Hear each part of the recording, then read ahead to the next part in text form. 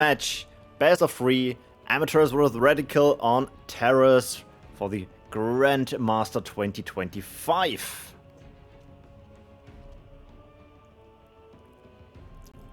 And Amateurs is starting with fire. No nature. And Radical with Shadow. Yeah, as a GM, you're kind of forced to play Shadow, right? Yeah, it's a joke from back in the days when Shadow was a bit overperforming. At this point, I think every faction is same balanced, I would say. Maybe not directly in Tier 1, but later in Tier 2. Some things are favored, but not an obviously winner for one faction. I think there are some matchups which are quite favored for one side, but if you average over all the matchups, I think the balance is actually quite okay. And nothing too crazy, which is an auto win against everything. True. Armatores is playing Strikers on Tier 1. Very nice S counters, since they are healing up again if they're doing enough damage. And normally the charge is enough. And Radical is doing a split attack to the north, placing over the teleport. He could just run away from there or start an attack on the base. Both currently kind of defensive. So the switch teleports your units from one of the teleporters to the others, right? Yes, like this demonstrated. But can you also teleport the enemy's units away? It's only yours. Oh, no, only but friendly. The enemy can do the same button and then we'll just follow along.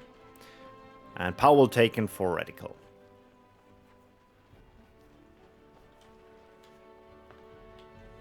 Okay, let's see if Armatores will push against that or if he will wait or take another power zone. There are more strikers, so it looks like he might want to go into the offensive, maybe even with the gang up of enough strikers. Probably he will get that one more, yeah. But he needs to be careful. There is the gang up. And yeah, they are super good S counters. Ooh, and there's the nasty. No nasty. Obviously Insta Frenzy from all the Forsaken, but oh, the strikers are just so strong against them. Yeah, now only 2 Forsakens left. I'm not sure if that motivate is enough. Is that the... Oh yeah, running away, they have quite the low HP pool currently. He needs to do another charge. Oh no, he lost one. Ooh, damn it. First spot down. And now he goes to the main base. Yeah, it's more like to heal up, I think. Since they are dealing damage and ooh, there's the first nasty. Oh yeah. Will there be another nasty? Probably not. Probably some auto attacks. Does Radical have the power to do something? There's some archers standing around from Amateurs, not doing anything. Not sure if they are forgotten. But he needs more than just these strikers. Oh, but all of the buildings of Radical are getting low on health, especially the orb. Strikers... Will the strikers survive or will they die? There's a motivate on the Dread Charger. No! Oh! And that's the evil thing about that gang up mechanic. Look at this, all the buildings nearly dead, and in the end he does not have anything left. Here you also really see the drawback of melee squad units, because like they were not able to focus one building but spread all of their damage. If he was able to focus, then at least one thing would have been destroyed easily. And now Radical already having gotten 70 power out of his extra power well. Yeah, plus he didn't invest it so much. Space eventually. Yeah, he did a very energy efficient defensive there, and Armatores lost all his squads. But Radical has already spent quite a bit more power than Armatores has. But some of that was for the repair, which goes back 100%. Yeah. So still an open game. I found it interesting that he is already repairing the power well and not saving that energy for, I guess, later. But better early than later. Oh, there's the port. Maybe he wants to strike down that power well with that strikers. Oh, with a charger and an eruption maybe? Is that enough? The charge is enough that there's no repair. And it's soon But to be in eruption range. But there's a counterattack coming up with a power well from Armatores, so I guess they will just trade the power well. Oh wow, with so many Frenzied Forsaken. Yeah, that is and going motivated, down. That power well will not survive. Yeah, so they just traded the power well in the end. Yeah, all the Forsakens are now gone. That's 4 squads. At this point, Radical played 11 charges out of the 20. So he cannot do this for much longer. Tier 2 now from Amateurs into his signature Twilight deck. Guess What will Radical play? Lost Souls? Lost Souls, yeah. Looks like Lost Souls. Armatores with 2 squads of strikers healing themselves up, but not ganging up out by now. But that is a very low power health. That could be enough. Almost in eruption range. There you go. Yeah, and it's destroyed. Giving a good advantage into the tier 2 phase. And insta power rebuild by Radical inside the main base. Just to stay equal. But there's a +1 again for Armatores. Radical obviously has the defender's advantage with a Frost Orb, with Glacier Shell and Cobalt Rig. Let's see if that will come into play. Another power well by Radical, staying up or staying just as much as Armatores has. Yeah, we see a bit of the base building game, but looks like Armatores is now up for aggression.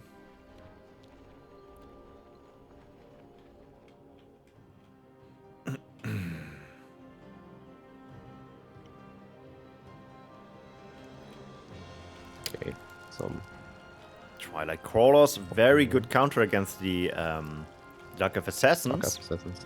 Yeah, they take less damage from ranged units and spells, so... Here's a Lost Dancer with extra damage against humans, but Armatores does not have any human units on the field right now. Yeah. Strikers are orcs. Twilight Crawlers are beasts. I don't think he is playing any humans in his deck at all. In Twilight, there is not really humans, right? Not really. I mean, Ghost Spears have been moved to pure nature, as far as I know. Yeah. Other than that, not now really we see Wild Blood coming up. Ooh. The big damage machine from that deck. There's a freeze. He might even play... Maybe he's playing Disenchant. Doesn't seem like for the moment at least. The Crawlers. Ooh, just saved by an oink. Oh, not much HP left, and now the Wild Blood is in a difficult position. Yeah, he can recast the... Oh, he's falling back. Okay. Ooh, Frostbite. And saved. Countered with a heal. Sadly, the Crawlers were not in range for that heal, else that would be more value. Crawlers down to 3 units in the squad, so not at their full value. Do we see a power over by someone, or are they just healing up for the next skirmish? Looks like skirmish.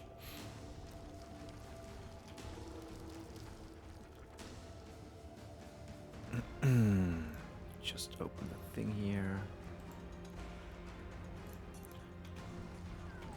Ooh, Hurricane. Sadly only hitting 1 squad. The other squad the freeze. Just barely out of range. Oh, just dodged for the flyer. But Armatores does not have a lot of stuff around now. Ooh, he's using mold. Yeah. With a knockback and the damage. Oh, well, it does not, right? And his Skyfire Drake cleaning up the M units.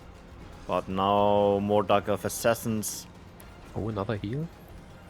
Can he clean up the Skyfire Drake eventually? Nope. Frostbite is running out. Not yet. Another switch into Hurricane. Oh, that looks close. Oh, suddenly the power well is getting low. 400. But here we have a good freeze. Ah, yeah, there's the disenchant Cobalt Trick. And this will be followed by the Cobalt Trick. 4 Dark of Assassins running around. Safety heal. Yet another heal.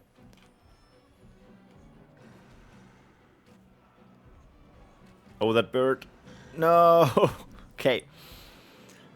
But Radical has more units on the field, more DPS in the long run, as long as the Dark Elves are out of their trance. Yeah, but now getting backed up by the Twilight Crawler again. But the good counter of a Storm Singer on the other side. And Radical going up there, will he take another power well, or how? Storm Singer gets rooted, so... Ooh, the Fire Drake has a yeah. higher range. Was not aware of that. Ah, interesting. With all that units, Not that Drake, I'm not sure if you can save it. Does not look like it. Oh, with a heal. Yeah, even with that heal Or 2 healing the units even? crawlers. But still might be... Oh, he saves it. Close call, holy crap. And another mold. Placed here at a choke point, so none of the units can walk through there. Yeah, nice blocking off.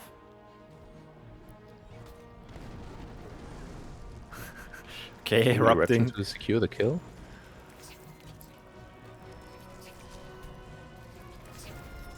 Guess there Again, was... where does Radical get so many units from? I guess it's probably because of Wild Blood. 120 power worth 2 units, basically. Yeah, kinda. Probably getting another heal. No, he killed a squad member.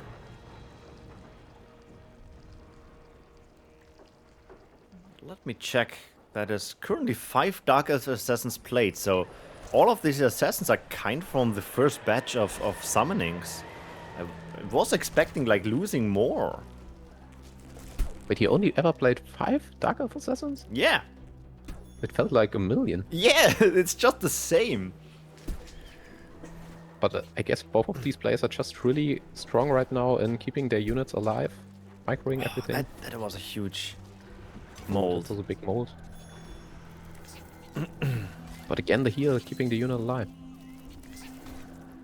And we see a counter attack by Radical in the middle. Ooh, I just missed that. Twilight Archers to defend off the Dark Elf Assassins, but what do you do against these M units? Yeah. Amateurs for a moment just falling back to defend. On the top, a lot of low HP units from Radical. He Radical has the using Cobalt slight Trick, but not the advantage heal. to get an power wall extra. Can he hold this though? Well, the Wild Blood is... Oh, yeah, it's down. So I Oh, think he finally can hold it, yeah. That was also still the first Wild Blood played in this game. Yeah. But to be Super fair, there were resourceful from 6 both players. heals played, so it's kind of 6 Wild Bloods. Yeah. By now, Radical is up 1 power well, which is already given back around 20 power. So Armatores still has a little bit of a tempo advantage maybe. But if Radical plays well, he can come back from that. Huge lava field.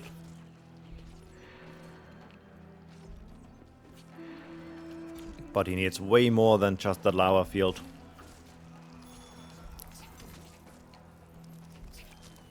Again, Armatores with these really resourceful heals.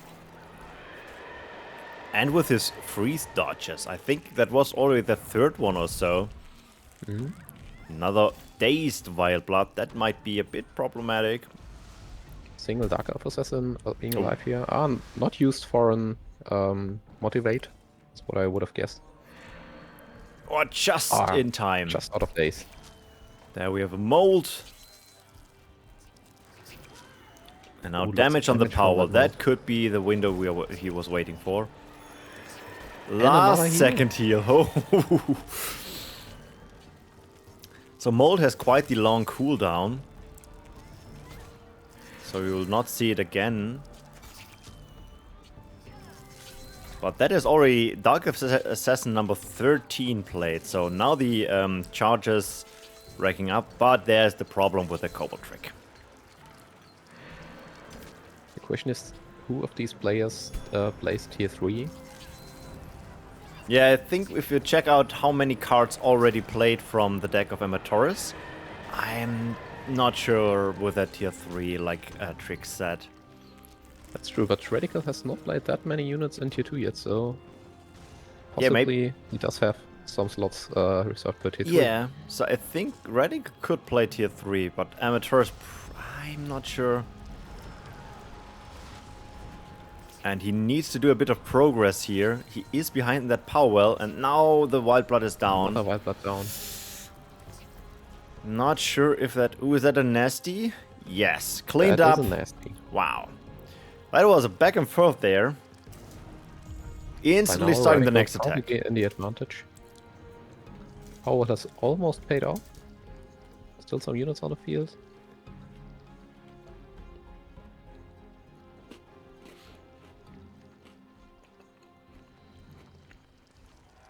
And Armatores keeping up the pressure, so Radical does not get a window to go tier 3.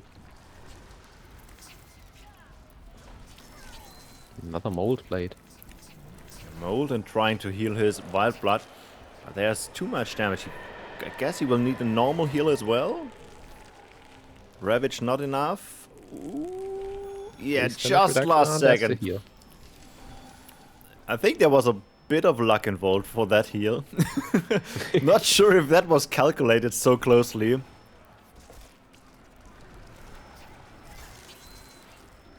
Okay, he's typing like he got a bit of lag. Let's hope that is fixing over time. But he also wrote GG and GG's. that's Okay. the first game of the set. Yeah. And now it is a map choice of Armatores.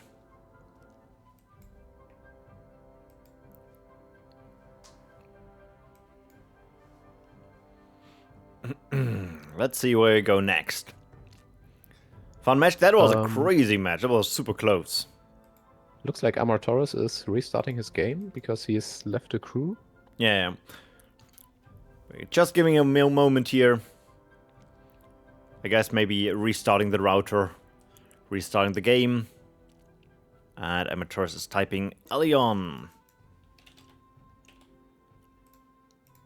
So to Elion we go.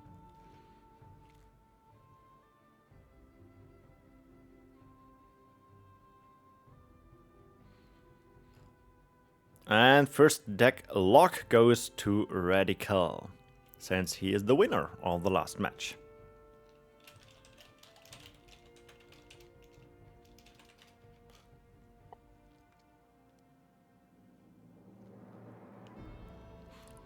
So I hope everyone is playing their matches. Carofex has the advantage to not play the first one, so he can maybe figure stuff out on his end. And then in the next set, when we play on Haladur, he must be around or he will get a lose on his match versus Radical. What do you think? Will we see a new deck or will we see the same deck played again? So Radical changed his picture of the deck. It's a Frostbite, which he also played in the last rounds. Yeah. So there's a chance that it's the same, but he probably, I would say he probably switched it up. I would have to take a wild guess. I would say it's a Stonekin deck. But, you need to press ready. Oh yeah, sorry. All right. But this is just a wild guess into the blue. And Armatores, I would say, probably stays with his Twilight. I think there was someone on my door. Give me just a second. We'll be right back.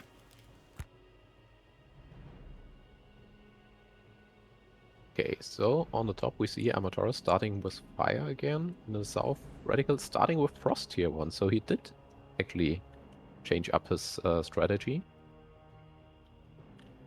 Radical taking the close power well next to his base, while Armatores runs to the center first. Sorry for that. Over here. All good.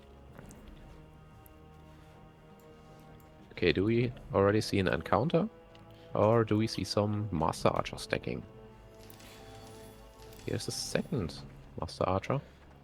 Yeah, he's building up the snowball of death, maybe. Still remember when Master Archers were super tanky with like 600 HP but less damage? And there was a common Frost tier 1 strategy to just stack up, I don't know, up to 20 Master Archers and run in and be a completely unkillable snowball. Yeah. I'm happy that it's not the meta anymore. I'm not sure what faction is here favored. Normally you say Frost is a bit better against fire, but only if you fight close to the power well. Ah, that Ice Guardian being dazed. Oh, and here we see a tier 2 from both. Oh, It's Fire Frost by Armatores Double and Frost. Pure Frost by Ready. More power wells. This is a nice move since Radical does not have a chance to equalize. That's true, using his map advantage from the Swift units quite nicely here, Armatores. And one But archer Radical is going to left. I going guess over he there. will take that. Question is, what will he do? Will he take these close power wells or try to secure a tier 3 position? But Armatores coming over there, Yeah. saying no, you will not get that.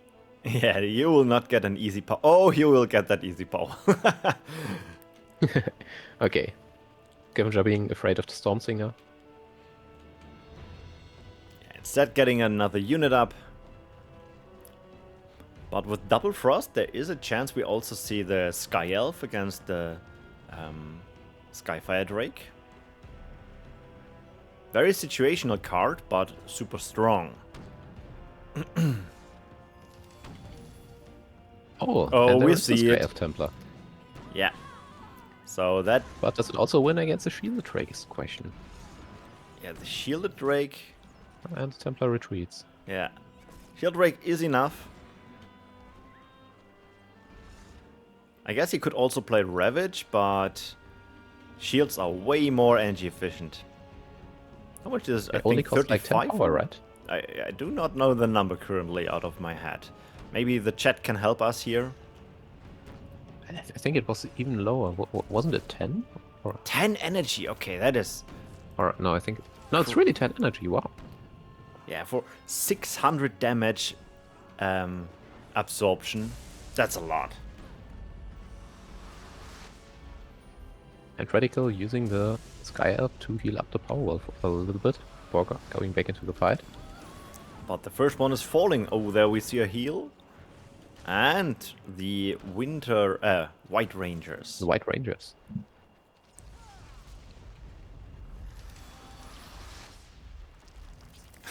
Just body blocking. I cannot damage power wells or monuments, so the White Ranger ability. Yeah, thankfully, Okay. else that would be a super bad card. Yeah, to play that would against. be probably really annoying. And now we see Radical being a little bit split up with his units. Healing up This the guy had to Tempest. retreat. Power well under damage. Had to use a Cobalt trick already. And meanwhile, Armatores with a small army of units. Yeah, but with the Putting on shields, some pressure. yeah, with the shields, he bought enough time to get now a Mountaineer out. That is now the big damage dealer, I guess. So the question is, where will he put it to use? Will he try to snipe the Storm Singer, or will he focus on the well? But Pure Frost is known for being very good at defending a single power well. He is first cleaning up the units. I guess that's a good choice when playing against Pure Frost. Yeah, I agree. I think you cannot burst down that easily.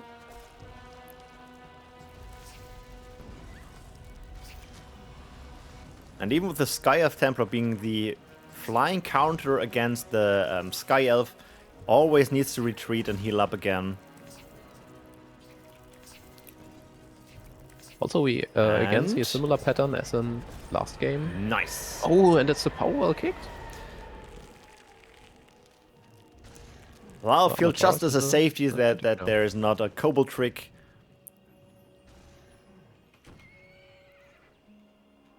Wow, and Radical's army also killed. Only the Sky of Templar left. Yeah, now with But it had behind in a difficult time against the Skyfire Drake. now behind in a power well, behind in an army.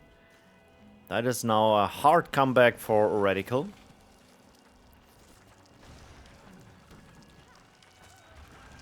And the shields from the sorceress are crazy. It surprised me how good that works in the end. Especially the Sorcerers plus the Mountaineer just makes Mountaineer completely invincible. Because he has like his own shield plus then the shield from the Sorceress. You got the kill on the flyer. Oh, that was an important kill. But then he is already resummoned, so just on the way. But needs to fall back with his shield girl. And I think that is now the window Radical needs. Shielding. Oh, okay. I was just thinking, is he shielding the Drake or itself? Itself. Okay. Just with 33 HP left. Bringing out his big bird as well. But it can only attack ground units. Yeah, not the best counter against the Skyfire Drake. And GG is caught by Radical. We have a 1-2-1. Yeah, equalizing.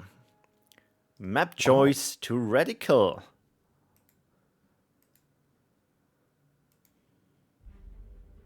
Let's see where I go in the deciding match of this first round here. So let's see which map we're gonna play on.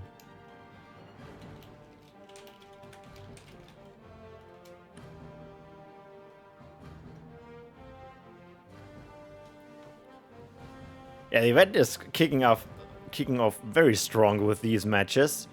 I'm curious how the other matches are advancing currently.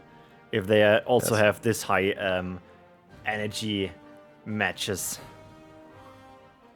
That's a good question. There's nothing written in the challenge yet. Maybe we will see something soon. They are probably also already around their third match already. Let's hope. Maybe they also do 30-minute matches and play about score. Oh god.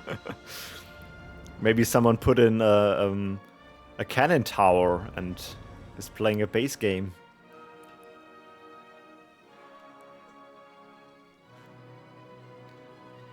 So yeah, we see that the Pure Frost was in the disadvantage against the Fire Frost deck.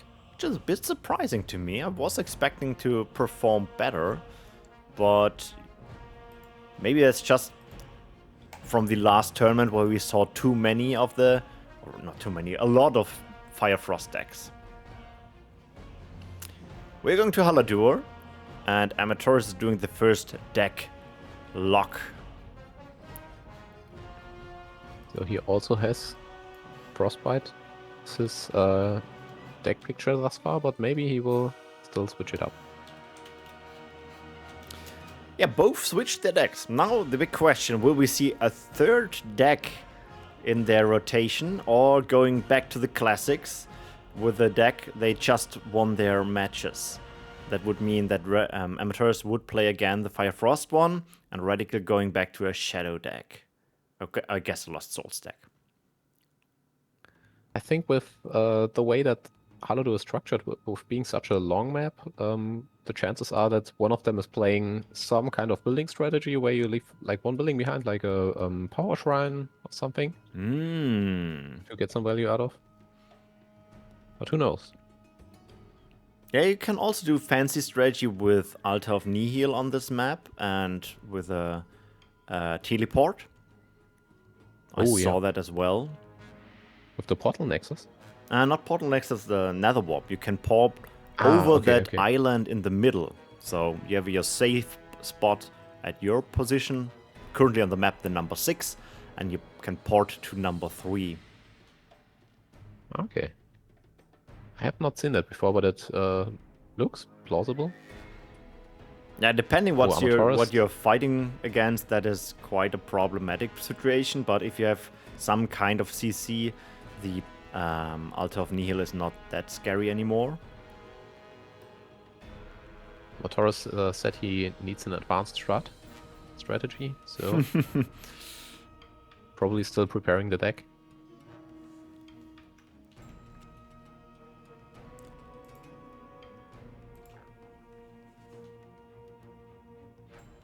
Yeah, I guess you will see a deck switch, at least from one player.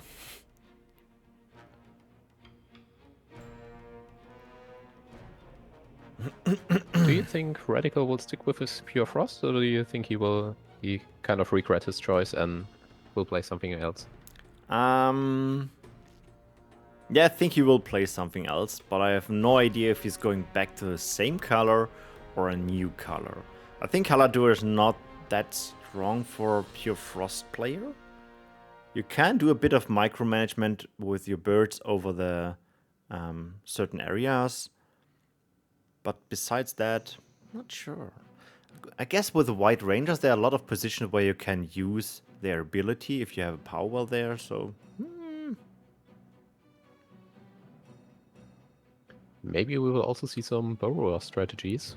With Halado being such a big map, you can do quite some nice split pushes with Burrowers. Yeah, I think the burrows we are missing currently in the gameplay from Triggz, famous to be a nature player. Mm. But who knows, maybe we see a nature play here as well. Or maybe Radical will take out the good old Mana Wing again.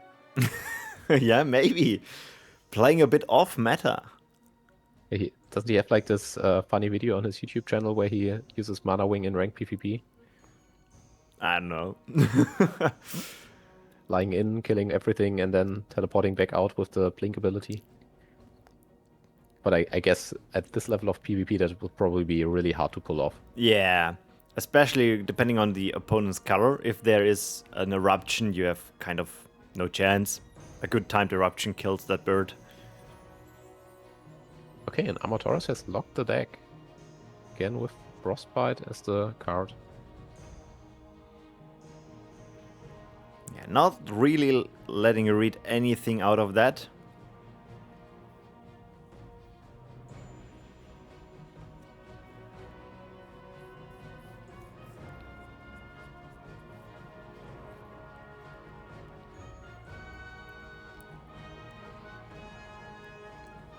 Alright, we are just waiting for the deck lock from Radical, and then we are up to the deciding match of our first round in the Grandmasters 2025. Let me have a look at the Joe launch page. Yeah, no other match has finished yet. And there's the ready, let's go! Radical back with two Dark Elf Assassins, so maybe playing something like Shadow Frost again?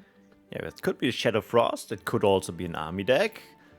There could be... Which colors are strong into Fire Frost right now, by the way? I'm a bit out of the meta. Okay, classic Fire versus Shadow start again. Yeah, let's see, first well or second well. It is second well or no well. Would be cool if Radical would play some army, because I know that this is one of his favorite factions and also one where he's quite strong at. But something that's not really seen a lot at top level.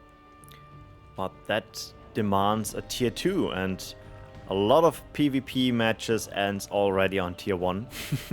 So we will That's see. a good point. Splitting off one Dread Charger over there. Not sure what his strategy is. He will have less force in his fight over here. He is going to the top position, to the main base from Armatores. So, new strat at least. That will be interesting. Oh, summoning more Tier 1 units. split attack. Yeah. Unconventional. That will be interesting. Armatores so far not reinforcing the middle army, instead summoning some units at the top. So now we have not a split attack, we have now 3 positions where a battle could happen. The big question is which will start first. Oh, Armatores played some Sunstriders on top, and now Radical can run his units back. Does he attack? But these choke points are always really scary. Yeah, for both Not quite factions. as scary as on Ermia, but still. We have the Nasty Surprise with the Eruption, so...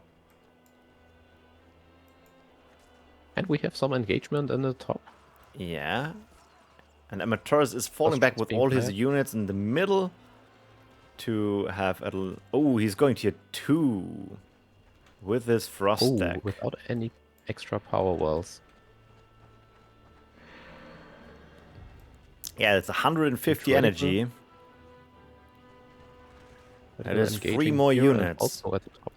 And look at this 4-5 Forsakens. That is a bold move, but he is going for Frost. So I guess there is a Cobalt Trick or a Freeze if he's doing mass switch. And in the meantime, the battle in the base starts with 4 Dark Elf Assassins. Oh, and all of them have been motivated. Oh, this power well dropping really low with Motivate and Frenzy. Yeah, I guess he can do Cobalt Trick at one position. Guess he is doing the top one. Just last seconds. Power well is going low. Orb is going low. Tier 2 at 500. That is falling. That was a bit greedy tier 2. Destroyed. And with that, he does not have the energy or not the capability to do another Cobalt Trick in his main base, and that means the power well falls. That was an expensive move there. He still needs to defend. Was strong by Radical.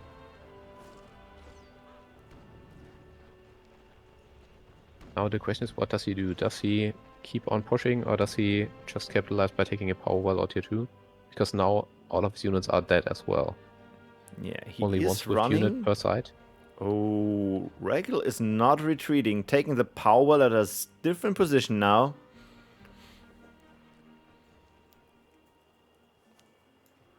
For the moment, Armatores is behind in energy due to rebuilding and so on. But his tier 2 was already up for a moment, so he can rebuild it for cheaper now. And here he goes. Going tier 2 again. Question is, does Radical follow that up? Oh, look at all the units he just spams out. Ooh, so maybe more tier 1 versus tier 2 fighting even. He also starts a split attack again at this tier 2 position. Nice splitting also with the Forsakens. So the freeze... Okay, they're getting close again. Yeah, split attack is now starting up with more Forsakens. That is already charge number 15 for that Forsakens. So... And there's some side fiends. He needs to if you know, finish the map if you know soonish. Shadow tier 1, you know that if you're out of Forsaken charges, you're in a really tough spot. But there's another power well dropping really, really low. Yeah, there's going down. And even falling.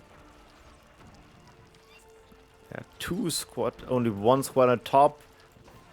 Power on the bottom, probably a Cobalt Trick. If he has the energy is the question. He does not have the energy. No, he does not. No energy left. GG is called, and the first match goes to Radical. To Radical. Just refresh that thing here.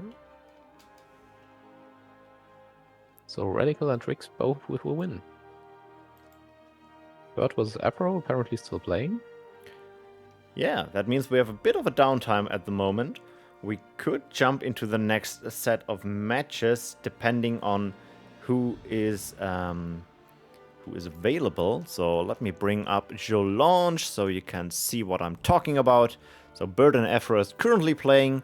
We could jump into the next match. We could stream Armatores versus ASAP. Then we don't have to wait since both of them are already done with their matches. So let's do that instead of doing a downtime for the moment.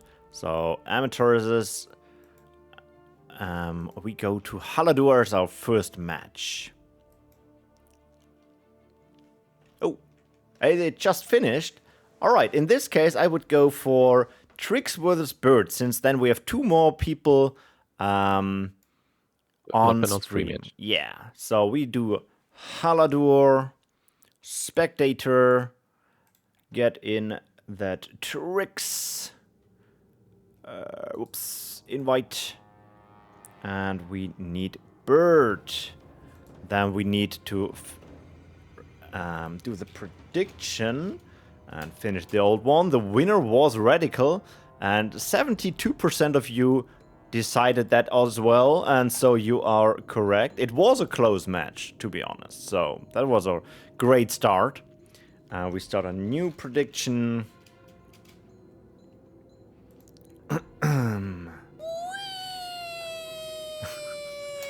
With Triggz versus Bird.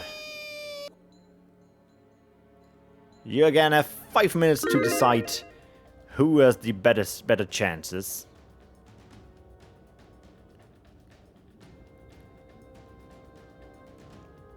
Yeah, we King Mangy, that this is a event.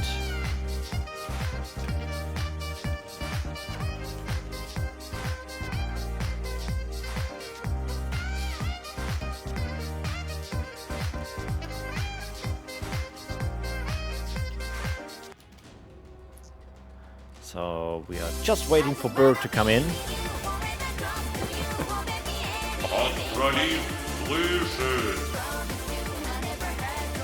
Who's King Money? I don't think I've heard that name before, but he's a really high rank. He's in top 4 right now.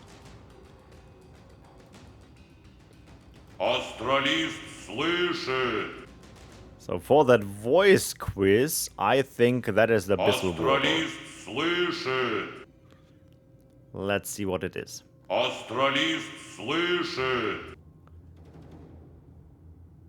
Razor Leaf, damn it. Razor Leaf. Was that a Russian voice line? Yeah, that was Russian. That's funny. Yeah, we're still waiting for Bird. Let me just whisper.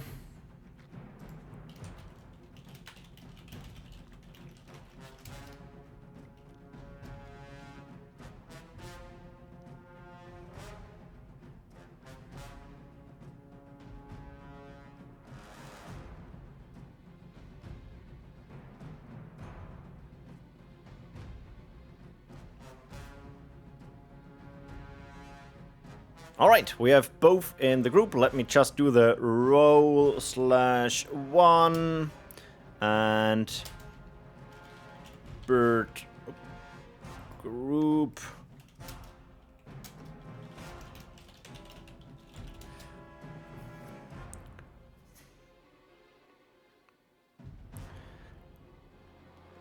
So you have 2.5 minutes left to decide your prediction. Who is the winner of this match?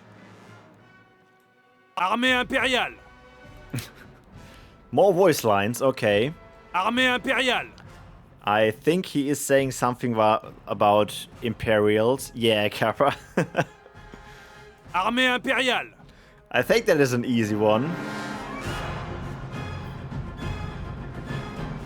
And Afro wants a full flip booster. But what color do we have full flip? Afro, I need the color.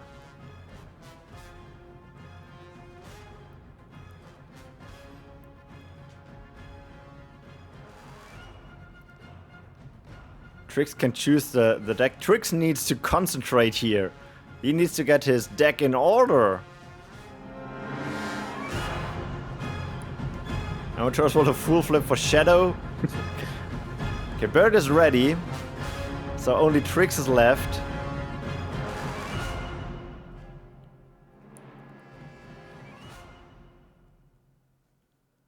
We can do the full flips. So there is a full flip from Armatores and now switching to Frost. So one Frost full flip.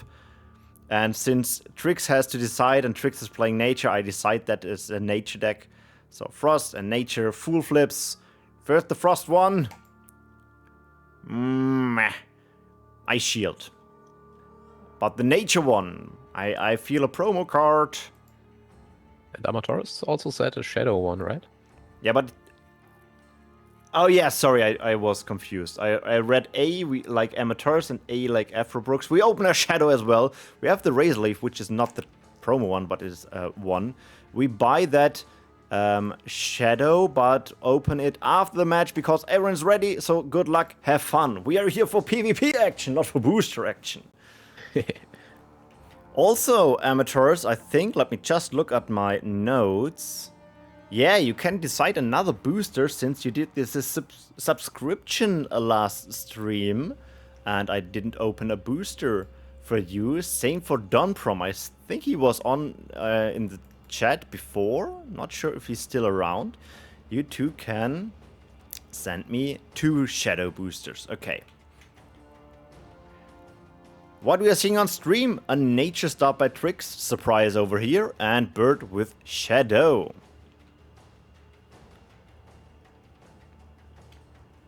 By the way, just as a quick heads up, I might have to leave you quite soon, around 4 p.m. So maybe this game will be the last one I will be co-commentating. Afterwards, you will have Ultra Lord solo commentation.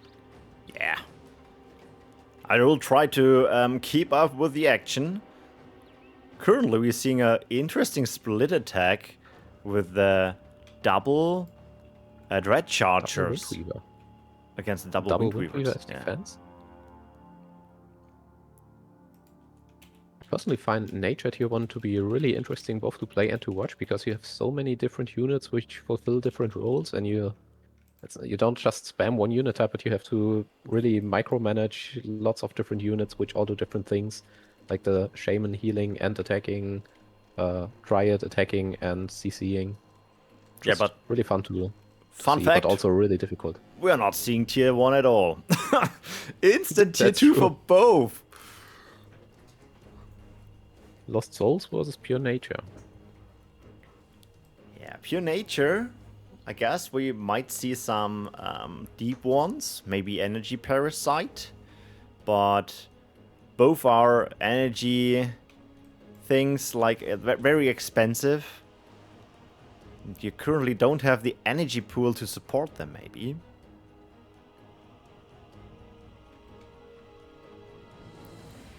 Okay, so thus far, no more units in tier 2 have been played. Still tier 1 units running around. Oh, there is the first unit, Stormsinger versus Deep One. Yeah. Not sure. What is the L counter of Triggz' signature unit? Ooh, and the other expensive unit is the Mountaineer on the other side. L counter of Shadow Frost, probably Night Guard, right? Yeah, but you're not playing Night Guard on tier 2, right? Isn't that a better thing? I don't know. We will find out in a second. For the moment, both are going the direction of the tier 1 base. Snacking away. Defenders, Phalanx, and Moon. Oh yeah, Defenders and Phalanx makes sense, especially for Shadow the Phalanx for the nasty surprise. Ooh, the Deep One dodged the freeze. The Mountaineer arrived at the base and yeah, the L counter is a Deep One. Wow, dealing lots of damage against that shield. Yeah, just snacking away so you cannot damage the power well. And now, yeah, 2 hitting the shields. Bad cycle with the regen, but in the end, life weaving.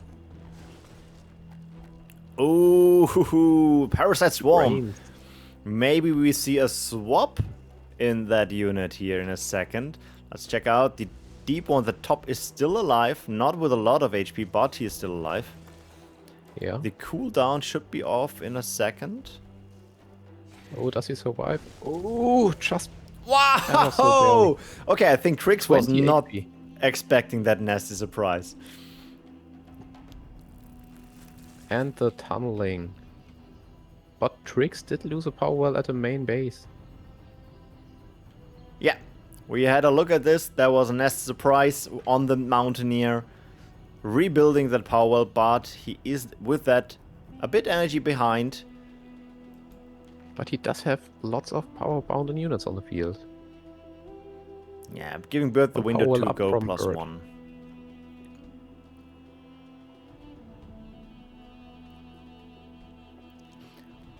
Nature behind the power is rough. Yeah, I think that's true for every faction, to be honest. I think no faction is really good performing if you're behind in power. There are some who can deal with that, who can cope with that a bit better.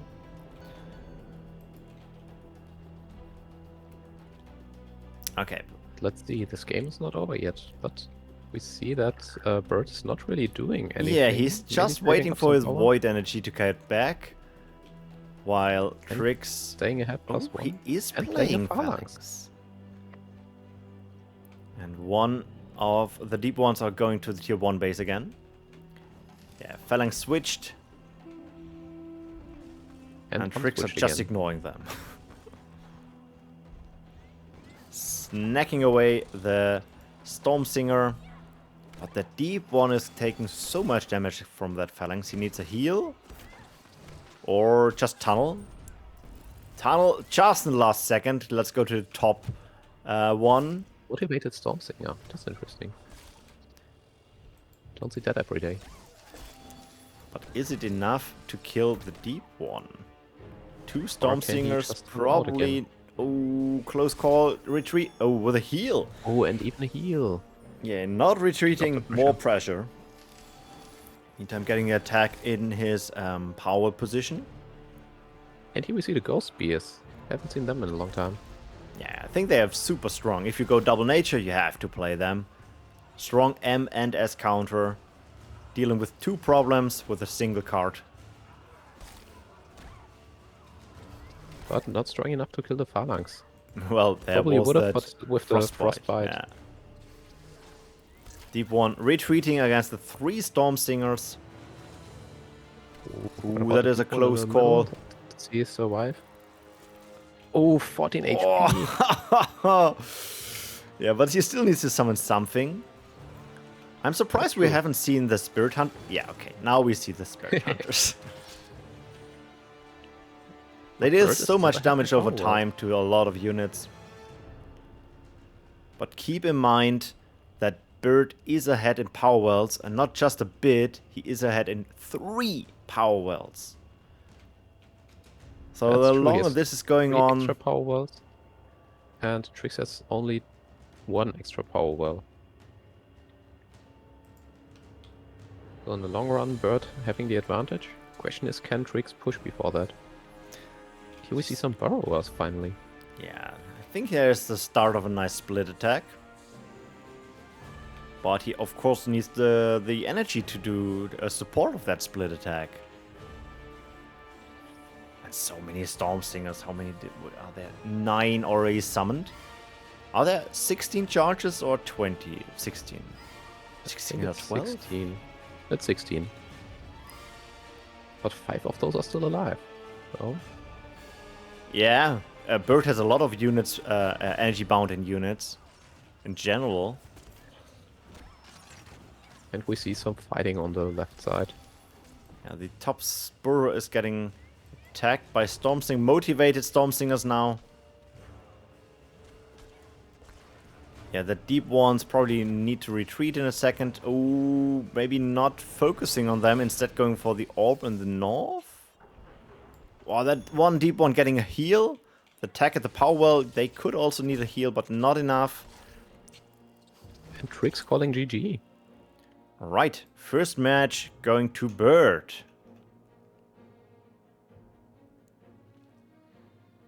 That means map choice of Triggz. Meantime, I can open 2 shadow boosters.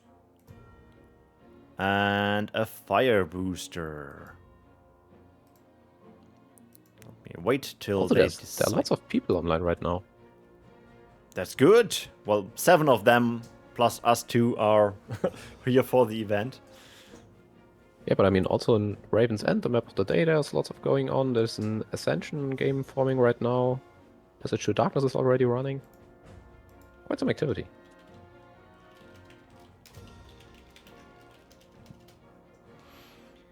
But I mean, Sunday afternoon's probably prime time for many people from Europe. Yeah. Sunday and Saturday afternoon. best time to play Battleforge, I guess, here in Europe. Not sure what the best time is if you're on the other side of the ocean. Good question. Triggz is still deciding which map to play. That means we are opening Fire Booster for Dawn Prom. Let's do a single flipping with a promo card. It is the promo mine. Let me check the price of the mine. It was super crazy back in the days, and now it is 500, 400. During Fire Season, that was like 800 or so.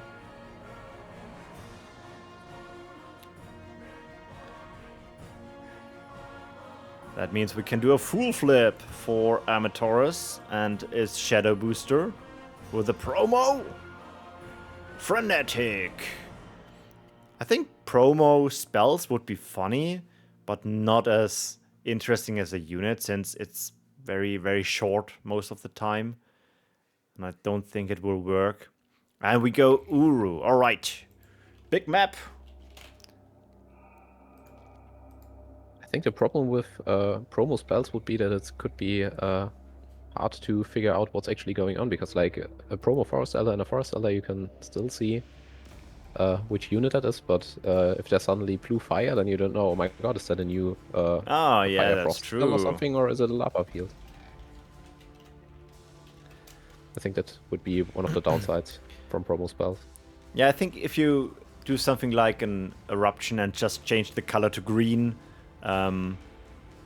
it's okay-ish, since it's a explosion and you see what the explosion does and you realize it looks the same. But for other spells, I agree. If you change, for example, Frenetic, it's quite different. Or an aura of like corruption or something. Yeah.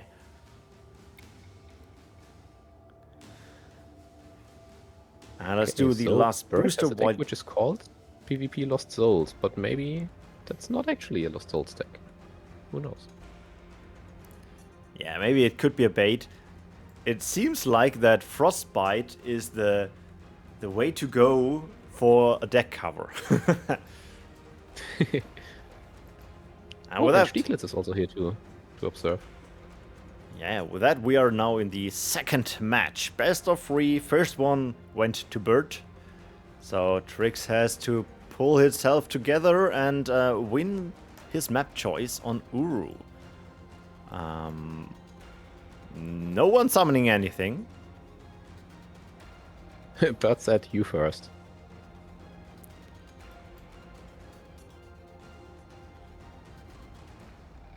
It seems like no one is wanting to do the first move. I'm The thing not is with sure. Nature has so many different units in tier 1, you can actually change up depending on what your opponent opens your first unit to have a Yeah, slight but on advantage. Uru, I'm not sure that is. Okay, we see Spearmans, which are SM counters. And I think they are a good choice against Shadow, right? Yeah, it's like I said, with the switching of the ability, you can deal with both of their units Shadow is playing. You can root and damage the Dread Charger, even he is outside of range, so that is also nice.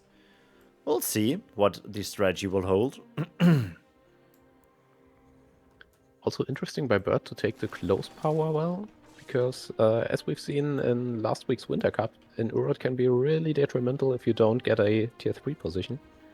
True. I guess his tier 2 So Triggz position, he already can with tier still do 2. that later. But looks like we're first having tier 1 battle. Yeah, here comes the root. And we have some action. Trampling the units just before they can actually deal damage. But so far, the Spearmen are 3 quite nature tanky. units going down. And... Oh, last and second a heal. strong heal.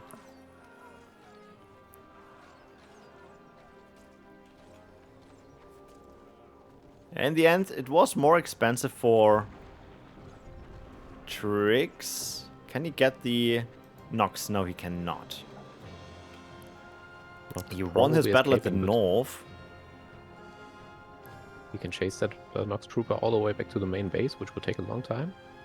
Yeah, but the Dread Chargers are falling up. Ah, the Dread Chargers are coming. He is also starting the attack in the northern part. Let's switch a bit back and forth.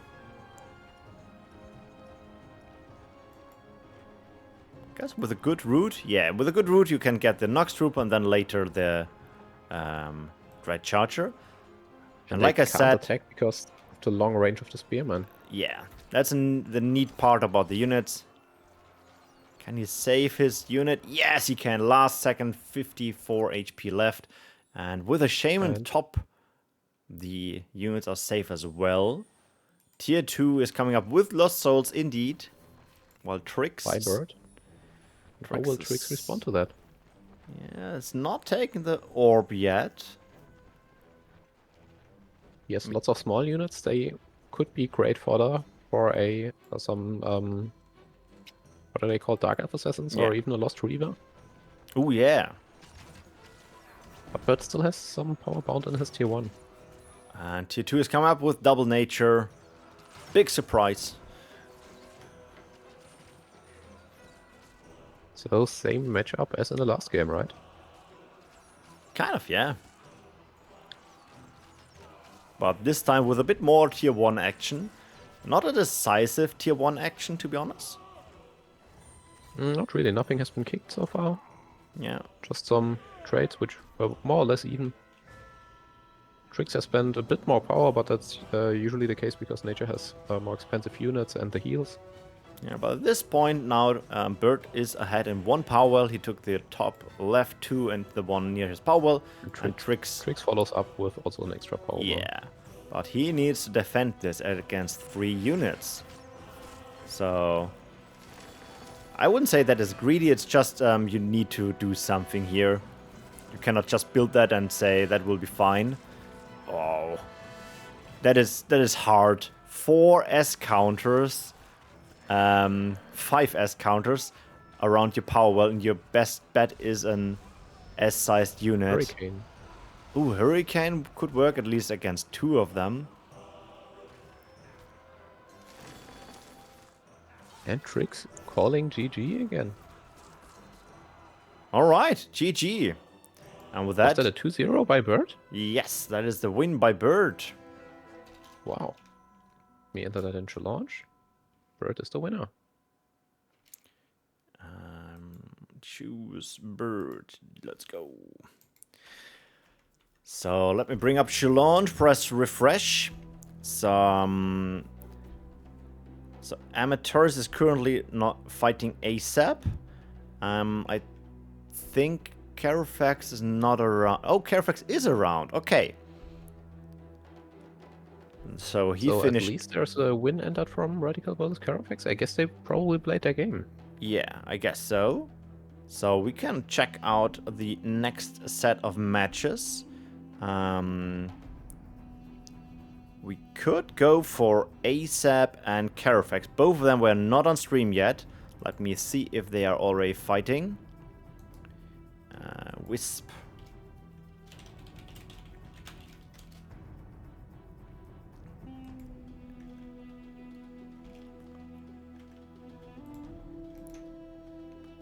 Alright, they're not fighting yet, so let's get Carofex into the group and ASAP.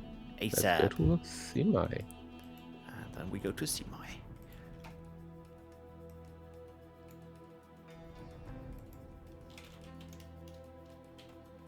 Semi, Spectator, and Wisp.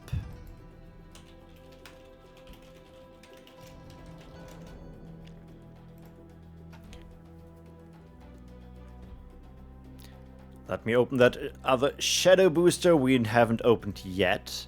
With a promo Grimbyre. Well, I think it's a good card. I like tier 4 units. Grimbyre here is cool. That's a really cool unit design, I think. And we can also just close that thing off. Too many open windows. We are waiting for ASAP. was in game. I think he is spectating. Invite to group. Is currently in game. I guess he is spectating, right? He should not be fighting against someone. Or is he still... Oh, he's still fighting Armatores. Oh, man. I guess then it's only we can see Triggz and Afro. And we haven't seen Afro yet, right? No, we have not. Okay, let's see if we can jump in that game. Let me see. Wisp.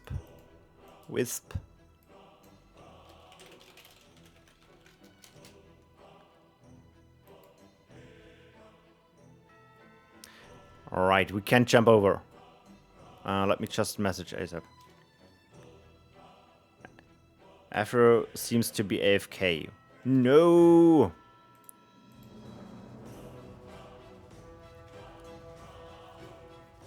I guess we can go to the people we are waiting to be back from AFK.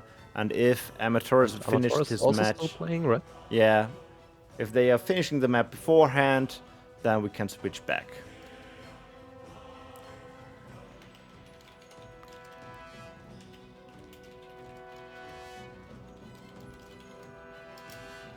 So, I guess, sorry, Carofex.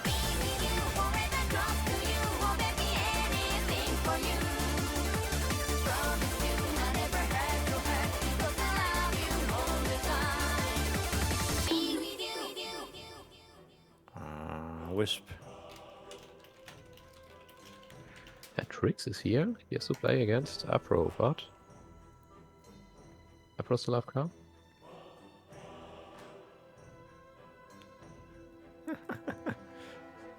Yeah, SK, you can do this. You can also try to find a match at the middle of the day, and then you are searching forever. Oh, Skylords is probably not aware we are having an event.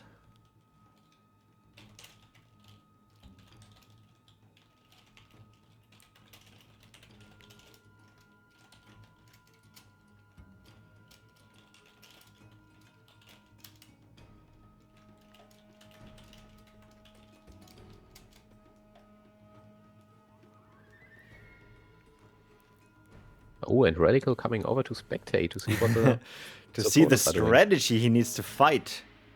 Invite. Okay, he is around. Invite to group. Then we do a roll 1. And this time Triggz is locking first. I wonder what color Triggz is going to be playing today.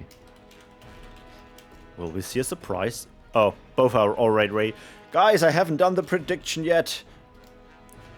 That means we are getting ready, and during the loading screen I try to get things ready. So, prediction round number 3 with Triggz and Afro. Start! We are on Semi. On the left side, Afro with a Frost start. On the right side, we have a nature start with the Amazon. By the way, Matt, I don't want to kick you out, but I just want you to send the reminder about the time. Not that you missed your appointment. No, it's all good. All right. I will tell you when I have to leave. Okay. Not that I'm the one responsible. All good. Okay, so we see Triggz with an Amazon in tier 1. That's interesting. Yeah, Maybe because he wants to use it against some War Eagles or so in tier 2? Yeah, I learned the nice rule. The Amazon can take everything in tier 1 and tier 2 besides Harvester. I think that's a good rule of thumb. Very scary against a lot of units. The question is, what will Afro play in tier 2? He is also known as a Stonekin player, right? Oh, I haven't played seen a match from him in a while, so I don't know. Oh, early tier 2. Double nature? It is double nature. And it is Frost into Fire. Frost Fire, that's interesting. I mean, we've seen lots of Fire Frost. Apparently Fire Frost is stronger than expected in the current meta, right? Well, we see at least a lot of Fire Frost lately.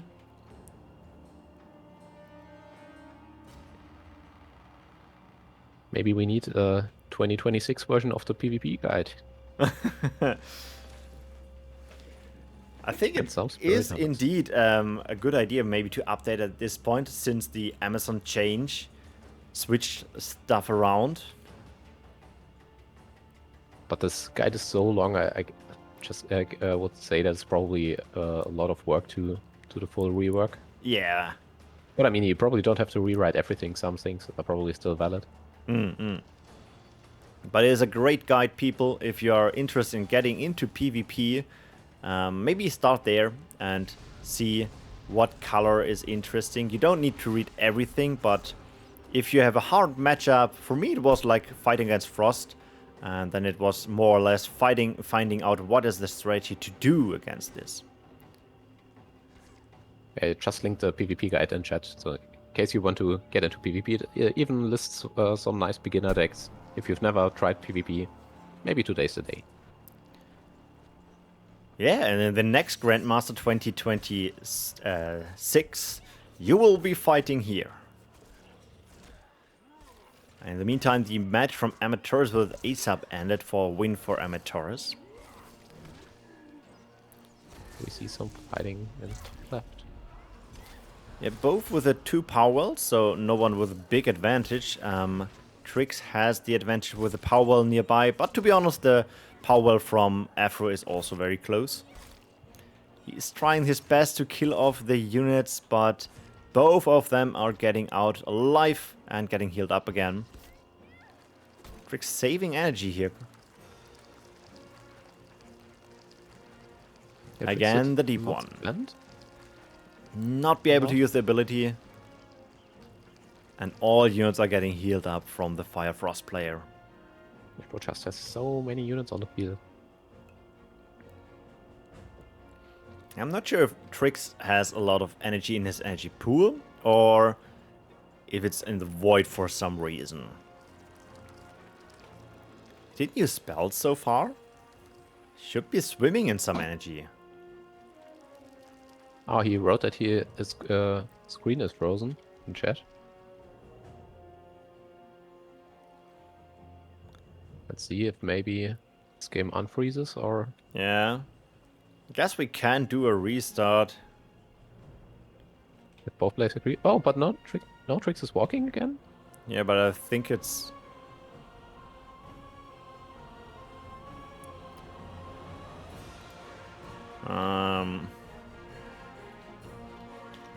Now Triggz units walks again.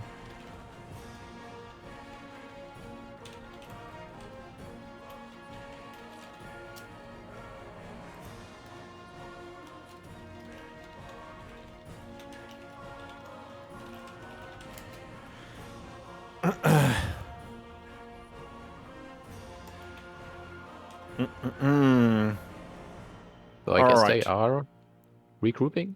At least Afro said. Yeah, I think they want to do a rematch. If it's happening in the first 5 minutes, I don't think it's a problem. It's more like if you play for 20 minutes and then say, I need a restart. Yeah, then maybe decide who is the winner.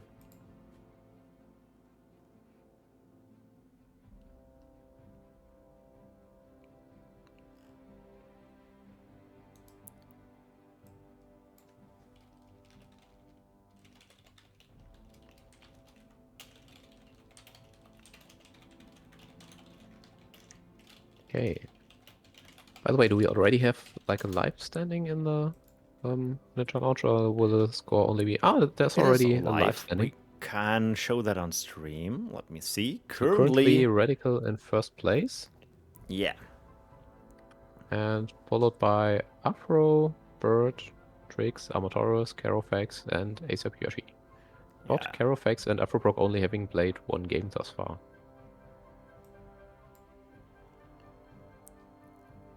So maybe ASAP didn't respond. Will also be interesting. What? Well, he was around. He was fighting against Armatores, so maybe give him another message. Maybe he's just getting something to drink. or taking a short break. I think he just finished his match, so maybe he's just getting some water. Yeah, so give him a minute. Bird also messaged me he is taking a 5-minute break, and I can absolutely understand this. If you're fighting these matches here, yeah, you're kind of on the edge. It's going along a lot of things going on, and you not want to make a mistake. I mean, you want to be the Grandmaster, right? Okay, in the meantime, this game starting off as the first one with 1 extra power well and both meeting in the top left. Yeah, so far kind of similar. Let's see how the first fight will turn out this time, or Yeah, if they will we see again a light blade? That would be the same move. No light blade. Triggz running in and playing a Dryad. Yeah, classic blue Dryad.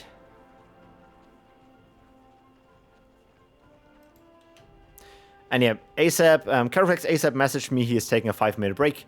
So give him that time and then you can start your matches. Oh, wrong button.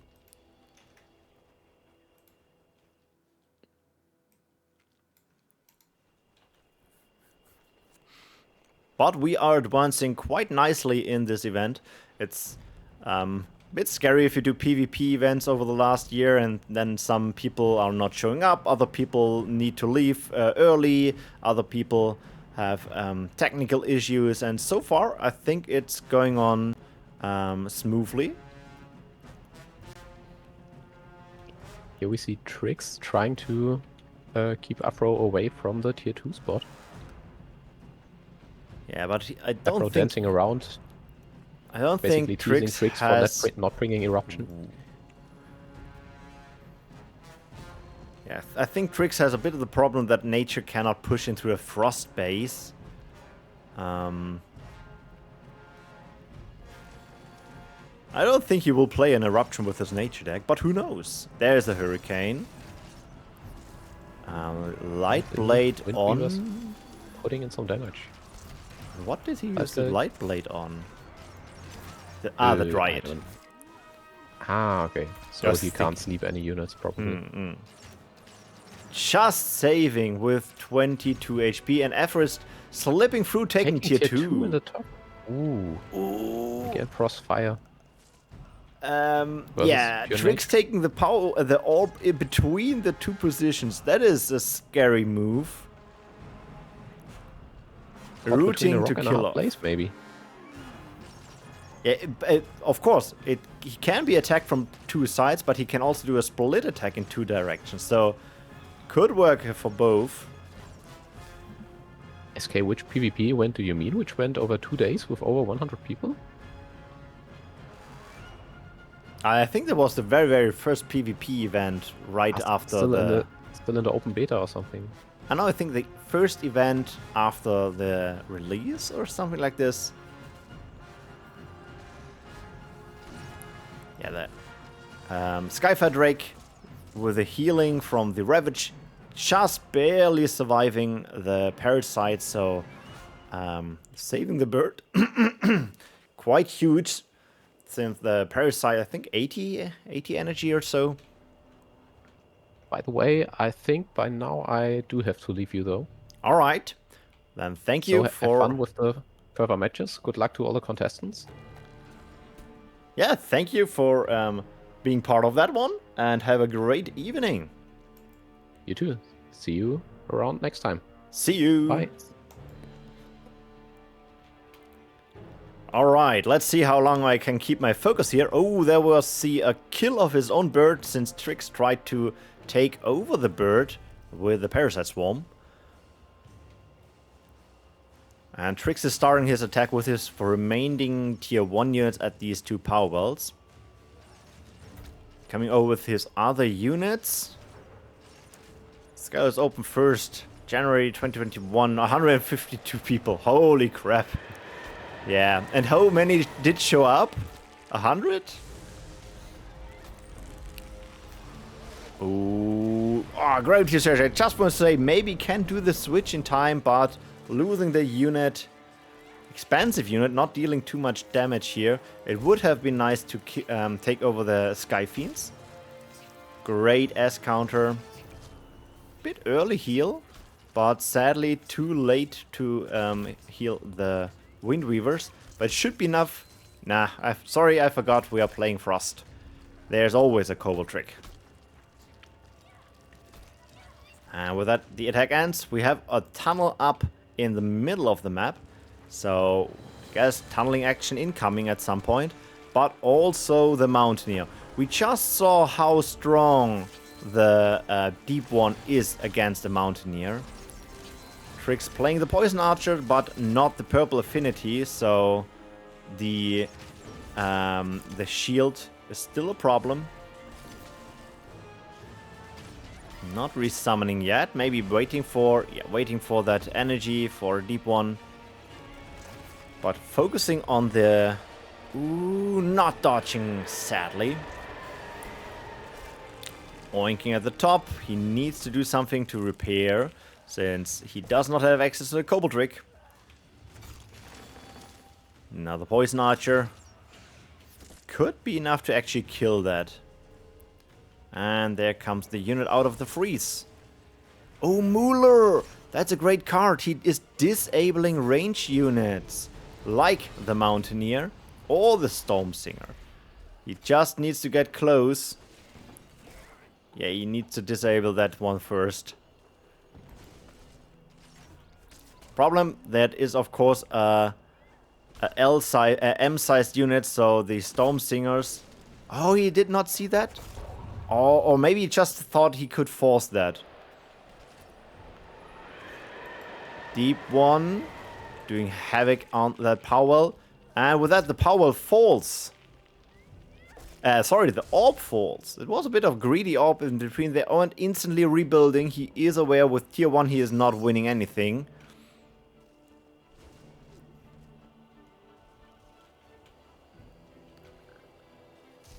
Double Mountaineer. Well played, GG's by Triggz. And with that, the first win goes to Afro.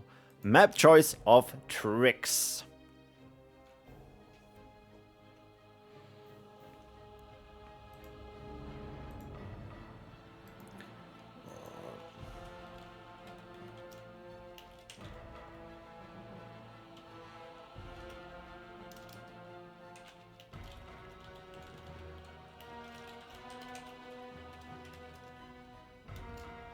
Let's see where we are going next. Just open stuff here so I can have a look at some things. In the meantime, we are going to... Still waiting. Still waiting. Still waiting for the decision by Triggz. Let's go Lajesh. Alright. I think we haven't seen Lajesh on stream today, right? First Lajesh match. I'm running out of liquid to drink. I guess after this best of 3, we will do a short break to visit the toilet and get something to drink. But first we have to see if Triggz is coming back. Or if he is losing that best of 3.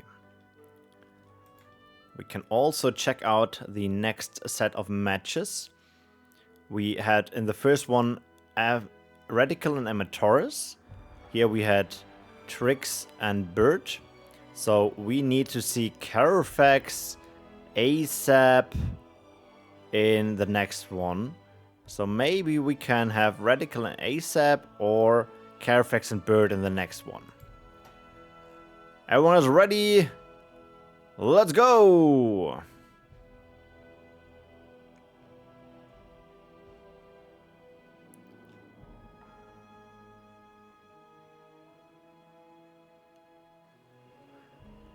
And start in the south, Triggz, in the north, Afro, and both are just waiting for better weather. Because it's too cloudy currently. They are waiting till the right moment. It is a frost start. Where there's a shadow... Wait, what? What is that nature unit Triggz is playing here? I'm confused. It's an undead nature unit. I think he figured out that his nature strategy is not working currently. And trying out the way of shadow. In the meantime, the snowball of death is forming. We are now at 3. Oh, instant tier 2. Into double shadow. Ooh. That will be interesting.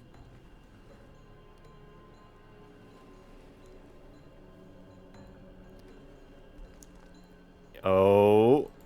Could also be greedy. If we have here home soil. There will be a lot of damage, but with double shadow, shadow mages can deal a lot of damage. Yeah, trampling some units, double shadow mages. Frostbiting.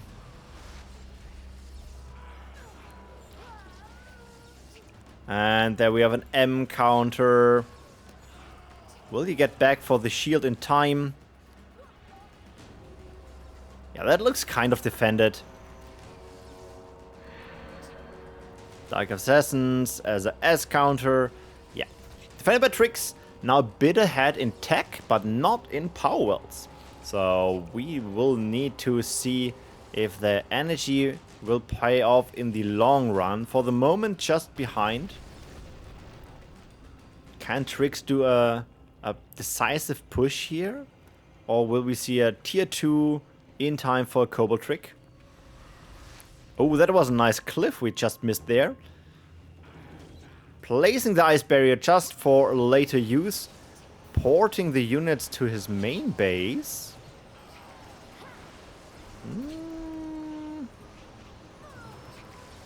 Not sure why.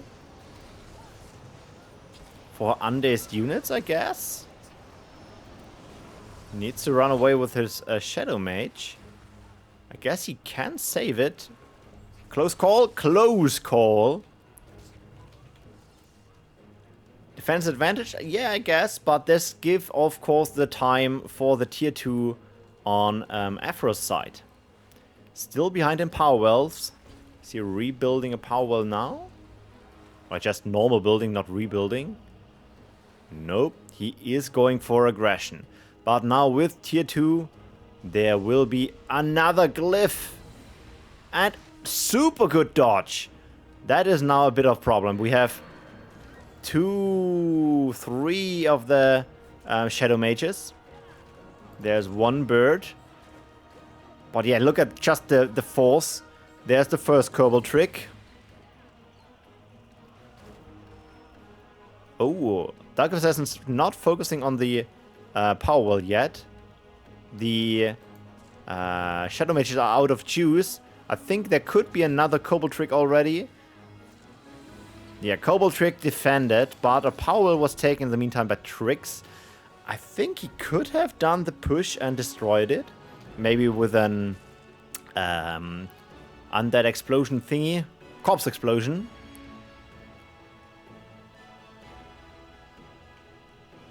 And yeah, with the not in range units, that is a problem as well.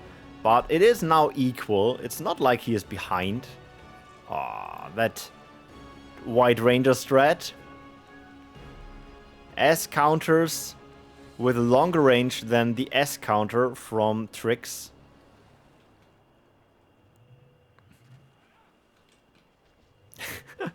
Just running for their life.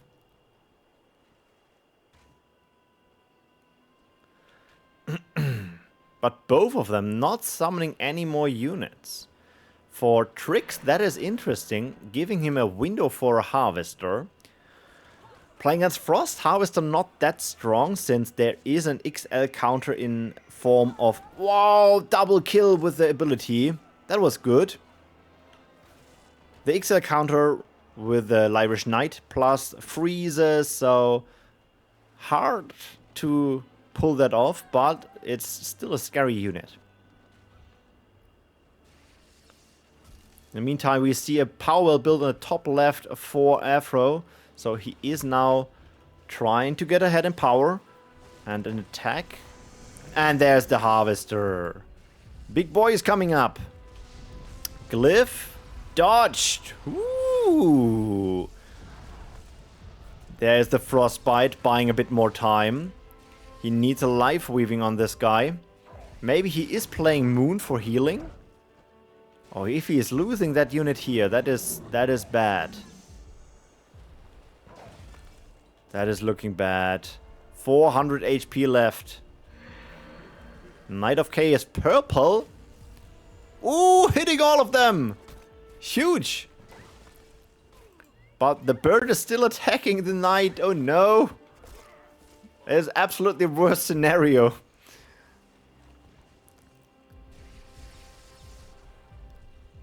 Harvester still alive, but now damage on Orb and Powerwell. Ooh, the port in. That is a scary move. No life weaving. Losing the Harvester. The shield bought enough time. Yeah, that looks scary. GG is called, and Afro is doing a double win, advancing so far. Prediction for Afro. More people were thinking that Triggz is winning. Interesting. So let us check Jolange. So we haven't seen ASAP and we haven't seen Carofex on stream. So we are waiting for Carofex, Bert, Radical and ASAP. Which of them are earlier available? We can already open... Oh, Carofex is open on Taros. Maybe we can have a sneaky look at this match. No. Oh, yeah. Carofex and ASAP. Wait a minute. Carofex? And ASAP. Oh yeah, we are still here in the round 3. Let me just ask about the standing.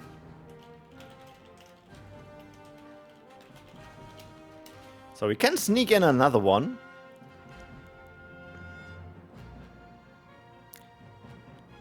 Oh. So Carofex has won the first match. No. ASAP won the first one. And Carofex needs to win 2 more matches and is doing a restart currently. Carofex won. Okay. Carofex won 1 match. That means ASAP is behind and needs to win 2 more matches. Now I get it. Thank you. So ASAP is the host. We were on Taros, so I guess you can already reopen the match.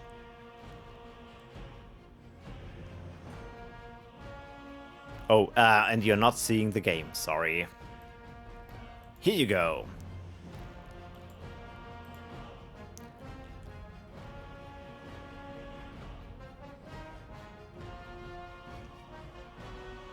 And there comes Carofex.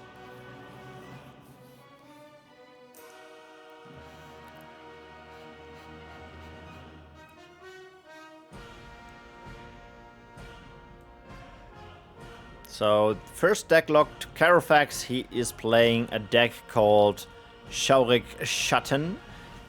From my own experience, that might be a Lost Souls deck. Let's see what ASAP is playing.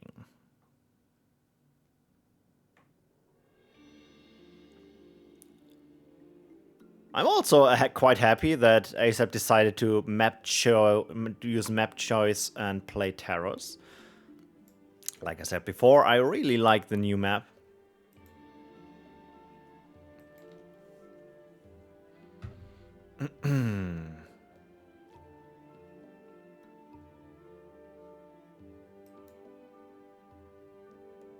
Since when is the map in game? Ooh, excellent question.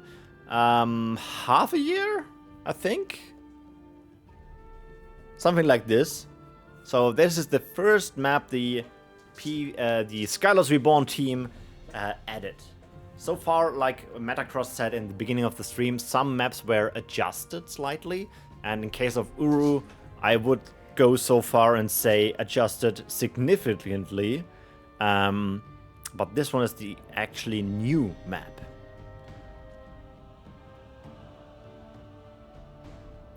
Yeah, it's quite balanced. Very symmetrically, and as you can see, the map, the spectator position 2 and 6, there are teleporters, so you can port, yeah, from bottom left, top left to bottom right. This works for both players. Both have a switch to do this and can only port their own units, and that makes some interesting moves. Votes on the win.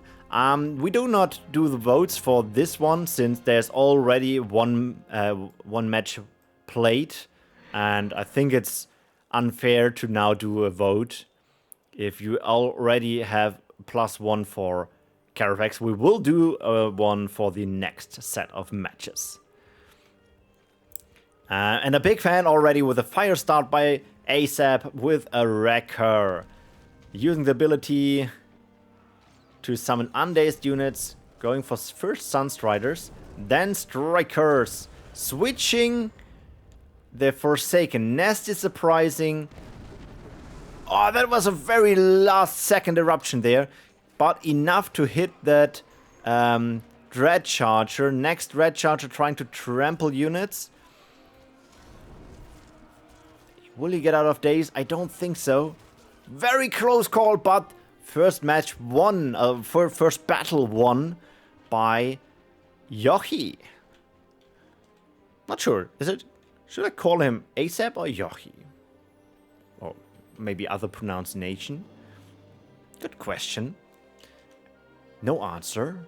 But next standoff. Will they go for Powerwell or will they go for Orb or another tier 1 battle? Seems 4 more units.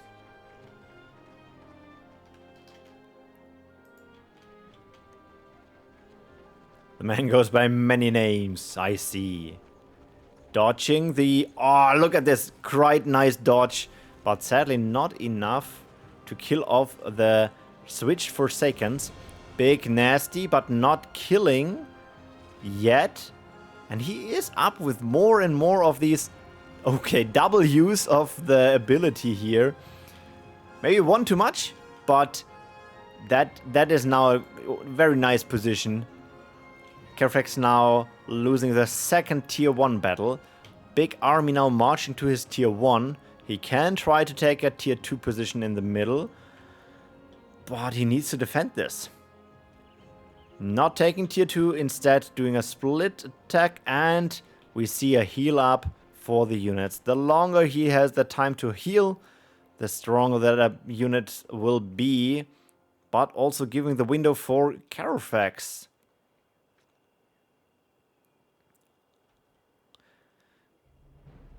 There was no Thunder. Yeah, I was expecting as well to see a Thunder attack, but it seems like we have a fire into... Shadow into fire by Carofex. Plus starting a big attack over here. There was a nasty not killing anything.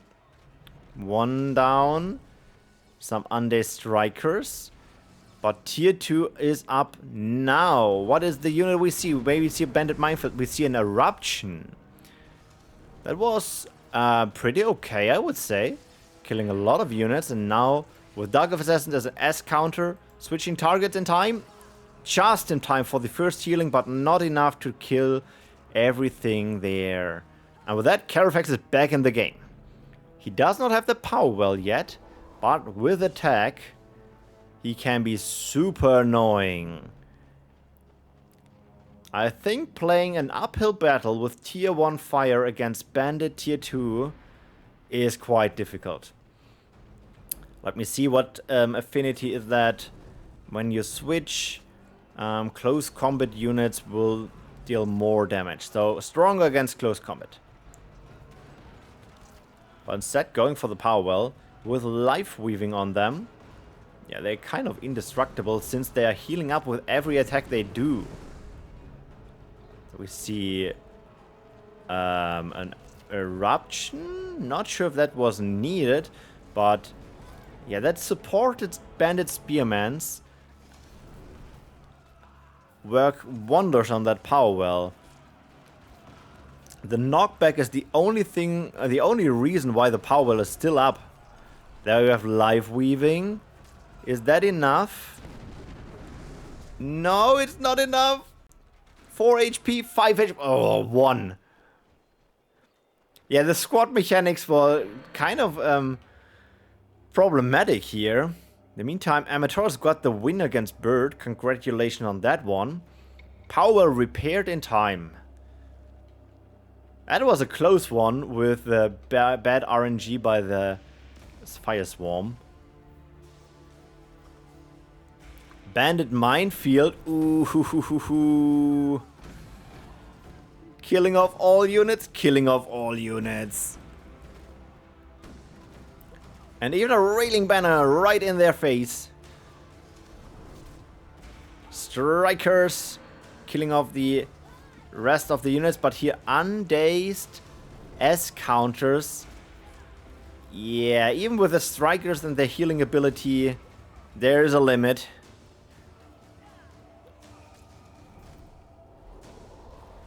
Should go tier 2.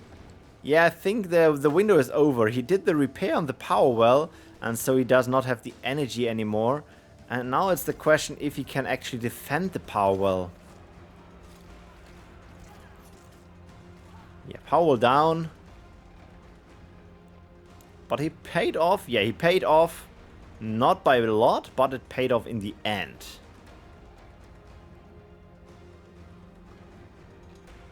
Powell taken by Carofex. And he is running for his life. Is that the tier 2 position? That is the tier 2 position. So now the table is turned.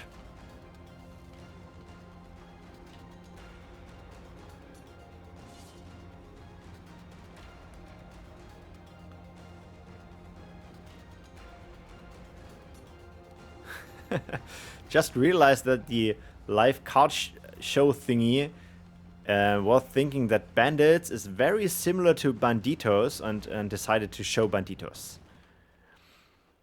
Okay, tier 2 is up with double fire. Flying unit. Good choice, but not the best choice since it is an S-sized unit now with life weaving. Reflecting damage back to the flyers, and now with the eruption he is down. The other set of units are coming to help. He needs to find a good strategy to deal with that. Siphons S counters, but still not the strongest choice here. He could switch them and then go for the Siphons and will win that battle. Power well down to half HP. Wildfire, but the archers are enough. Power well kicked. And now it's 1 power well against 3. Needs to do a counter push or a rebuild, I guess. 1 power well is not a lot of income. Wind Hunter. He is also a big damage machine and a very nice counter against the Skyfire Drake. If he is bold enough to resummon it. There we have an L counter. Maybe rough for L. Yeah. I think playing against Bandit is one of my most hated opponents when I play Pure Fire. Both with the eruption, both killing the important unit. With that, ASAP has a bit of a window here. Deciding to... Wow, look at that damage by that Spearman. Slowing down the unit. Don't think he can... Well, at least he killed the unit. Okay, there's the M counter with the S counter eruption. Squad mechanics. Squad mechanics didn't work out in the end.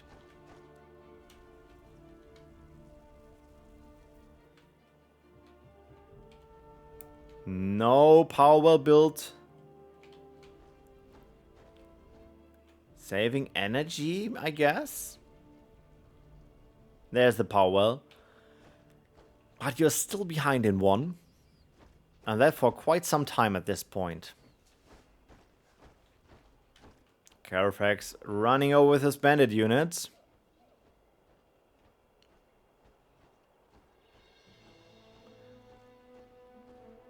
Purify was the best matchup, you think?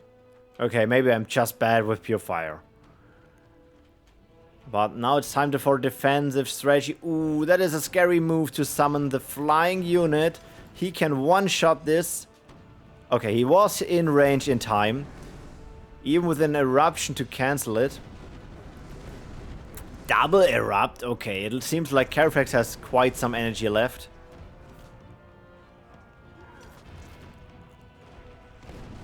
And power goes down. So that rebuild power well not working out. Just in the last second, getting that undazed spearman, switching them, killing off both of the M units, and now onto the power well. There we have a bird. Is he double erupting? I guess, yes. Yeah, double erupting. Fire Dancer has a knockback ability if he is hitting the right unit. Another eruption. How many is this? 13 eruptions at this point. Yeah, he's brute forcing. And it is paying off, right? Come on. No! 86. Burning Spears? Yeah, I don't think he is playing Burning Spears. Repair, and it is out of eruption range. There we have a lava field, and now eruption. Oh, Carofex is too greedy. Yeah, but I can feel that. If you see like the power well super low HP, just go and finish that thing off. And then you realize, no, I'm not finishing that off. And the second eruption seals the deal for that orb. Only 2 units left on tier 2.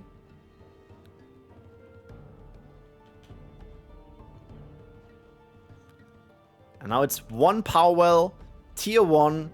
Versus 3 power wells on tier 2.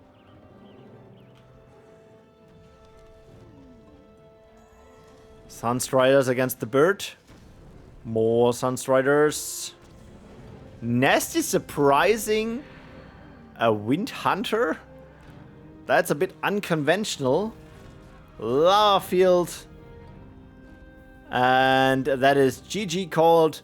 Carofex taking the win on this map. I guess we can stick with Carofex and see a set of matches, a best of 3 against Bird on Elion. So I will open a new group, go to Elion, get in Bird. Bird is already in a match. Wisp, you are on stream. We get Carofex. Okay, Wisp.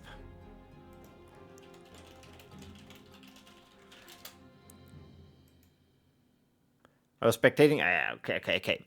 So you can take your positions. I will do a short intermission, refill my water, and we are back in 2 minutes. So see you in a moment.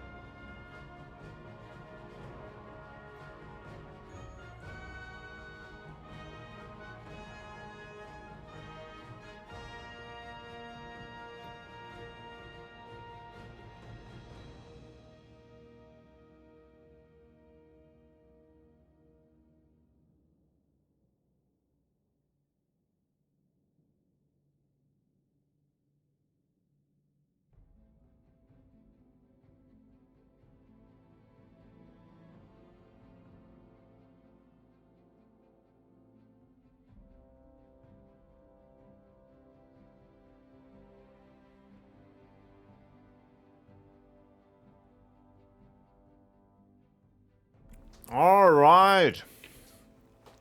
I'm back with a piece of chocolate, with a bottle of water. And we are now up for another set. This time it is Bird with Carofex. Let me see if I can invite him. Okay, we can do the channel predictions. Prediction. We are at round number 4. And it is Bird with this Carofex.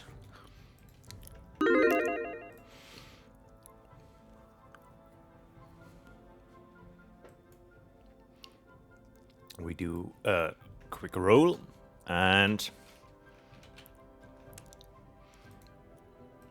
Carolux first.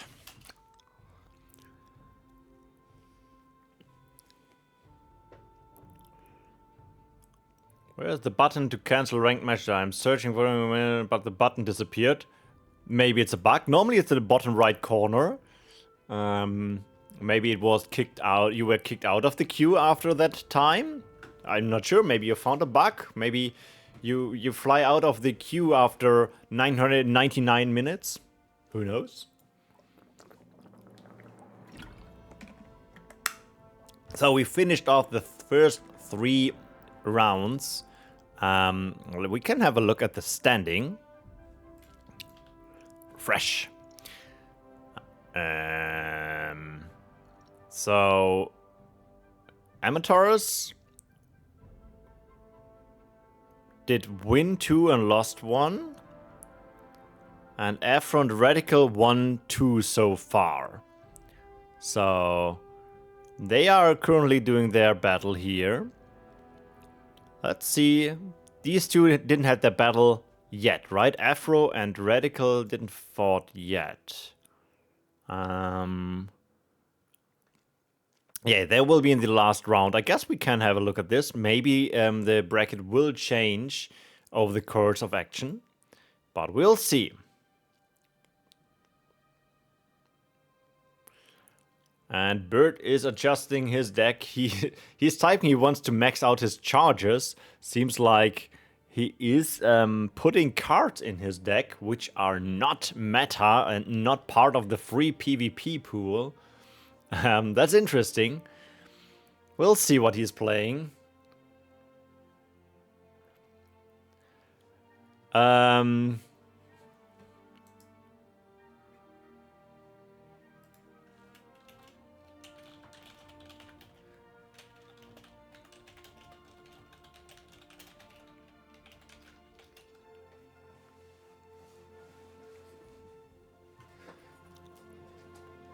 Let me see. He is searching for treasure wagon.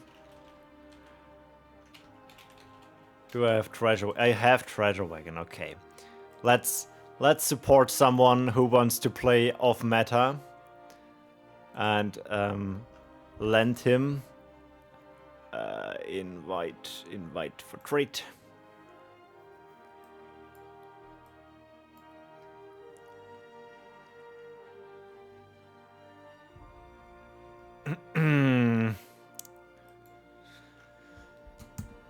We support the small people, right? We support everyone with some cards. Treasure Wang is one thing? Yeah, I guess you missed some of the new cards, and Treasure Wang is one of them with cool voice lines. What? Did I? No!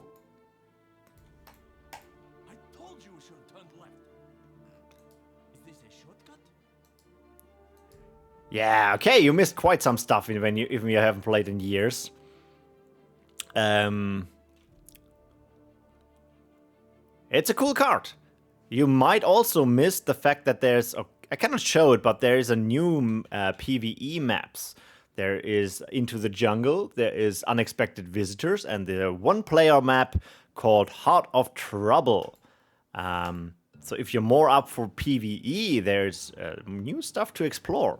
As well as the seasons. The next season will actually start upcoming weekend. In 7 days, at the first of the month, will be the start of a Shadow Lost Souls season. But now we see a match of Carofex with Shadow versus Bird with a fire start. Let me check the prediction. We have 20 seconds to go. So far, it is looking very strongly in the direction from Bird. Alright. Chat is determined to have seen a clear strategy here. One Forsaken switched.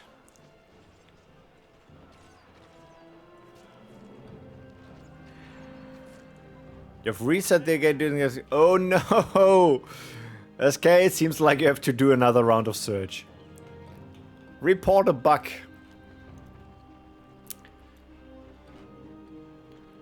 So there was not the decisive winner in the first round here. That is just 3 units left. I guess he will get killed them in a moment. He was scaring him away. Both now taking the power well. But not too much decided at this point. Bit confused why my audio was not up. I think the voice lines are one of the coolest thing in the game. Oh yeah, I disabled it last Friday when we had the stream for the PvE event and Viridia was shouting too much. So, we have the classic standoff. Nice splitting, by the way, here from Bird. But more important for the Shadow player to split his unit. Oh, tier 2 time. With the Lost Souls. Bird does not have the position for a tier 2 yet. So he would need to walk around a bit. He decides to say, okay, I'm not scared from tier 2. I take a power well. I'm fine. They are orcs, right? Yeah, orcs. Interesting, interesting.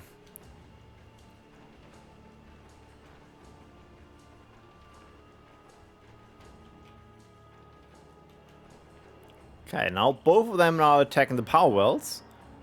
Assassins, great ass counter, probably enough to kill them off if they are not retreating in time like this. Yep.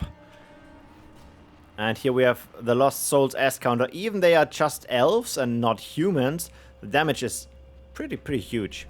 And especially also the range.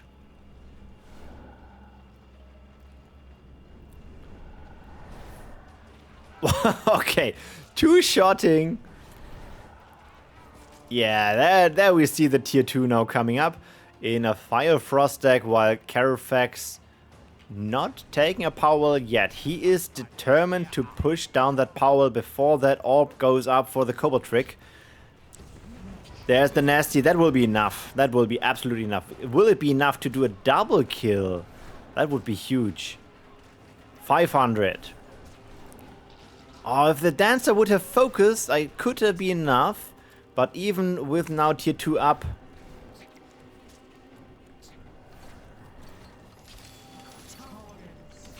There's the first Cobalt trick. And there it goes. First match, Carofex. Second map choice goes to Bird.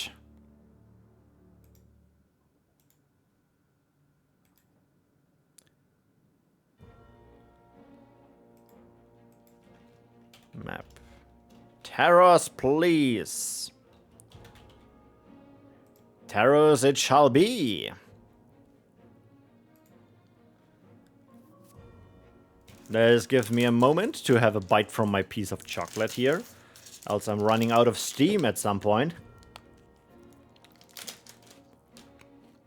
Oh, what is it? A pure fire unit? Let's go!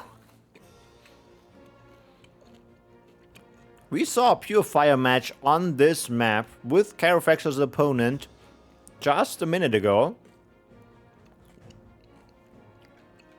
Let's see if this goes in another direction. Yeah, fire start Bird.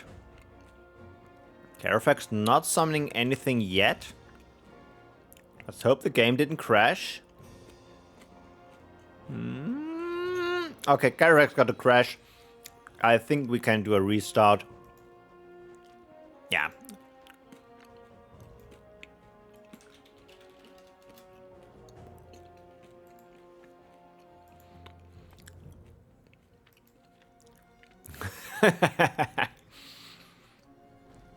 This is how you win battles, right, Armatores? You just need to sabotage the internet connection of your opponent.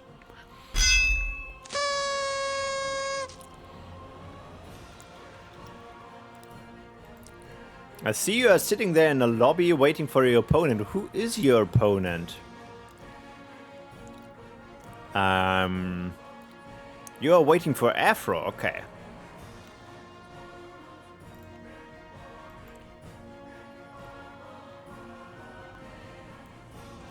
He is here in the lobby. Oh, okay. Give me another one. Smite. That's a female. Smite. I say it's Storm Singer or Frost Sorceress. Smite. Smite. I'm not even sure what language that is. Is that English? French? Smite. Does this guy have Templar? Sage, but very close call. Very good guess. Alright, let's try another round.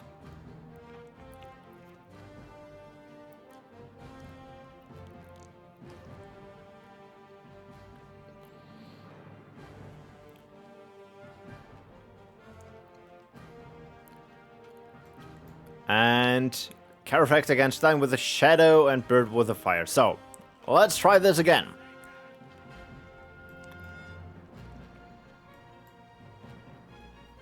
Both summoning tier 1 units. We are forsaken. Sunstrikers.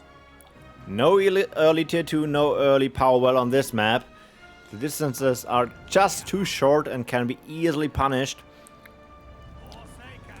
But what is the main strategy here? Normally you have the standoff with a lot of ranged units and very careful maneuvering with a nasty surprise or with an eruption. But we haven't seen too much of these early nasty surprises. Most of the time the players had good splitting.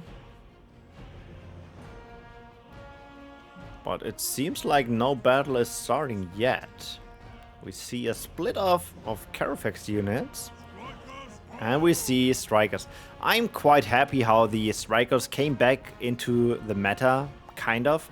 They are not part of the free PvP deck. Ooh. Close call? Yeah, close call, but survived. Trampling on the Strikers. They're not dealing too much damage, but enough to kill off a set of the Forsakens. Ooh, Witch Claws, just collecting all the corpses and then running back to the base. I have a bad feeling with these units there.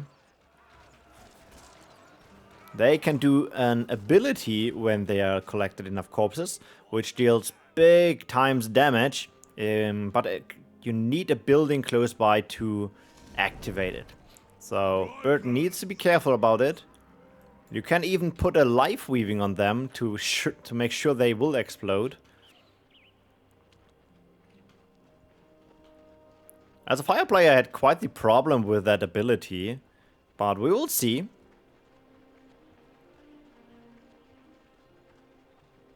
And there's tier 2 by Carofex. Will the fire player... Ooh, okay. Skurchev, I guess we will see a cancel here. So, for Carofex it was just... okay, that nasty was nice. Look at this, all the units down. Giving him the window to go tier 2. Again. So, in the end, I think that was a good trade for Carofex in the end. Since Scorched Earth is a bit expensive. And now both, without any units, just building tier 2. We see Lost Souls against Pure Fire. Piece of chocolate. And tier 2 is up in a sec. Instant power well.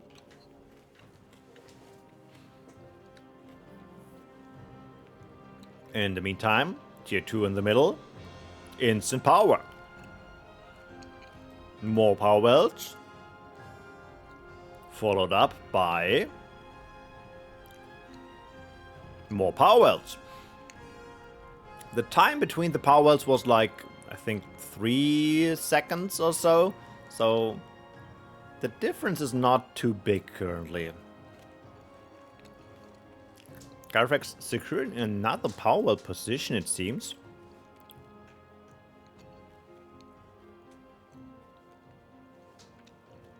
Yeah, I think he's waiting for that energy. He is behind by that 60 energy here. So, yeah, he could instantly build the power in the middle. So, on equal footing, now the Nightcrawler is going to middle. But of course, with the defender advantage, it should be fine.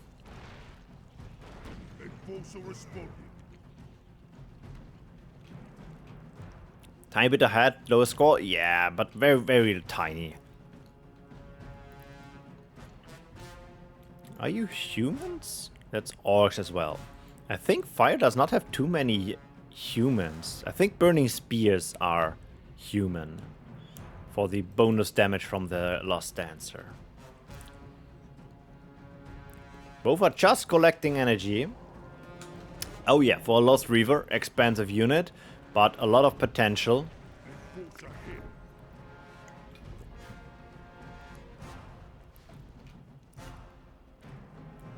And with potential, I mean potential to explode as counter, but also like nasty surprise, super scary with that dude.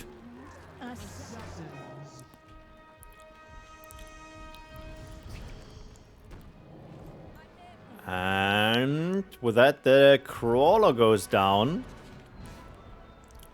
That was a good trade so far. Not losing a single unit as the fire player. Needs to be scared of that nasty here. No nasty in time. But now, life weaving on the Reaver. No, a freeze first.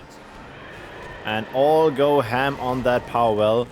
That wildfire is enough to scare the rest of the unit down. No, look at this low HP. Can he run away? Maybe the AWP kills him. The AWP! Just last second use of the Reverend's Doom effect. And so the bird returned, the Reaver returns. Can he deal enough damage on the power? No, the repair came out in time. And with that, it is defended. That was a good move from Bird. Great defense, not losing too many units. What are the current standings? Carofex is +1 and Bird has 0 wins. Bird needs to get that win. Dance with fire. Clean defense? Absolutely, yeah. And now that... Oh, but Carofex took a power well in the meantime. Didn't saw that. It's up for 6 seconds. And here we have the Fire Dancer. Against fire you need a bit more burst damage, but... That Reaver. Do we see a nasty here? Nasty, but missing the Skyfire Drake. Just in last second getting the railing banner up. What had to do? Does he have cards to follow that up? Oh, he cancelled the charge. That's sad. Instantly switching the crawler. Okay.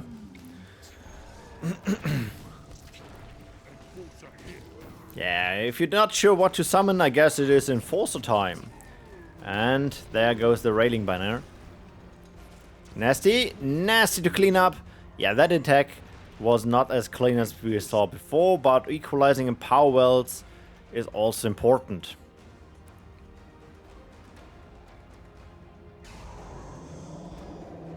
Now the Reaver seems to be his main strategy to get damage done.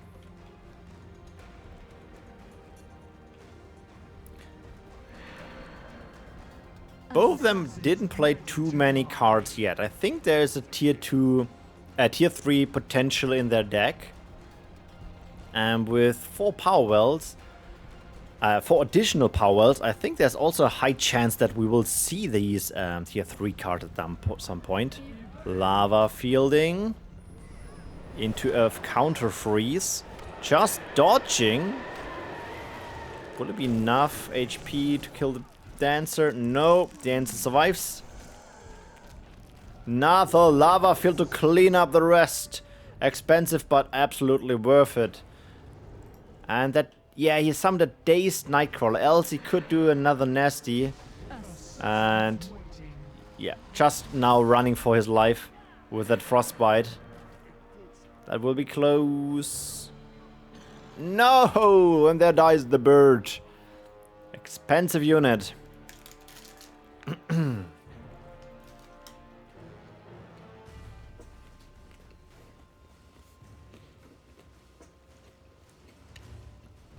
So will they stay on tier 2 or will they grab their position? Oh, another Reaver, Frostbite, Lava Field at the top. Yeah, with the Lava Field most is defended. But the Reaver needs something else than the flying counter there. They have the Burning Spears, L counter, but S sized. With a Life Weaving now. A bit late. Disenchant. Was it the spell? Yeah, he's playing the spell card Disenchant, not the Disenchant from the unit, from the Gladiatrix. So he is playing interesting, not meta cards in his deck, but very good in this matchup. Isn't that normal in Pure Fire? I think multiple people played, yes. But it's not common. It's not part of the default deck. Assassins are an S counter. Oh, let me check. Yeah, they are humans, so they have a big problem against the Lost Dancer.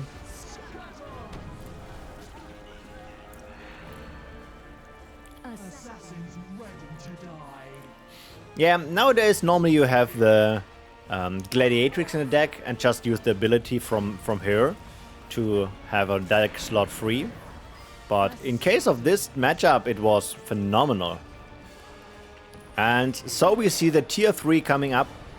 Bird is now in a bit of a situation. He does not have the position for a tier 3. Nor does he have damage to kick a power well or an orb in the meantime. He could do a... Yeah, here we go. He could buy time, but killing the power well is just a small thing. If the tier 3 is up, he still has a problem. Nasty surprise, not killing something yet. I guess he will get the power well here. With 3 fire dancers. Oh, he got the power in the top. And there comes the Still Wind. You say nasty. You say nasty. Not enough to kill everything, but to clean up. Power well in the north down. Maybe Bird has the window he needed. Another set summoned. Yeah, there's a glaciation. That is a risky move. Glaciation means no repair. Another repair down there with the Cobalt trick. Oh, and here we have the freezing guy. More of the... Oh, no, he's running out of charges now with his enforcers. Fire Dancer is doing havoc on that power well, and he's going down. That is a great comeback. Holy crapperoni. Maybe you judged this match too early. Losing that power wells is not that huge since they have quite the energy out of it, but he has the advantage now. Big question is, will he do a push on tier 2 or no, he go instead tier 2 itself. Let's see if that was greedy or the right call. I think he could push that on tier 2. I mean, 250 energy is a lot of fire dancers. But in the meantime, we have a tech in the middle with a tremor was just played before the orb fall. So will be tier 2. Tier 3 is up in time. And a Juggernaut. The Game Ender is coming up. There is a freeze. Oh, Disenchant. Sadly, the attack was not enough. But having the Juggernaut out and Disenchant in your deck gives you a window to do a lot of shenanigans. Okay, he is first of all doing a bit of defense here. Interesting. I was expecting the Juggernaut to directly go to the base. There is a unit probably running for tier 3 at this point. And now 2 units here. Juggernaut going for the base. I guess he can already do the ability use, right? Yes. And there comes the aura. Will the aura be in time? Cobalt Trick. Freeze. Glaciation. Will we see the use of Disenchant? It could kill the unit, you know? In the meantime, the attack in the top, the Fire Ransom might be enough. There comes the Crawler. Switched. Tier 2 is falling. In the meantime, tier 3 is rebuilt in the middle, so we could see another Juggernaut. But the Dancer is already... Oh yeah, I hear somewhere there's the Juggernaut. And now it's tier 1 against Juggernaut. GG. 1-1. Holy crap, that was a match. I think a lot in the chat, and me kind of included, was thinking like, I'm not sure if Bird can turn that around, but that was a great one. So map choice by Caro.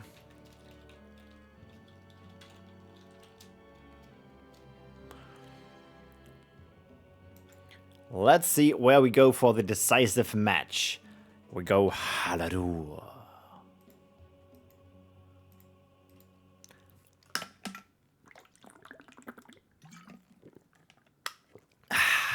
Stay hydrated. And stay up with your chocolate.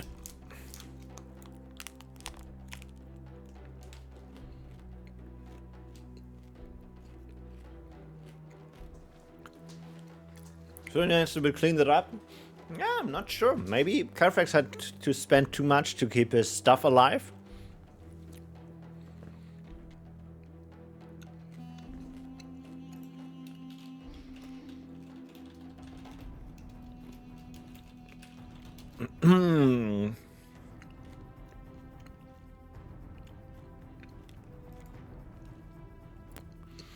I was surprised that Carofex did not play the tier 3 spell.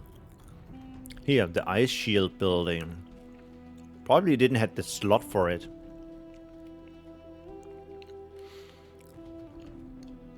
Alright.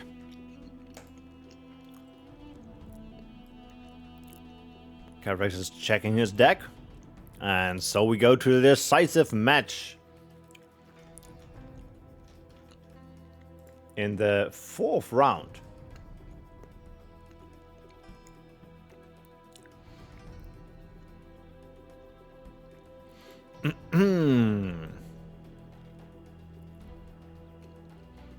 Birds starting at the north with a fire start, and in the south, Carofex with a nature start. Okay. We will see how that will play out. Haven't seen too much of nature from Carofex so far. It's going for units and not the power well. The classic double Dryad combination. And Bird deciding not to fight. And going for tier 2 with double fire? No, with Fire Frost.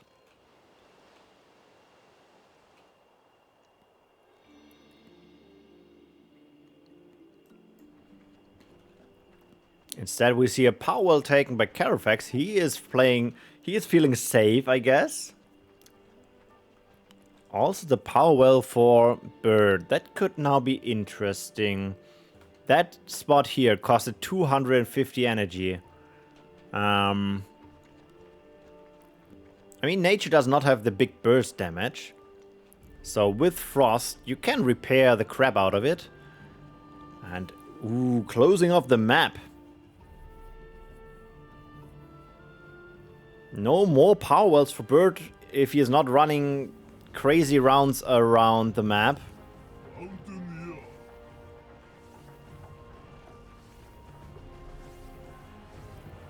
And with that, the first unit goes down, and the Mountaineer is up. Like we learned before, there could be a chance we see the use of the Gladiatrix, the Amazon. She could take over that Mountaineer. But, of course, the unit is expensive and the ability is expensive. Doing a route over here. Not sure. You need quite some damage to get the shield down. And there we have a big freeze, hitting all nature units. Meantime, the Storm Sting in the back is snacking away at the Dryad here. And the Mountaineer is in position to deal massive damage on that power well. Power well at half HP. There we have asleep. Storm Stinger keeping up the pressure while the Mountaineer is getting his yellow bar up. The higher the bar is, or if you have enough of the yellow bar, then you deal more damage. And with that, the power well will probably fall. Yes. So maybe it was a greedy power well here at the top. And instantly retaking the power well. Okay. Let's see. Okay, now with that route... Whoa, big lava field. Not the heal ready. Falling back. And with that route was kind of a bad decision. I mean, route costed energy and you lost 3 units here by that lava field. That gives Bird another window here.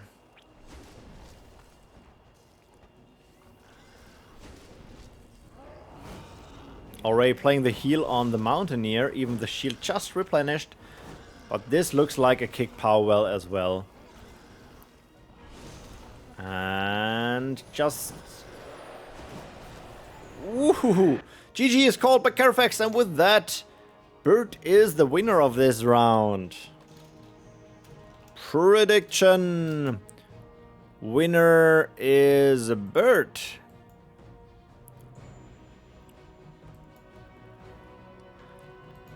Well played, both of them. And with that, let me check out the brackets. So, I'm not sure. I think we haven't seen 3 matches of ASAP yet, right? The first one with Armatores and Armatores and Radical.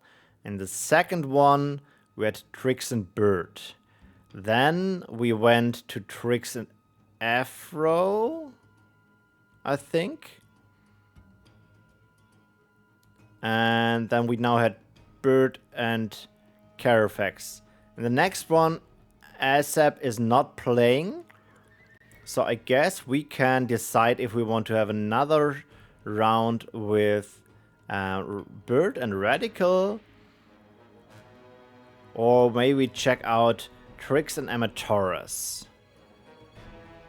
Let me check out the current standing. So far, Radical didn't lose a single match, and Armatores only against Radical. And Triggz lost more matches, Bird lost 2 matches.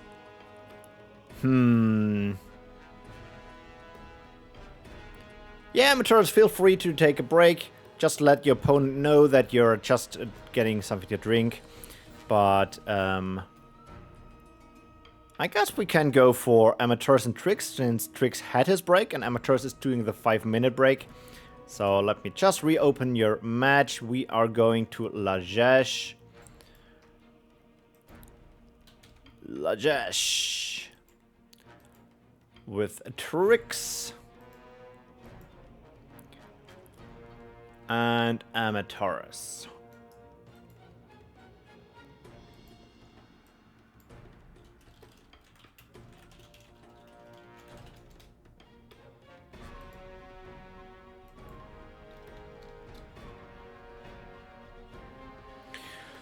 Alright, while Armatores is taking a short break, that gives me a moment to check out the chat if I missed something during some of these high energy matches. If I'm allowed to scroll up. Thank you.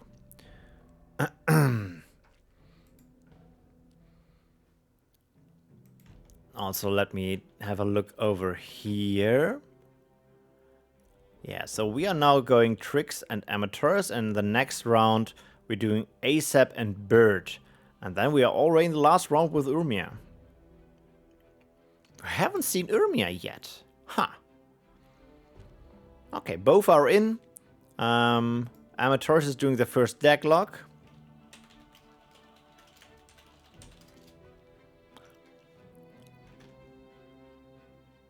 Just check the standing again. What is if there's a tie with the points, then the match against each other. So if, let's say, Armatores and Radical both have the same amount of wins, then Radical would be the winner since he had a win in the match against Armatores. So that's the tiebreaker.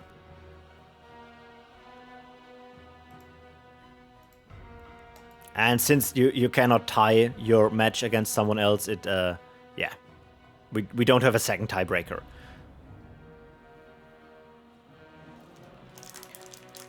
That is the last piece of my chocolate while they are getting ready.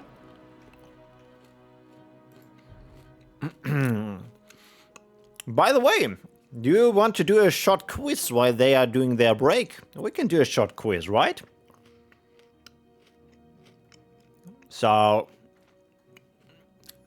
if you're not aware how the quizzes work, I will ask a question in a second. You can use !Q to type in your guess. Let's see, I have prepared 3 questions. I can't remember what the 3 questions are, but let's start with the first one. Oh yeah. How many people watched the Shifting Temple video in the first 7 days? So I'm looking for an answer with !Q and then a number. Yeah, thank you for demonstrating here.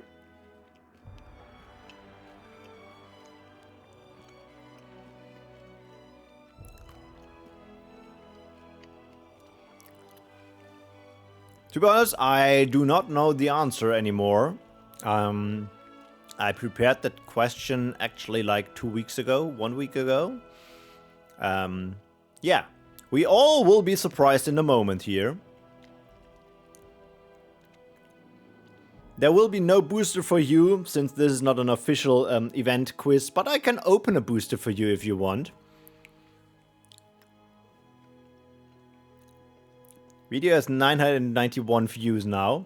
Well, then I guess the 1100 might be a bit problematic. You can still change your answer. You have 20 seconds to go. And Triggz and Armatores are still preparing their decks.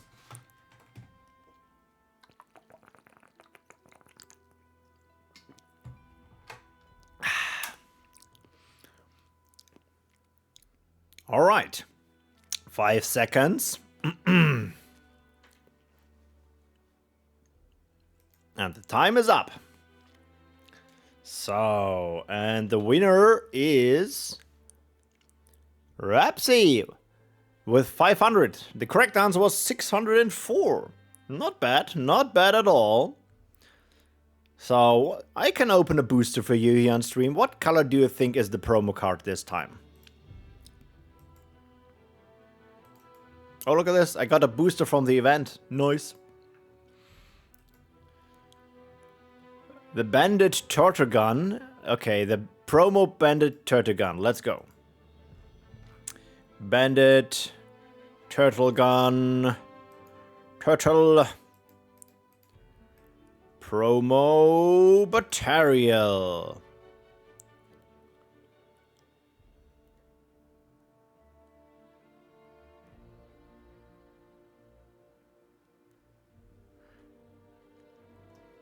Well, I wouldn't say that is a good PvP booster. You can play Thugs, you can play Skeleton Warriors and Burning Spears, but besides that, it would be pretty off meta to play other cards. You could play Amber Strikers in a very fancy deck, but yeah, that's it. Yeah, but of course you can play the Burning Spears. I mean, Burning Spears! Coming in hot!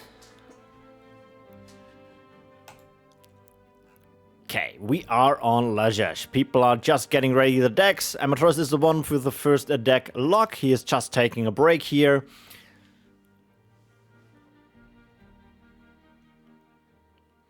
Okay, he's doing a re-login and then we kick things off. That is a good practice in some scenarios. If you are having an unstable internet connection or your game is starting to lag, it is not a bad decision to do the re-login.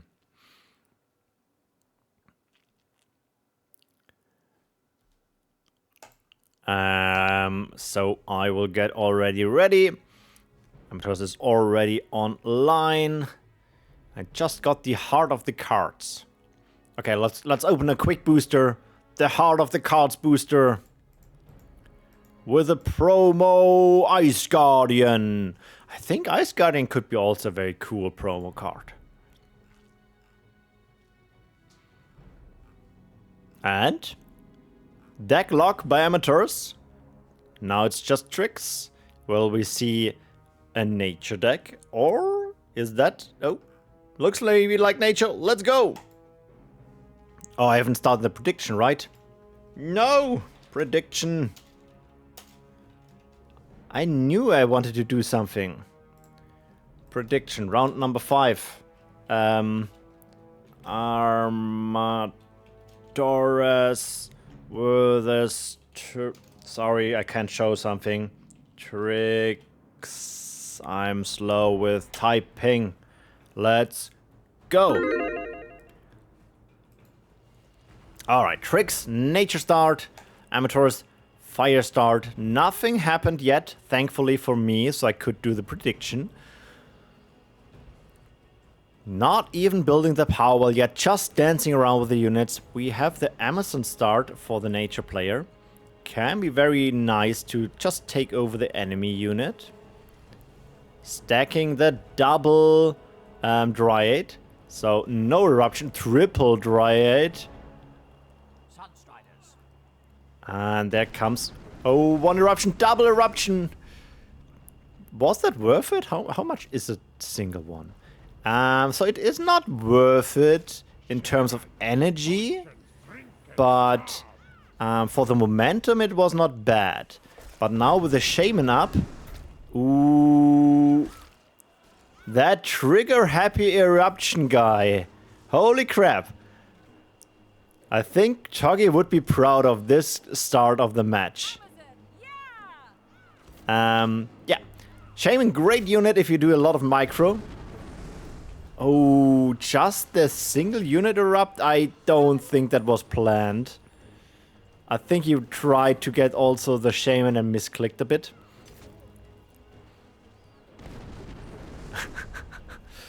Eruption for every unit. I mean... Amazon 75, Eruption 75. It is okay. If you can do Eruption here and kill both of the... Yes, like this. That is how Eruptions work. That was a high value Eruption, killing off 2 of the units. But now it's Powell time, I guess. So for the start, oh, there's only 4 of the units left. I'm not sure if you should keep them.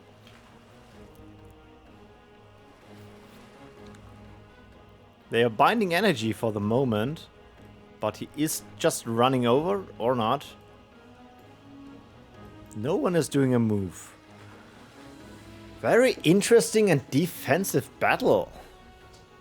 And it seems like no one is doing predictions for this matchup. Interesting. So, guys, you can do predictions. Or are you waiting for the last minute to do so? And all racing the tunnel and double nature. Double nature. I did. Oh, okay, only you did. Yeah, sorry. My bad. I just saw that a single number is up there. And yeah, fire nature versus double nature.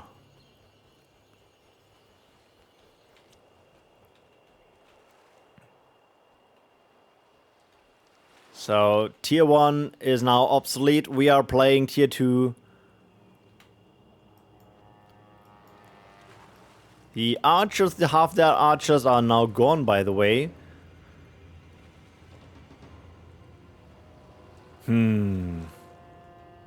Oh, what do we see here? We see the bird. And some dazed archers. Nature should have at this point enough energy for the deep one. All spirit hunters. Green affinity. The bird just flew all the way from the north to the south. And there we have the deep one. Could snack away some of the units. Ooh. The Slayer is an L counter.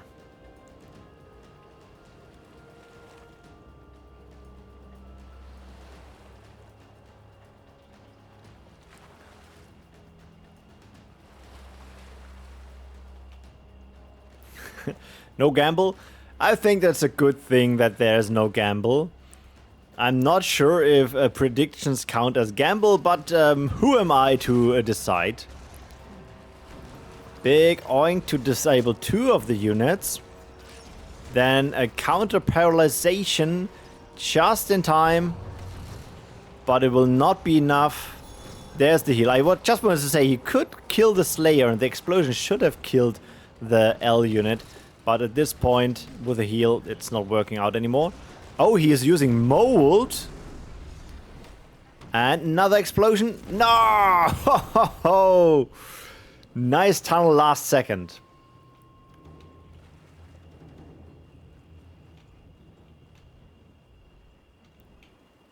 Oh, the prediction thingy is just during the first 5 minutes, so no worries, it's now gone till we are done with all 5 matches.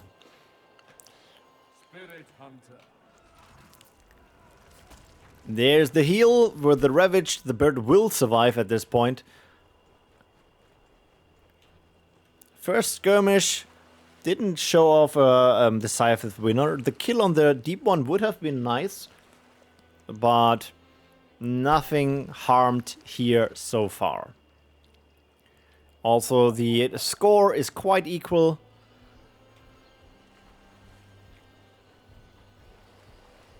What will be the next move?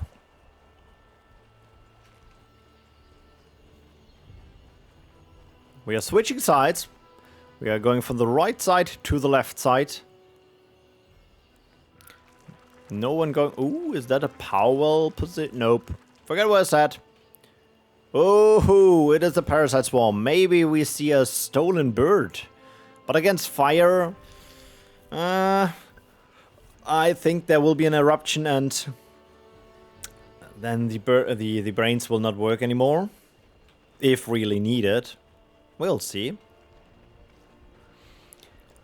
I think I saw one match where someone used the Amazon to steal the bird, fly with the bird to a position where only the brain was, and then did the switch. But that is a very expensive move. Oink to oink. Wow, that's a lot of damage. Back in the days, there were S counters. At this point, there are now XL counters. Will be the... Oh, the Hurricane. Yeah, there will be no switch. Hurricane way more cheaper than the Eruption.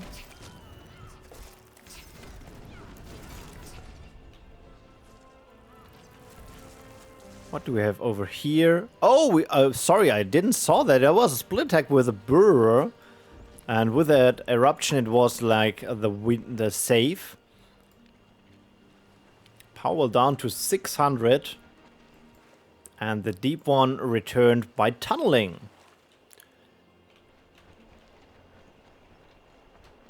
I guess the deep one could do a delivery company, right? Delivered by tunnel. Back to the game. We see now the move from Armatores and some M counters. No L counters. Even there is that deep one.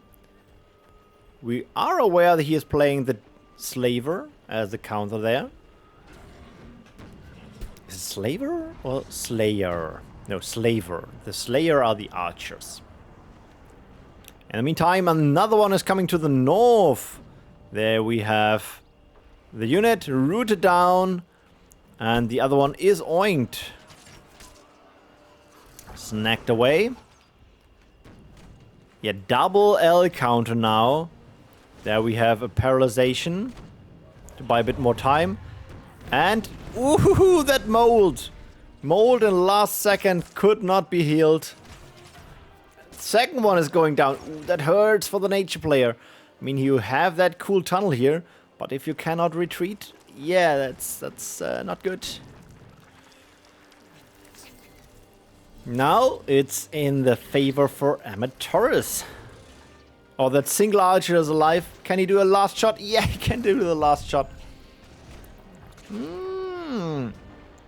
That is greedy. Having an L-sized unit with a big L counter around. The oink is enough to get it out of daze. Instant paralyzation. Just dodge, barely. Instant root. But it has a slower duration due to the oink beforehand. And now with the snacking away, the unit goes down. But it seems like Armatores is seeing his window here, resummoning more units. And there comes the burrower. That Powell is on low HP. And just burrowing away. Oh, rooting in time. Using the spell, counter spell to survive with the Skyfire Drake. And a half that deep one going for the top right? Nope. Retreating for a healing round.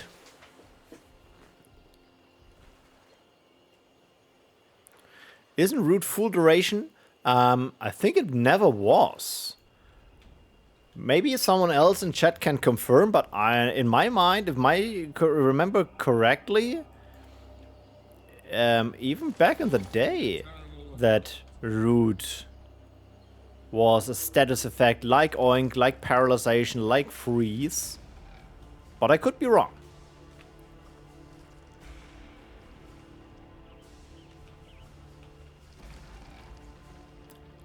Okay, army is building up. We have also again the Parasite Swarm up. Guess we probably see root isn't subject of returns. Oh, okay. Interesting. I was not aware. Root into oink is 50% on oink, but oink into root is full duration. Okay. The more you know. In the meantime, we have the attack now from Armatores in the main base. Big unit oink. In the meantime, there is the Hurricane to disable the Parasite Swarm, while the deep one is making. And Armatores is typing his game froze. Oh no. We are 30 minutes in. That's a bit of problem. It's per usual that players can decide if they want to do a rematch, but at 30 minutes it's quite difficult to decide.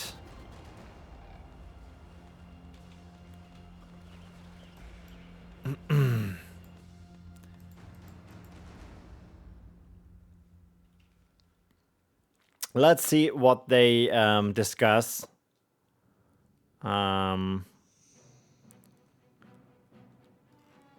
So Triggz is saying a rematch.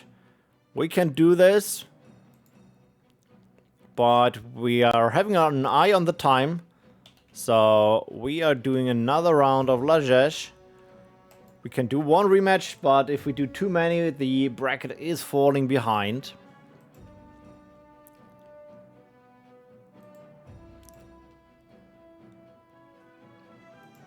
So let me just check. Oink. Oink. Thank you. Oh no, they're ready. We cannot check. We need to fight.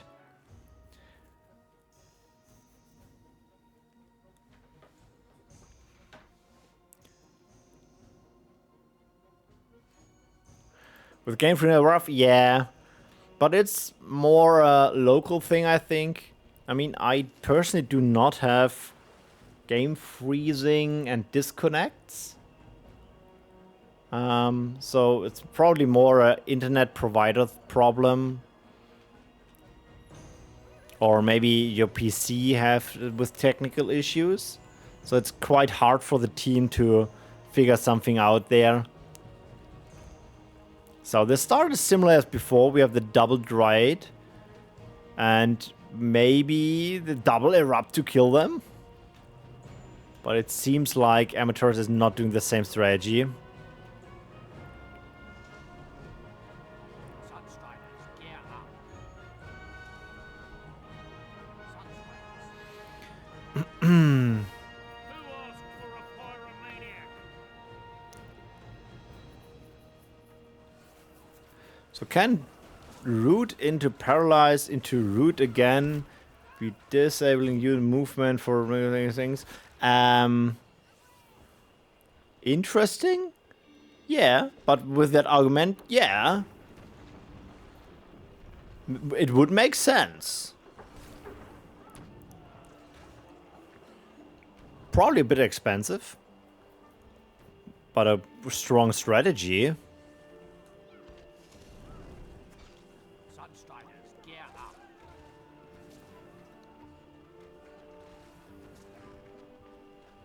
Some poor micro, yeah. It could have been better, but with that, it looks like Armatores is doing the first battle and the first win here.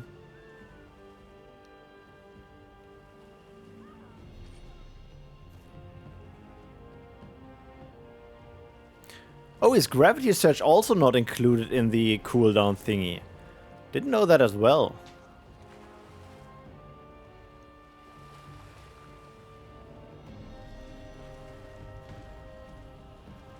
Sunstriders.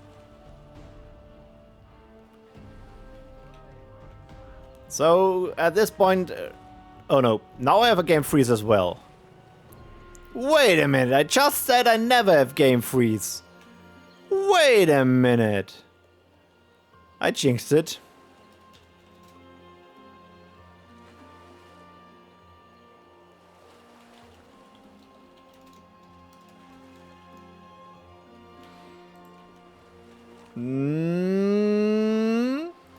It's just me who got frozen. Okay, so they are saying their match is still running.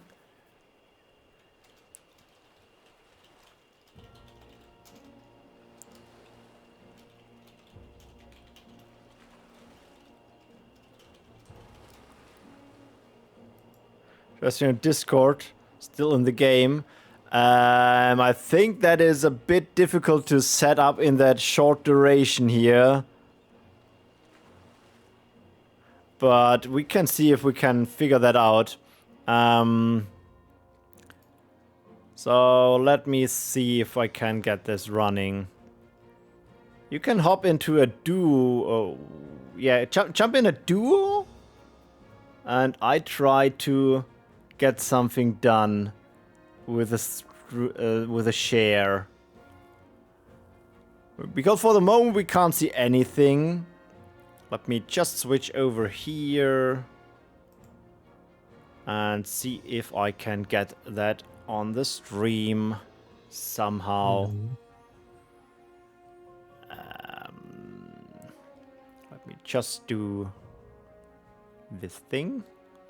Yeah, you can try with the sharing. Okay, it's coming up. Let me pop that out. Make that a large window.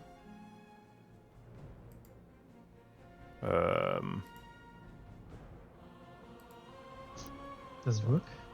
Yeah, it works. I just needed to get it on a stream.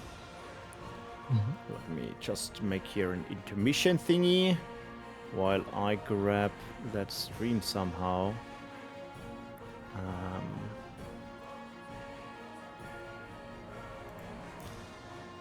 And obviously, I just jinxed it by saying, yeah, I never have freezes. I shouldn't have said that.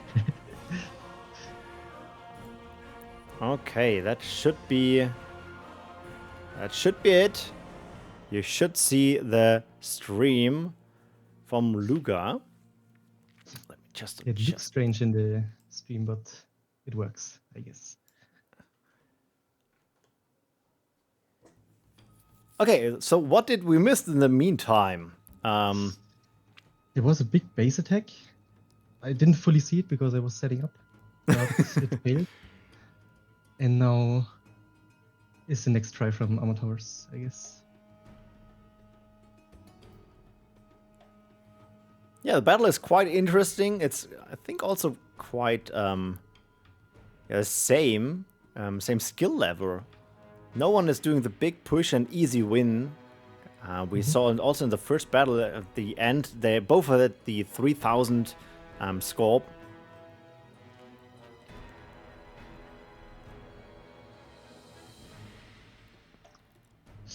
But that Seems like power this is attack looking will- low.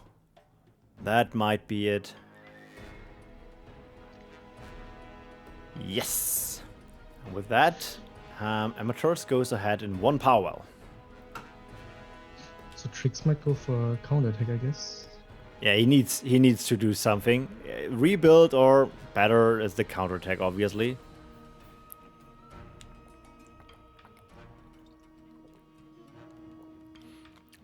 Triggz summoning his counters. This attack is also going through. Yeah, I'm not sure if he's not paying attention or just saying, it will not be enough damage. But Yeah, it looks defended. it's good. And this might be enough. Yes. Yeah, now down 2 power wells. GG is called. All right. Thank you for the quick sharing. I will jump over and share again my Battleforge stream and join the new lobby. Yeah, thank you. Okay, then. See you. Have fun. Yeah, I can actually not leave the match, right? Yeah, okay. Give me a second. I have to re-log in. Doop-de-doo, doop-de-doo.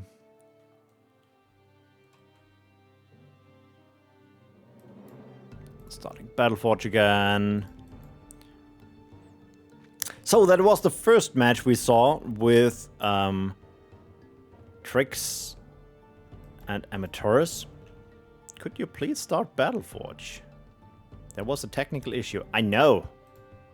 Let me start the game. Play on the live server. Log in the live server.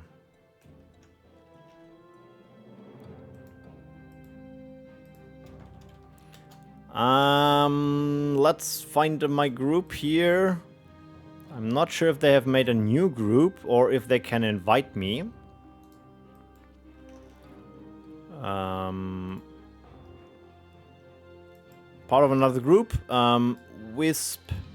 Invite.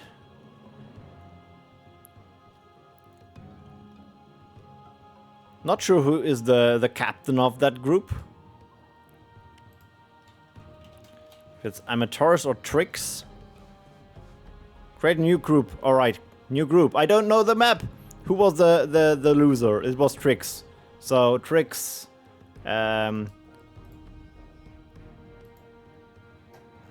Alright. It looks like we are going Uru. So far, 1 point for Amateurs. Triggz needs to win this if he wants to have a chance for best of that set.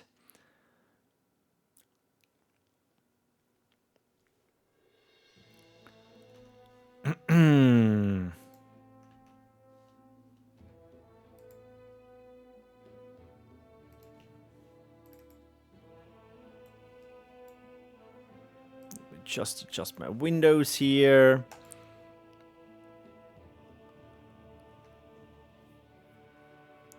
Okay. Amateurs locked his deck in. It seems like, again, the Fire Starter deck. And if Carofex is around, that means his matches has ended as well.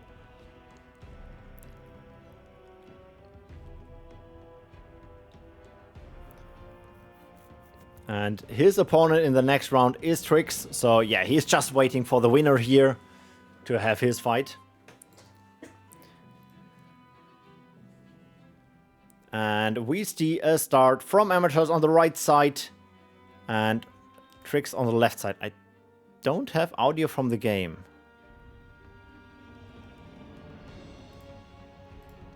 Oh. What? Do you hear the game? Yeah, it's just super quiet. Okay. No, it's okay. It's just not going on something. Sunstriders. Dread chargers ready. Alright, Amateurs with a fire start. Nice eruptions to clean up some stuff, while Triggz is now retreating with a shadow start. Not the nature start we saw before.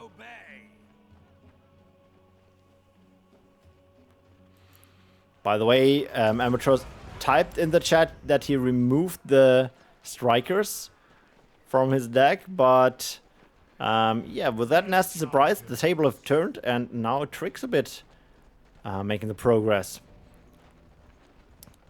There's a bit of trample. Savages survive with 33 HP, while the archers now getting snagged one by one.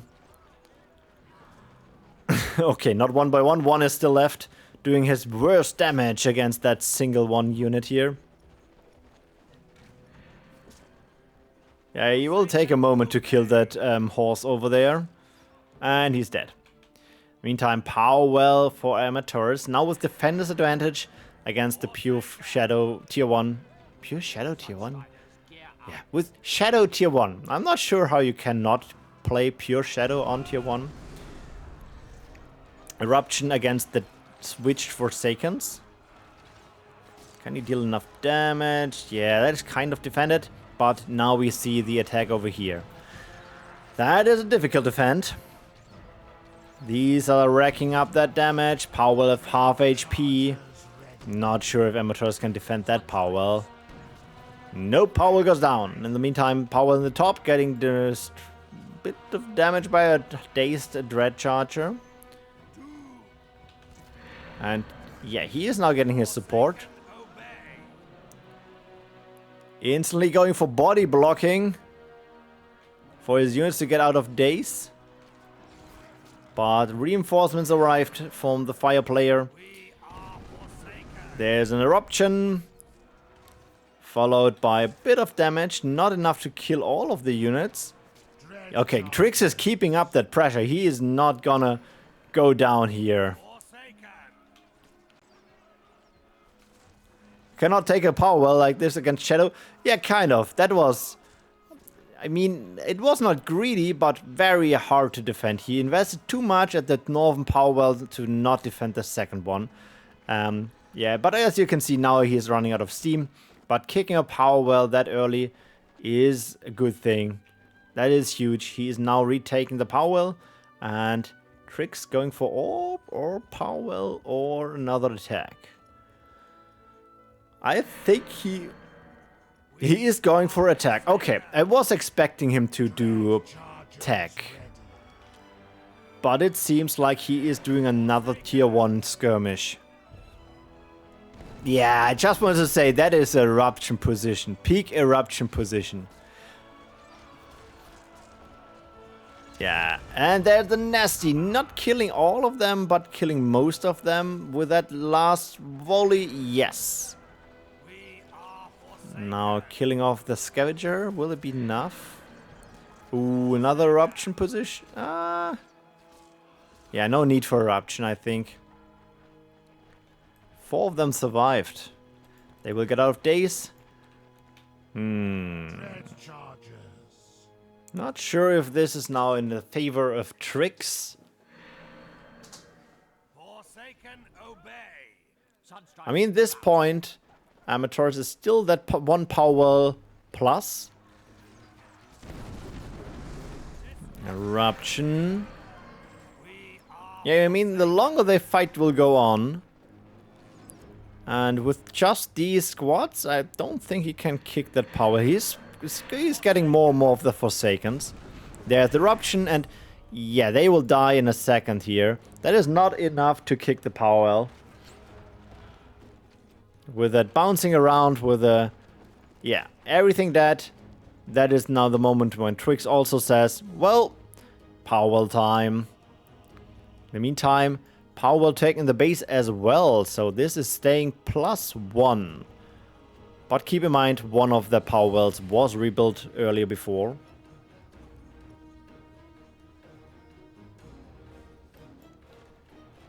So in the long run, good chance for Armatores here. But I think Triggz, yeah, Triggz also took the power well, and is he taking another one? Or is he just dancing around? I could also activate live PvP again. Oh my god, as you can see, Triggz played 18 charges of his Forsakens. He cannot do another tier 1 battle. He needs to go tier 2. There's no chance he can do anything with just dread charges. I'm not thinking he's playing other tier 2, tier 1 units. In the meantime, fire into nature by Armatores. So classic deck. While we see a double shadow play by Triggz.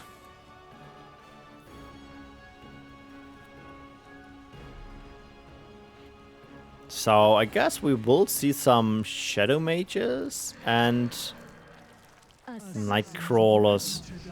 Big explosion, not enough to kill the bird, but with a Forsaken, maybe another nasty to seal the deal.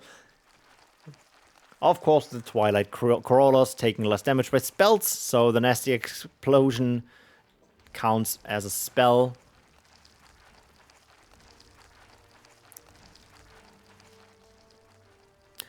Yeah, table have turned. Triggz now more on the defensive position. Ooh, root. Ability used by the Dark Assassins. Just now waiting a moment till that counts down, and then 3, 2, 1. Time to kill them. New one is summoned. And we see the repeat. Ooh, okay. But Triggz is not doing this 2 times in a row. Rooting over, but still not enough of a force. Will it be enough for the bird? Last second heal. Bird survives another round. Fleeing and just letting the crawlers deal with the archers. Coming back with the bird. Now for blood of that nightcrawler. Healing on the crawlers. Things slow but steady. He is pushing a bit closer to the power well.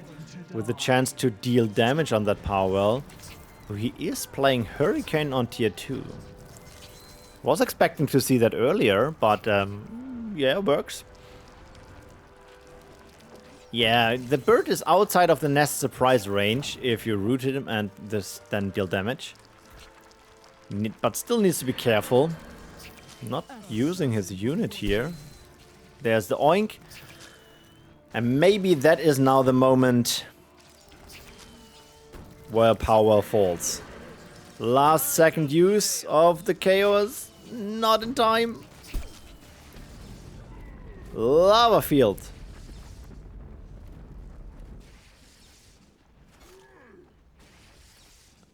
That power well. Will he get a repair? And ability is out, no repair. Eruption not enough. And power down. And GG is called. And with that, I think Amateurs have 2 wins, correct? I just forgot about the first one since with all the switching around with streaming and so on. But I think that was now 2 wins for Armatores.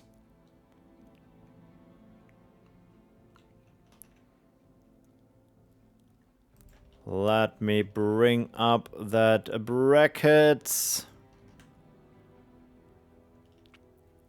Yeah, so we need to find a new set of matches. We can try to jump in to Radical or ASAP.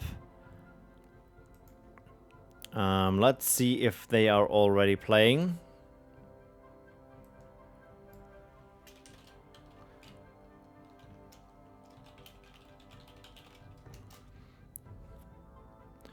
And ASAP.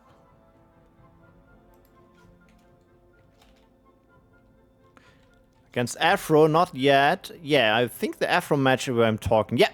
So we will jump to Radical and Afro on Uru. So create a game. Uru. And get Radical. And Afro. Let me just type here.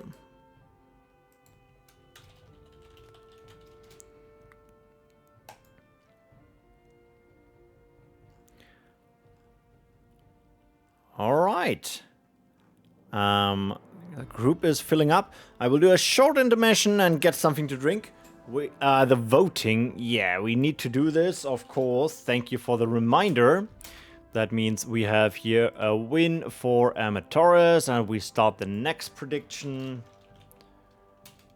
which is round number 6 with Afro and RadicalX. Start, and I will get something to drink. Be right back.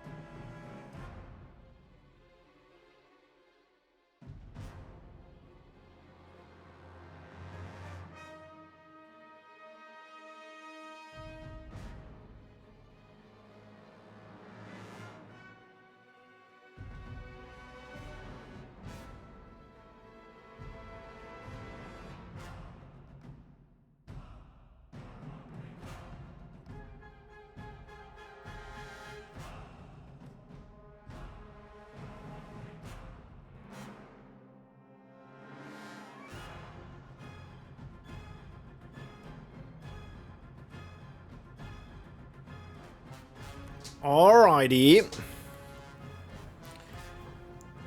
Bird is coming to visit. Let me just check. He needs to play against ASAP. Let me just message him about it.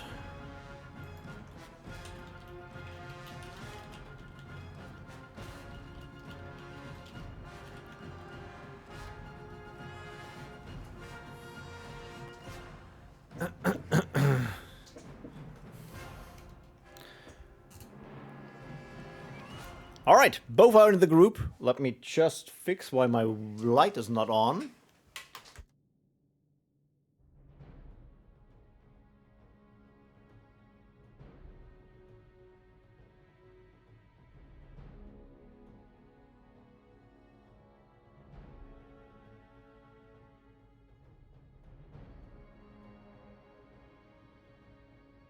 Alrighty, so it's just getting dark outside, so I need to get a bit of light on. And Radical is doing deck slog. First, looks like a Shadow Tier 1 unit over here. A tough vote. Both are top tiers. To be honest, all of them are top tier. And we saw so far battles where you were expecting someone to win and then realized, oh, holy crap, that was going a totally different direction.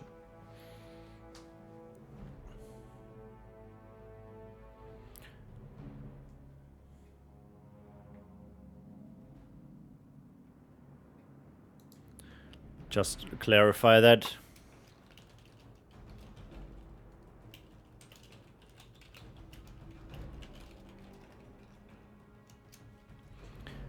Just waiting for the deck lock from Afro before we kick things off with the 6th round here on Uru.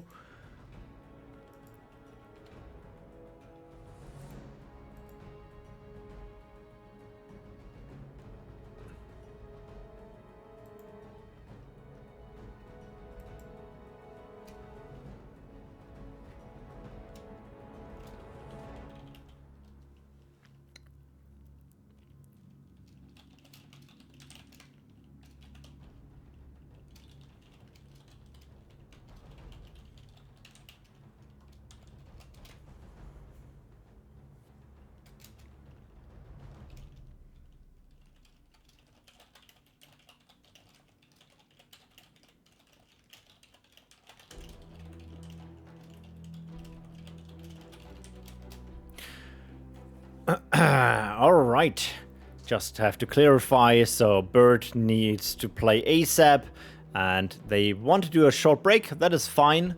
But taking a too long break is a bit problematic since we have an upcoming batch in the next section. The plan was also to have ASAP here on stream against Afro in the last round.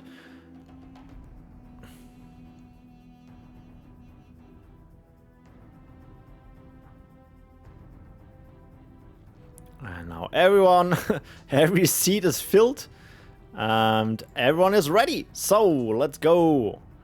Afro versus Radical on the big map Uru for the Grandmaster 2025.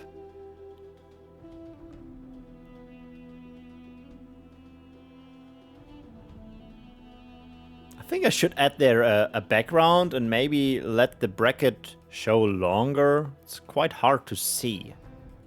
I have to think about it. And with that, we start on the left side. Afro with not a juice tank, because he needs to go tier 2 before he can play a juice tank. Nature with a shadow from RadicalX. Both taking the power well, and it is a Werebeast start. I think last stream or in the last event we talked about like why not more people play the Werebeasts in PvP since they are kind of strong. That's a good question.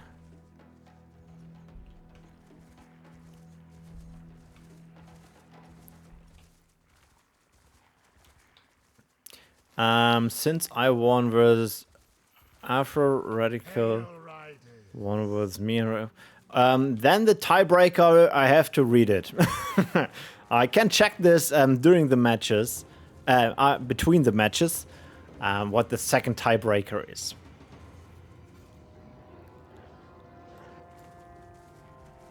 So far we see some battling with Werebeast and then just run away and heal up again. It's a very micro-intensive strategy, and yeah, if you can body block them and look at that squad mechanics, but they survive another round. Yeah, it's a very annoying strategy.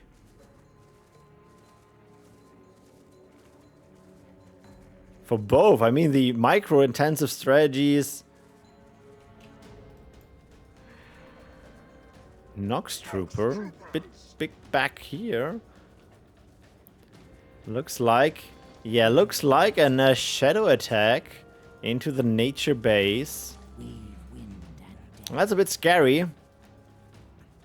Meantime, the Werebeasts made all the way back here, where both of them are now currently with +2 power wells.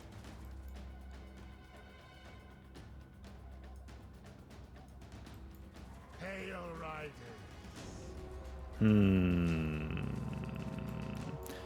There hasn't started a big battle yet. Both are now more playing about positions and kiting units around.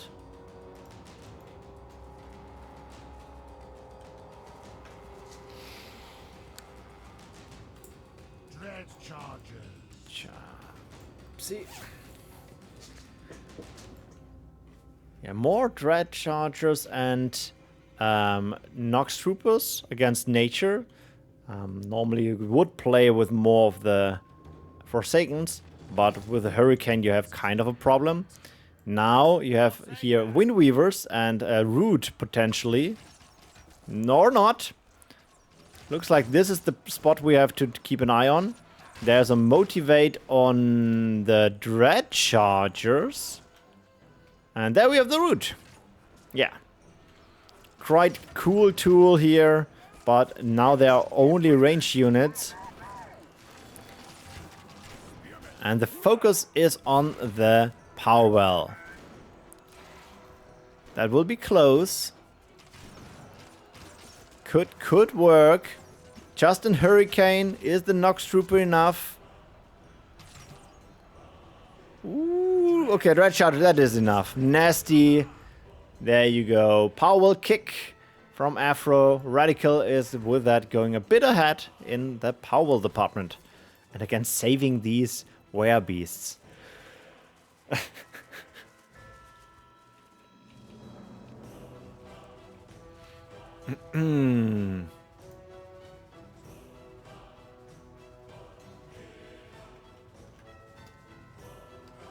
That is a random tunnel we see here.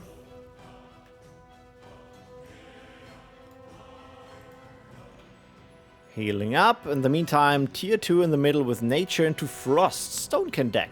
I think we haven't seen Stonekin yet, right? Burrow's Ritual. Pff, who knows? I think it was just like place a building to do something later. But yeah, Radical now with an army deck.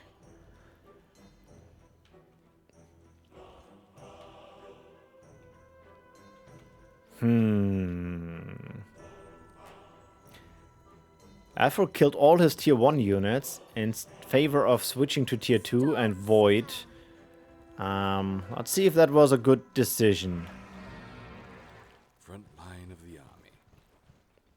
Yeah, they're coming up, the first army units. Song, fear our blades. They are all M counters, by the way. So, against nature or Stonekin in general, not a bad choice. He could play some fancy units, like Tempest or Aggressor. Assassins ready to die.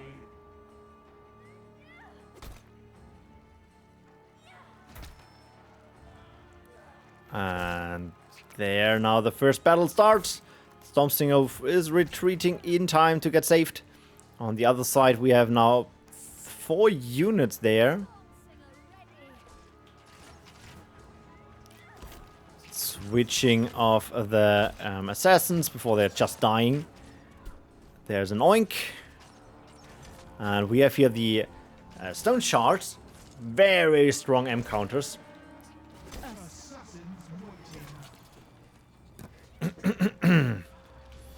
Let's focus on the top left there for a moment. The Paladins haven't used their ability yet. Fleeing with that Phantom just in time. Huge Hurricane. Army paladins. Yeah, Army Paladins are strong M counters, as you can see here, with the support of the assassins. But the Hurricane at the top, they have weaknesses as well.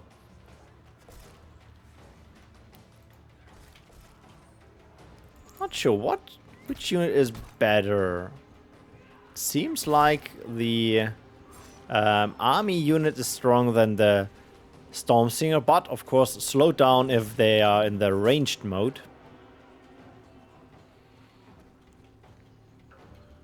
So far, Radical pushed Afro back to his main base, but not really doing the big push. Maybe another motivate. Okay, motivate against the hurricaned units. Now the big switch of both of the paladins. And a burrower. We'll see an oink. There's an oink. Disabling the ranged units here. Disabling this unit with the ability. And GG is caught by Afro. First match going to Radical. So Bert, this is the time when you need to start your matches as well. Map choice by Afro.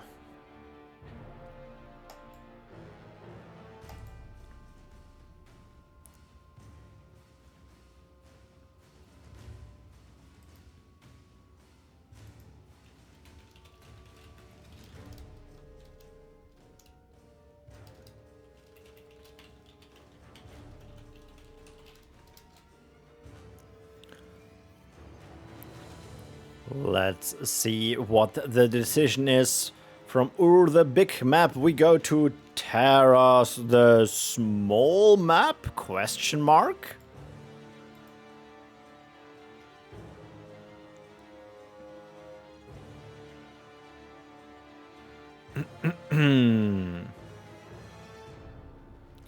First lock is Radical.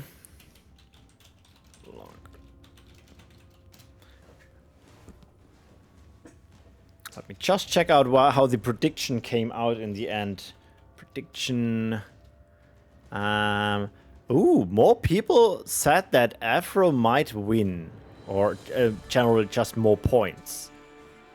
So, yeah, guys, you need to cheer a bit more for your mates. So far, Radical got the first point.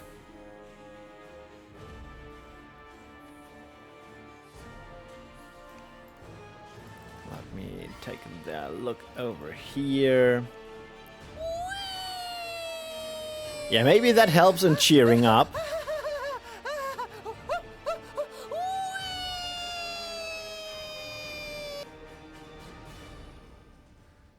And the deck is locked.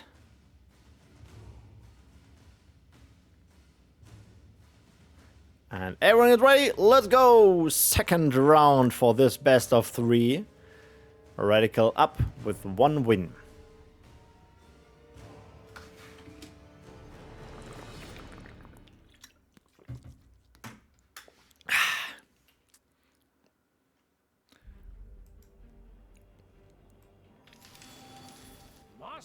And there we see the Frost Start by Afro against the Shadow Start by RadicalX on the new map Terrace. Powell for the Shadow player, and Afro going to the north near the near the teleport, but not taking the Powell. Instead, going for the port, taking the Powell close to the monument, and Radical answering with a face tower. Now I feel like falling back into some good old Battleforge times. But I'm not sure if this was the right call here. That thing can port into range later on. Yeah, that will be a scary battle here. Second one is coming up. After the face tower has ported, it takes more damage, so maybe that is the window there. But short wall distance does favor Frost. You think also if your opponent is playing face tower. I'm not sure how much favor that is, since it has a very long range. And we'll see. We'll see. Yeah, it was ported, so he is focusing on down the first one of the two towers, and probably then will fall back for healing. Yes. Good call. And instantly building a new one.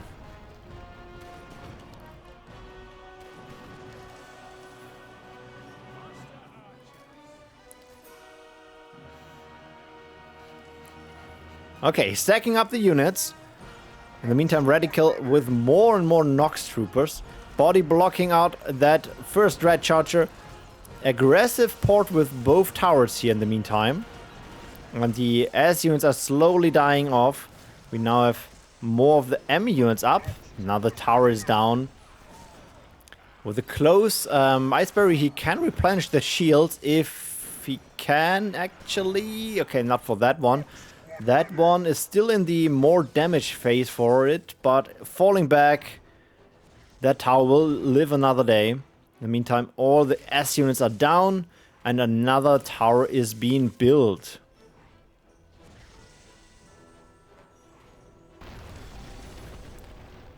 Guys, we will see a shield replenish before the next action will happen. Master archers, here. And there we have the next tower. Porting over. Not in range yet. But it means also the timer is ticking down for the taking more damage. No, dice freeze. Okay, that is maybe the window we are waiting for. There's the home soil. Not re-shielding, instead going directly for the damage on the towers. Porting back with the tower, that was a good decision. Still not replying the shields on the Frost Guardian, Ice Guardians. Only one with a new shield. Oh, he's still in range. Yeah, okay, falling back all the way. Another one. I think we are kind of in a lock position here. Both are doing phenomenal. No one has the capability to push into the base. Okay, RadicalX is just stacking up the towers here.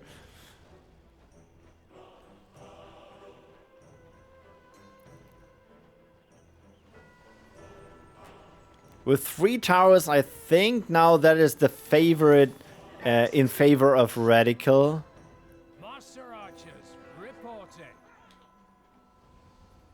Pushing to the towers, not for... Yeah, I think you can push into 1 or maybe 2 towers, but that is a stack of a crazy lot of Nox troopers I cannot count.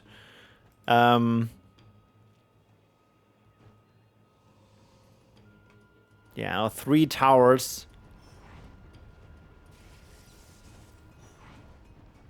He needs to get another glyph like before, else they will kind of shred.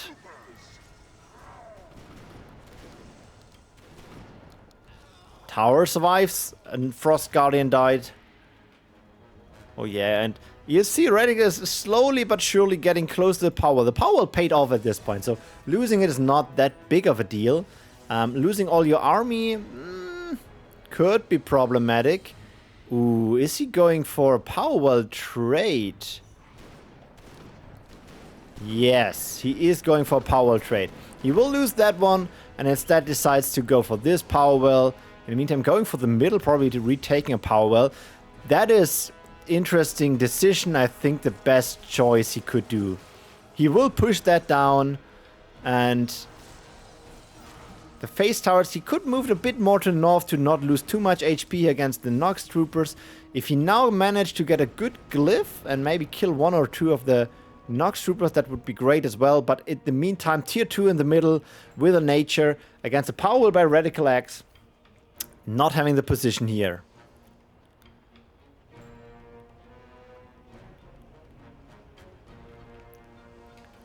And now, yeah, a crap ton of energy bound into the towers. How many? 60, 70, 60. There's a big oink against all the units.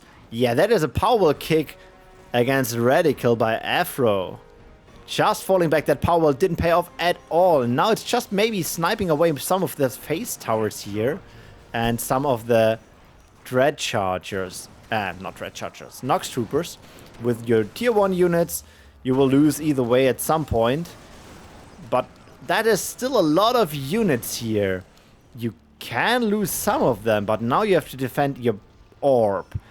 Mountaineer, that could be greedy. But it is a good choice against the tower problem. But with all that units here... Yeah, look at this. Oof. That was maybe a too expensive decision to take. He can oink from time to time, yeah. Spirit Hunters is a great call. With a bit of micromanagement, you can kill most of the units here. But now the towers are in range. Wow, the damage from the Mountaineer is huge on buildings. But can the Mountaineer survive another day? Yes, into a freeze. Mountaineer shield up in time. Yeah, he is playing Frost, so there's a good chance we will see a Cobalt trick. He should play it, yeah, rather sooner than later to reapply it later. And now we have motivated Nox Troopers. That might be now very scary on that power well. Yeah, you cannot Cobalt trick. Yeah, the glaciation was the wrong call, I guess. But he still has his Mountaineer. Question is, can he keep him alive? Ah, no, I don't think so. Ooh, okay, I take it back. That was a close call. Radical with half that army of Nox Troopers retaking that power well here. Meantime, running around with a Mountaineer, not taking another power well or attack. Oh, maybe going for that tech down there. Yeah, it seems Radical is closing by.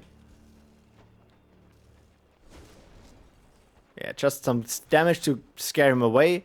Power well for the Radical, and now tech for Radical with Nature. So do we see the army deck again?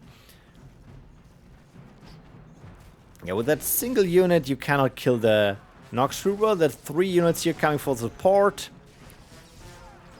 It still is a bit scary with that low HP pool. That charge shot not hitting in time. Tier 2 is up in a second, so you could do a healing. Storm Singer ready. And army is up, and Stonekin is up.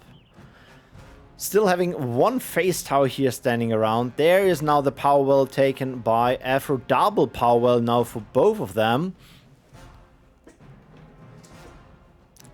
So far, Afro played a bit more energy in terms of score, but here we have another powerful for Radical. Mountaineer back to full HP. Port of the tower. That might be the downfall of it. Boom! Yeah. One more. Tower down. And the Storm Singer cleaning up with the M units here. He needs to be careful with the Paladins and their ability. Ooh, and here comes the Phantom. With her ability, she can silence units. That means disabling this unit. And she dodged the root. That's sad. Yeah, but she's not killing the Mountaineer with his shields. Root into Oink. And there goes some Phantoms down. Nice heal. Maybe a bit early, but saving the unit was important. And with that, sniping away that Phantom? Yes. Radical is pumping out that Phantoms. And there came the Paladins. Like I said, a lot of LM counters in the army faction. So not the best call to counter the M units with M-sized. Afro needs a well in the long term, yes. He is behind that one power well, which is paid off halfway by this point. So he's not making the decisive push to burst down. Ooh, Night Guard on tier 2. Is he trying to steal away that Mountaineer? That would be huge. But against a player with a nature splash and oink, I'm not sure if you can pull that off. Maybe with a good amount of micromanagement and double position attack. Oh. Disabling the Mountaineer with the army spell.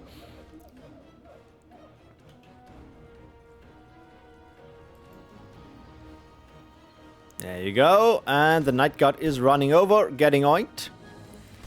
Meantime, the Phantoms are dealing with the attack at the base. And yeah, just with the disabling ability, the micromanagement is so intense. Night Guard is down in the meantime. But yeah, that is destroyed. New Night Guard is out, waiting for the cooldown. At the right position. It is just an oink and a root. Mountaineer is chilling around.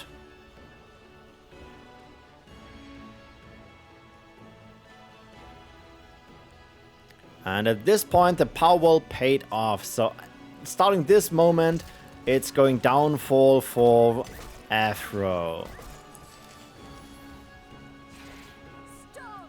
He is getting pushed to his power to his orb.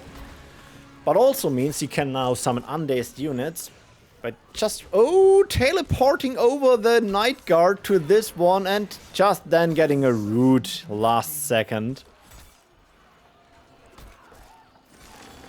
Some poison archers and with, wow, that's a lot of damage.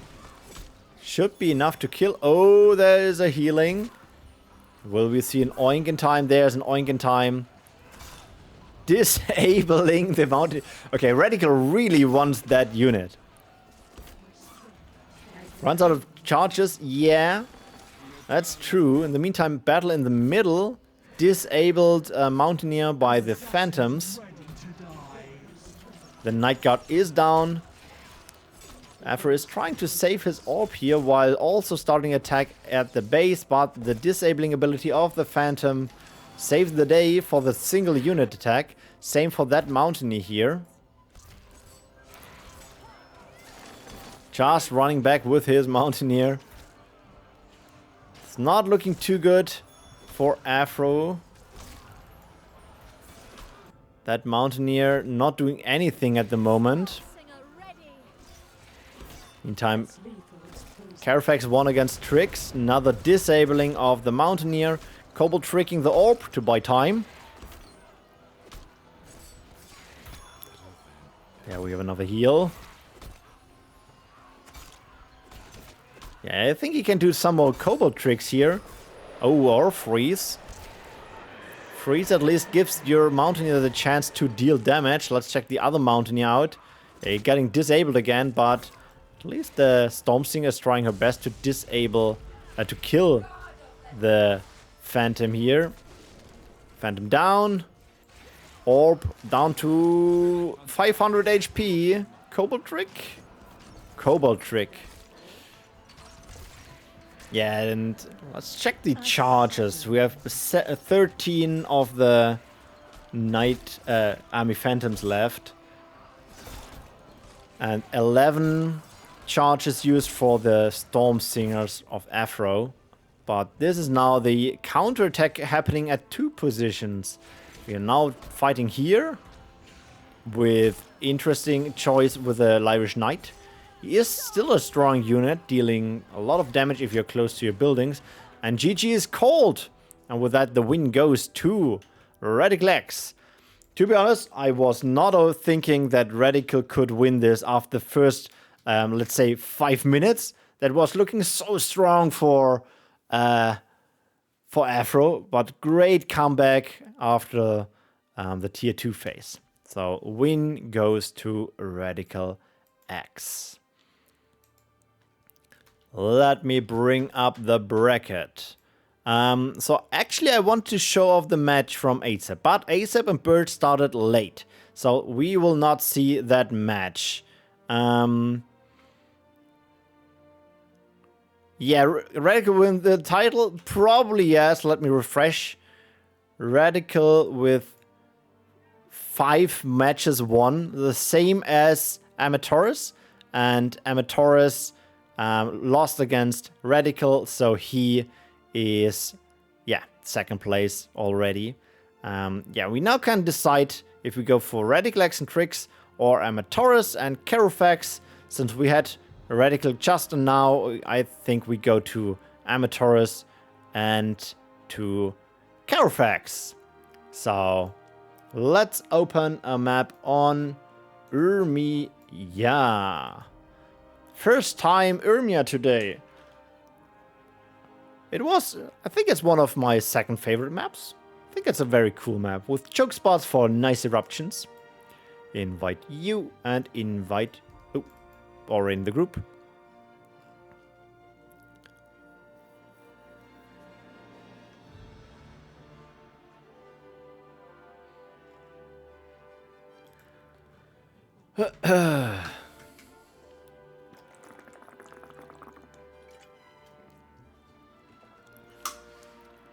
So yeah, we are closing in the last set of matches. Some stuff has already been decided in terms of the ranking, but we still fight all matches till the end to have a nice overview of the strongest player of 2025 and an estimate what we can expect of 2026. Speaking of 2026, next month is the 2v2 PvP tournament. So if you are up for more PvP action, make sure to check that out. If you're looking for a teammate, just leave a message in the forum and we will find your teammate. I think it would be also interesting to have a 2v2 tournament, but with switching teammates. Like, if we just have, let's say, 4 people, then we would play 3 rounds, so you will fight with each teammate 1 match against every other teammate. But that sounds like a lot of organization. Let's do it first like this and see how many people are actually interested in PvP 2v2. And then we do things from there onward.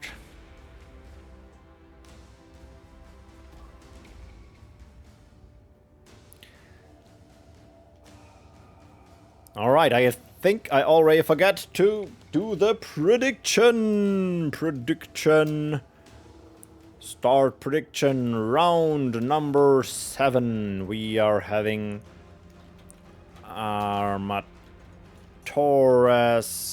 and we having Carofex. Let's go. Last prediction of the day.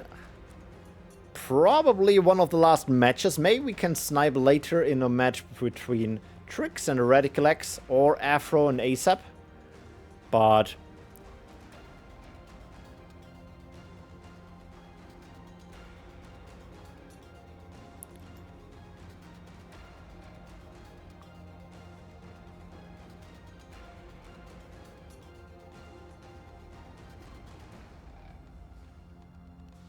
oh, I think Carofex is now out.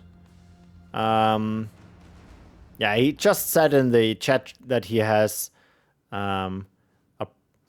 something going on privately, and that is now taking his his attention. So we are not having that match, sadly. That's sad. So we are waiting for other people to finish their matches. That means we are waiting for Triggz and Radical or Afro and ASAP, it seems like. Let me see if we can still join. Wisp.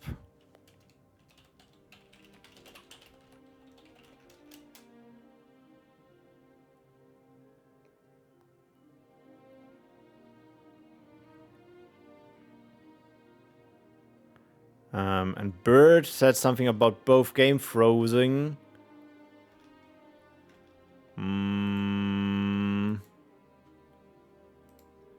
Let me just leave the group here and check out which match we can join.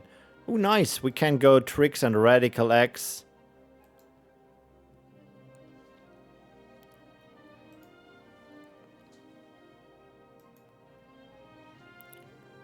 Right, Triggz is the game host here, needs to open Urmia.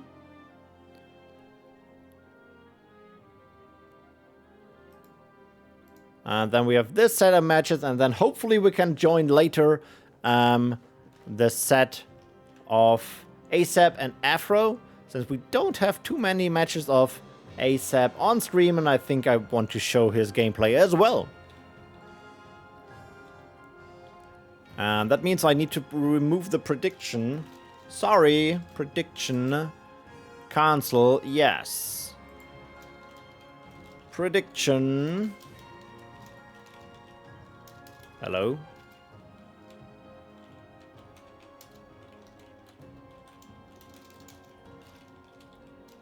So we are seeing in the meantime Triggz in the north with nature and Radical Shadow start in the other direction. Prediction round number 7. Triggz versus Radical.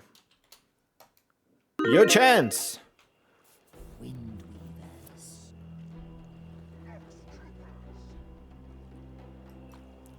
And it seems like both with the power well, but Radical already preparing a split attack with his 2 set of units here at the right and at the top left.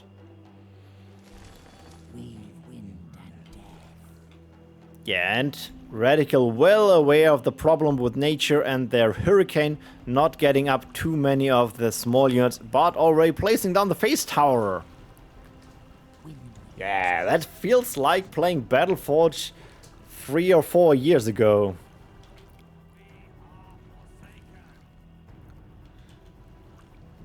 Especially on this map. Yeah, but here, now it's more aggressive use. I think when you have your face tower in your base, there are more options. You can fall back way more. Not get pushed away too much. So I think it's a bit better position for Triggz. Yeah, but if you have something like here where you can cliff. Ooh, there we have the route with 3 squads of archers just melting down all the units here. I guess the Dread Charger might survive. Yeah, he will survive. Meantime, more of the face towers. Nature bad at bursting down towers. That's true as well.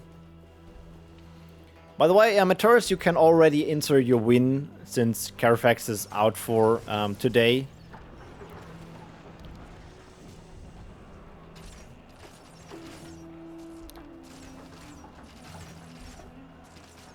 And with that, it seems like the attack of the shadow base, shadow towers against the nature unit starts.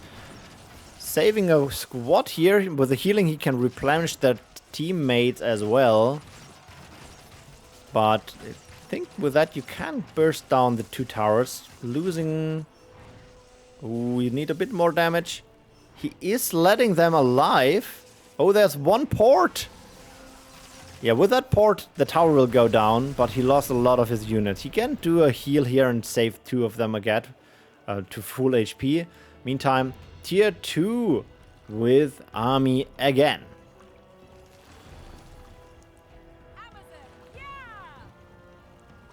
No spot for Triggz at this point for tier 2.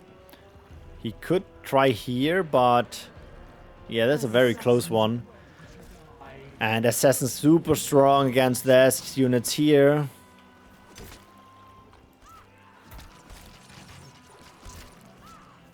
That's not looking too good. We'll do a switch? No. Where are you going? Yeah, Dryad not working against the silence effect. This is not looking good for Triggz. I have the bad feeling that the Amazon is the only melee unit he has. And that's a bit of a problem since it is M-sized. And all these 4 phantoms are M counters. Amazon, yeah! There we have the first unit coming over with siege damage. Nice heal, hitting a lot of units.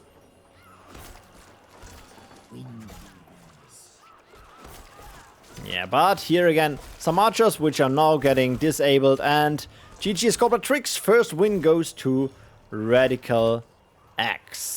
Map call by Triggz.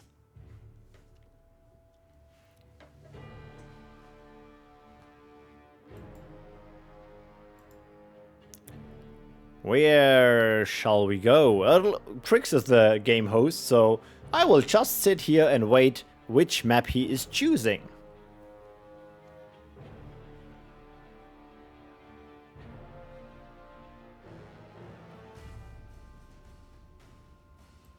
It's a rematch on the map. Alright.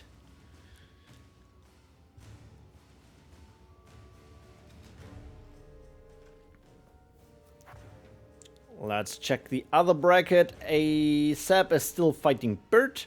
And then ASAP needs to fight Afro afterwards.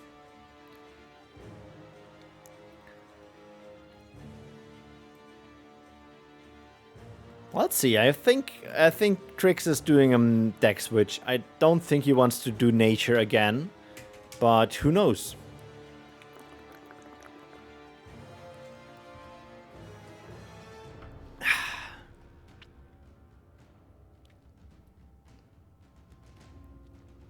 Well, the deck name was the same, but that doesn't mean anything. You can still switch out cards, right?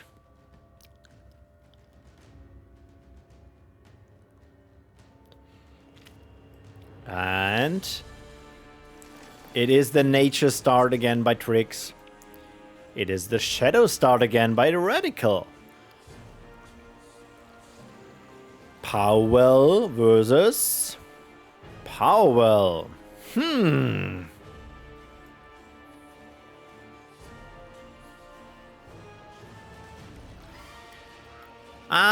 decks are hidden if you do ranked PvP. You won't see a deck level, you won't see an icon, but you will see the deck name. So you could choose a deck name like absolutely Pure Frost and play a fire deck, and the opponent has no idea what's in there.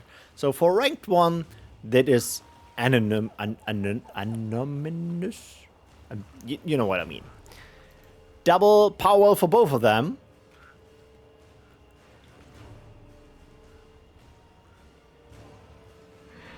But Radical is stacking up his units.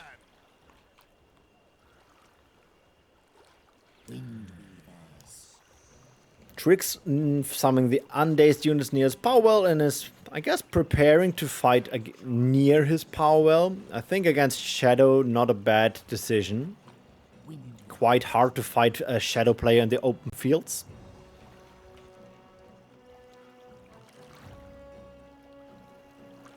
Not sure why the Amazon. To be honest, I think it is his only melee unit.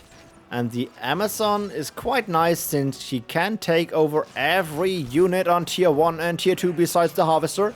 So, yeah, if the enemy is playing, let's say, a deep one or playing a Mountaineer, you can just take it over and save your butt with that. Nice heal. The Forsakens are down. But more and more Dread Chargers. Ooh, with a nice root. That is buying time. He needs another heal here soon. Heal. Yeah, heal in the last second. Another one for some trampling. But with that split shot...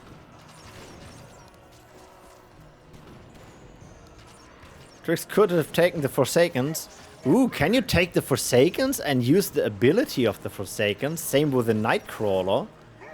Is that possible? That would be kind of evil. Yeah, defense looks so far quite good. I think it's not worth it for the Forsakens, but for Nightcrawler, who knows? It pumping out a lot of damage on tier 2. Especially like a Nightcrawler with Life Weaving or so. Yeah, Triggz is doing his best with his damage here. Disabling the switch Forsakens with that Hurricane. But nice use of the ability from that Red Charger who got not rooted since he was still in the cooldown. Who will be there? Ah, last second heal with that shot from that Nox Trooper, and with that was a solid defense. Even cleaning up the Nox Trooper. And Radical, is that his tier 2? No, just running away. In the meantime, summoning unit over here and probably taking tier 2 over there.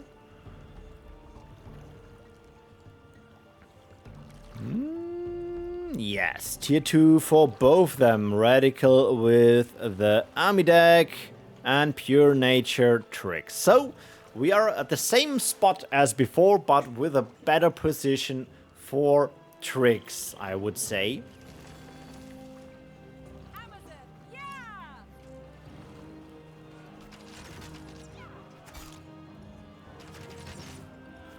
Still dealing a bit of damage to the units, but not really killing anything. In the meantime, some units in the main base are, but yeah, now with switch Forsakens. Ooh, maybe can... Okay. Hurricaning.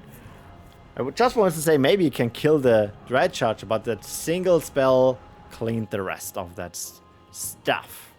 But now tier 2 is up. No tier 2 units summoned yet. Instead doing a bit of heal up here. No one taking the middle so far.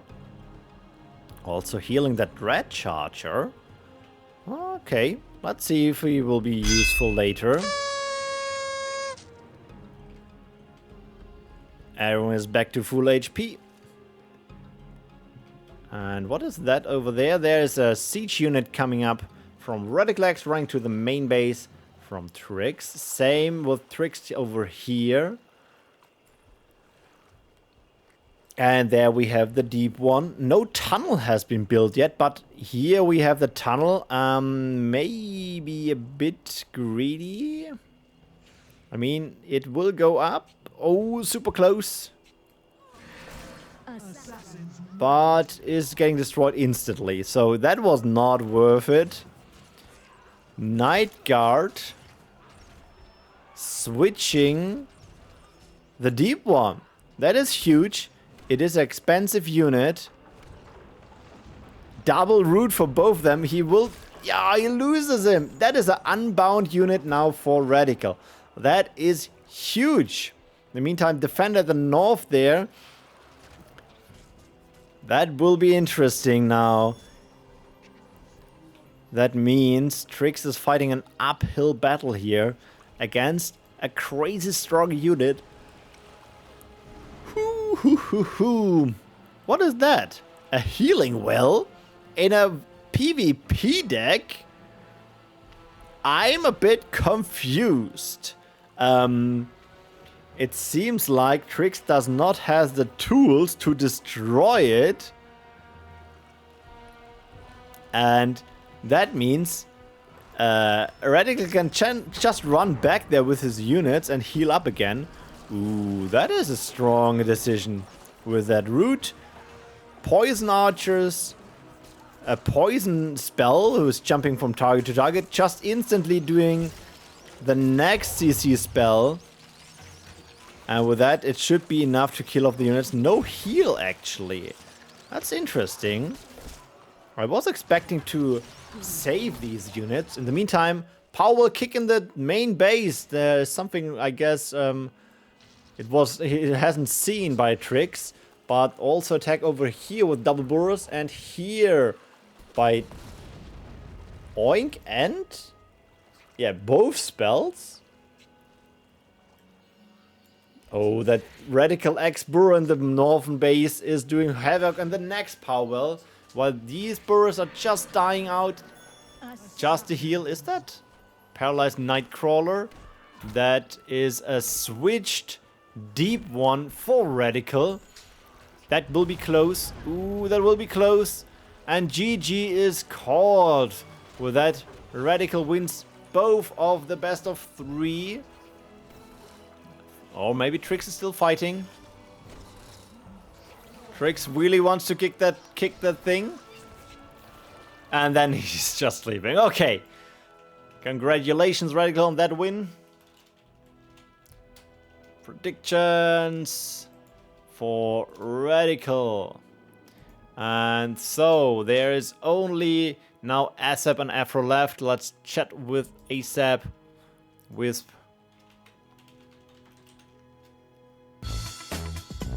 Oh.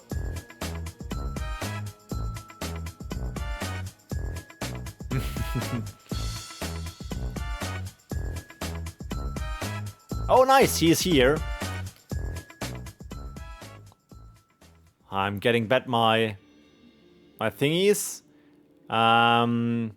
Wisp, you will be on stream. Have you played already matches? Let's jump out of the group. Get Afro in the group. Get ASAP on the group. And we go to Urmia.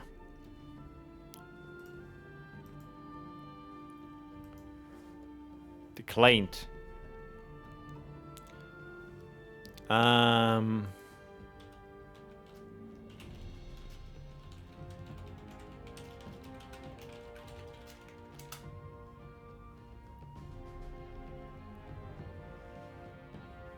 Just check out if they have played matches already, or if we are playing the first set.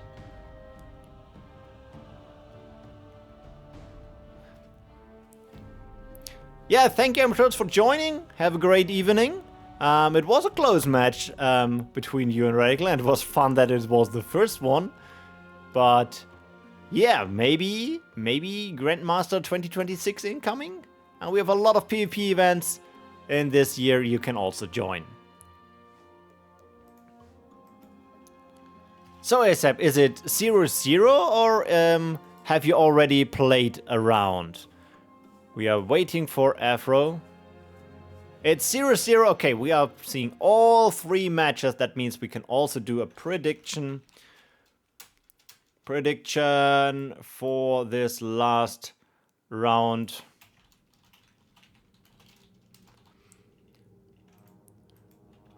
Between ASAPJochi versus Afro.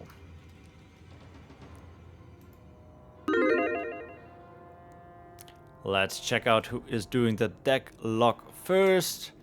ASAP locks first. Okay, Afro already locked. I guess that's fine as well.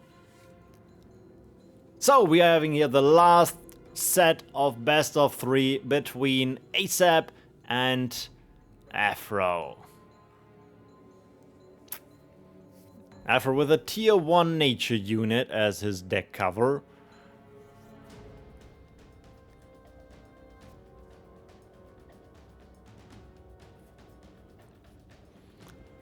Oh, and I'm so ready to get something to eat after this.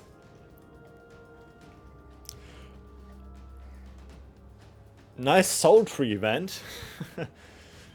Yeah, finally you can watch the recording on YouTube. Just realized that we are streaming for nearly 5 hours already. At least now I know why I'm hungry. But first we are finishing off this best of 3. It's the title of the stream. No, I didn't press. I insert the new stream title and didn't press the apply button. Classic. We see a fire start by ASAP with Wrecker And Afro with Mana Wing and Shaman. Alright. Let's see. There we have the first eruption.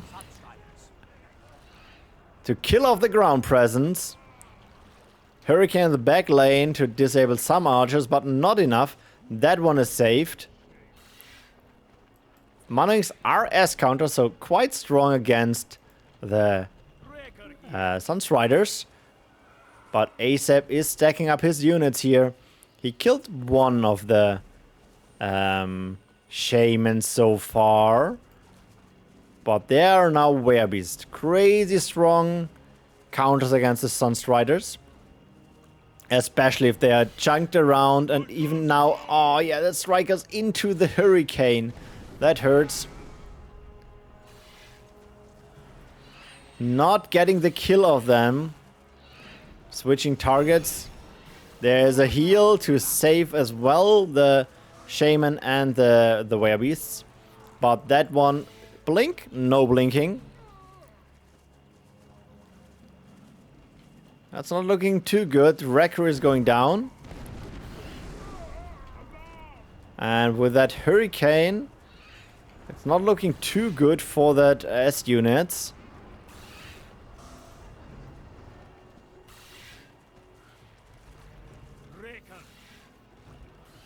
Will we see a heal? No, just running away just in time. Oh no!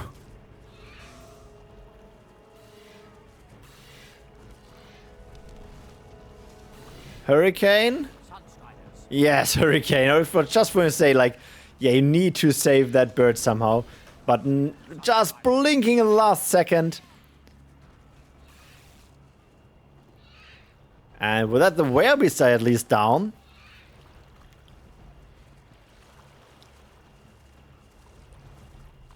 But with both strategies, I'm not seeing someone doing the decisive push here.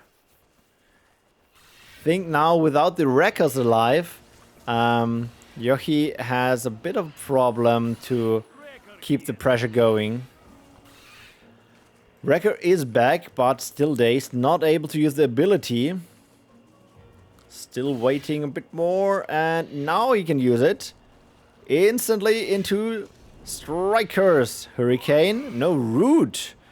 Root is not the best counter if you can then do no Hurricane. Just in last second, another Wrecker for undazed units.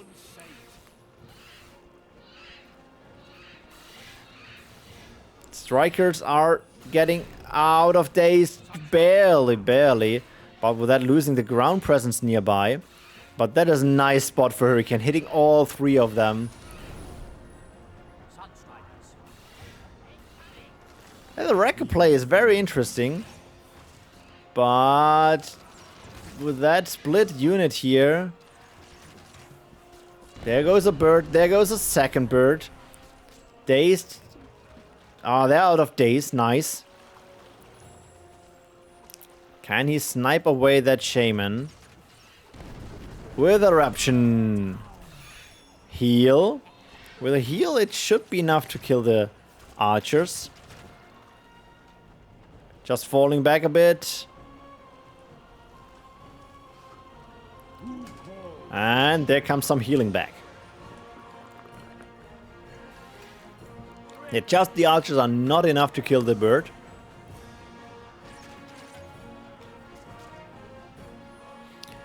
And I mean, look at this. ASAP was very close to the main base of Afro, and now it's going into the other direction, it seems. There we have a root against the Miller unit. Yeah, that poor Strikers.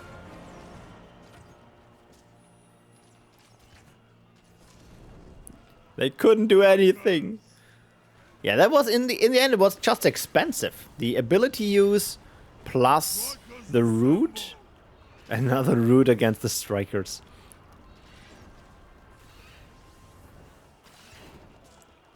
Spams archers into the root. Yeah, you couldn't do this, but one bird, another bird. Yeah, just barely. he is doing trades. I mean, in the long run, it is still working.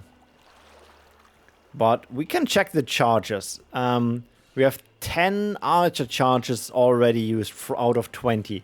He cannot do this forever. But now he is in his base. And that's the problem. Now he does not need to use the ability of the Wrecker, can save energy and actually can just ignore the Wrecker if needed. And summon undazed units right where they're in the main base. Then we have a Root or a Hurricane. There's the Hurricane.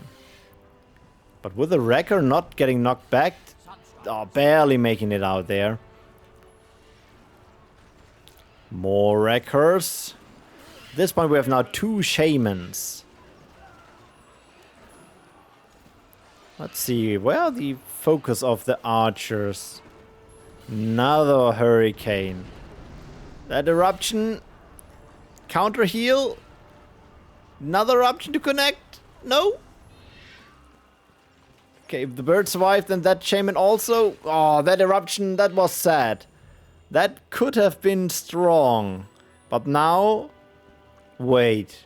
He had the time and energy to play that building back there. That is now a bit problematic for ASAP. Passive healing. That is huge.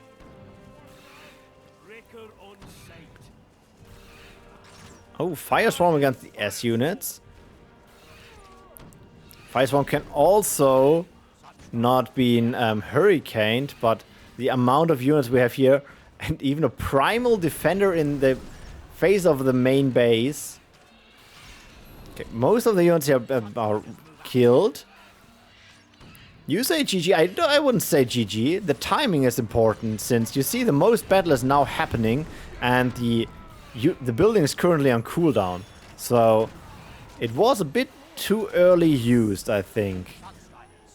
But ASAP is still dealing damage on the units, and the power well is now half HP. He needs to find the window to kill some ground presence, but now the healing is back. Now it is a problem. But we have also now the Dryad. Maybe a bit late with the Dryad. She could have done a lot of value. And GG is called. First match is going to Afro, I guess.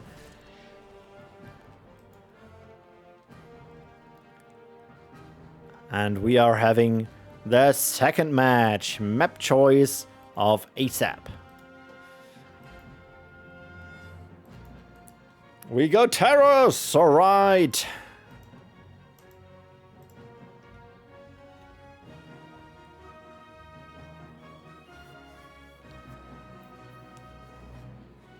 First deck lock by Afro again.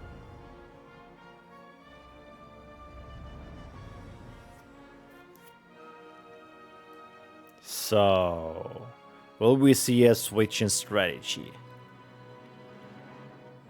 I think Urmia and Terrors are quite similar what the distances are, in terms of distances between power wells and orbs and so on. And it did not work out this time with the Wrecker strategy. Is he trying it again or switching it up for something new? Same for Afro. I mean, that is a Frost card we're seeing here. It is not the classic Frostbite we saw in all the matches before.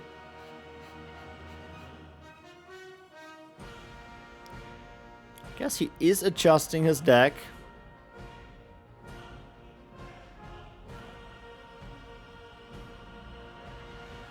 Or just taking a deep breath, collecting his energy and playing a nature tier 1, I guess. Let's go! I just realized he played 18 charges of his 20 Sunstriders. So even if he could defend at this, he needed to go tier 2 as soon as possible, else that game was lost in either way. Left side, Nature start ASAP. On the right side, Frost start Afro. So both with the deck switch. Interesting enough, going downwards for Afro in the direction of the teleport. While ASAP taking the power well. Is he going for the port? Yeah, it looks like. Port over, taking the power well. We have seen that before. But against Nature, I will see. Hard to tell if that close well will be super aggressive or a downfall. But in general, I think a close power well for Frost paid off most of the matches we saw today. But no one is summoning more units for the moment. Alright. Defensive tower. That is new into tier 2 with a Frost Orb. So we see Stonekin against still tier 1 Frost. Well, with the tier 2 you can do the repair.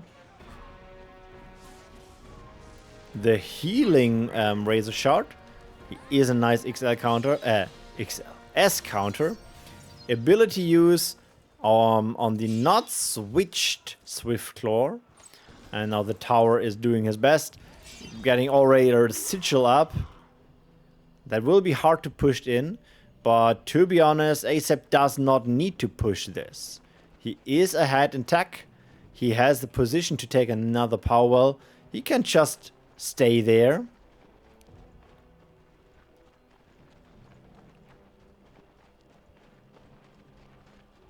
And if he has a nice window, he could just do a split attack.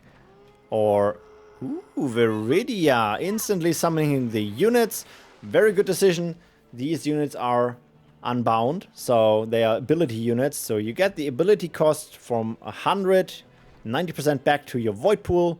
So 90 energy you are getting back in the next seconds, while still having 2 units on the field. In the meantime, we see a siege coming up.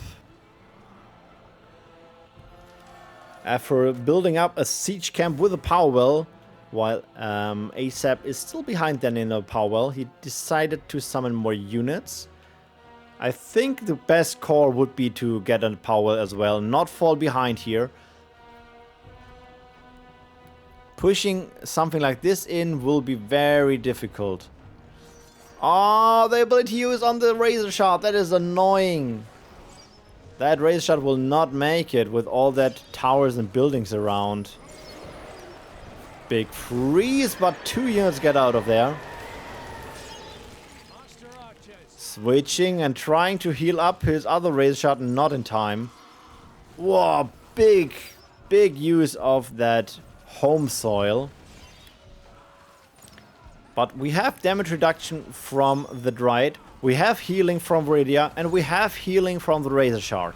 So the units of ASAP were quite tanky here, and he was able to kick down most of the enemy units, but still has the problem with the towers. He still needs to find a way to... their shield replenished. That is annoying. That was close. 100 HP left. There goes the Razor Shard. There's Oink. Not getting healed in time. We're playing against Frost. Oh, the sigil is in range. Falling back. And yeah, with that ASAP just kills a lot of units there. But next tower has been built. Another power well. And he still didn't build his power well. His tier 2. At his tier 2. So that might be now pretty rough to come back. I think the attack was not a bad choice. Ooh. We see the Tempest. That is also off meta. But will be also hard to find a good position to use him effectively. He is not the best tool against S units because of the squad mechanics. But bouncing around M units, great call. decided to not go for his power well, and instead is doing another attack into a glyph, and everything besides that razor shot is being frozen. Counter oink, focusing on the tower for the moment. Double green razor shot now. And there comes the Tempest. Sadly, like I said, he is not good against the S units due to the ability, to the squad mechanics. Yeah, Hurricane, great choice. And just in the last second, 80 HP left. The Sigil gets that heal there, that shield. He is trying to get their shield down. That will take a moment, but he is making it. Shield down, tower down. But he can reuse the Sigil in a moment to place on another power well, for example.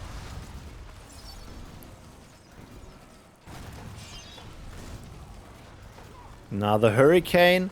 This is not looking too shabby. One unit down here to attack the Sigil.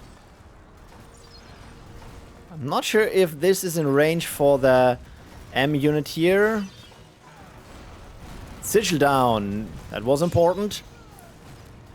Yeah, quite a lot of M units. Ooh, that is a nice glyph, disabling most of the units. Counter freeze, hitting all of them. So he keeps the pressure going. He just needs to get some good trade against these M units. Not sure what he is playing as an M counter. Oh, it's the razor shots. He could summon them here undazed. That would be better. But in the end, the matter is you have the units, you deal damage. That is important. One razor shot is going down, but he still has the healing from the other one. There comes the counter against the razor shot. It is the knockback unit, the Frost Mage.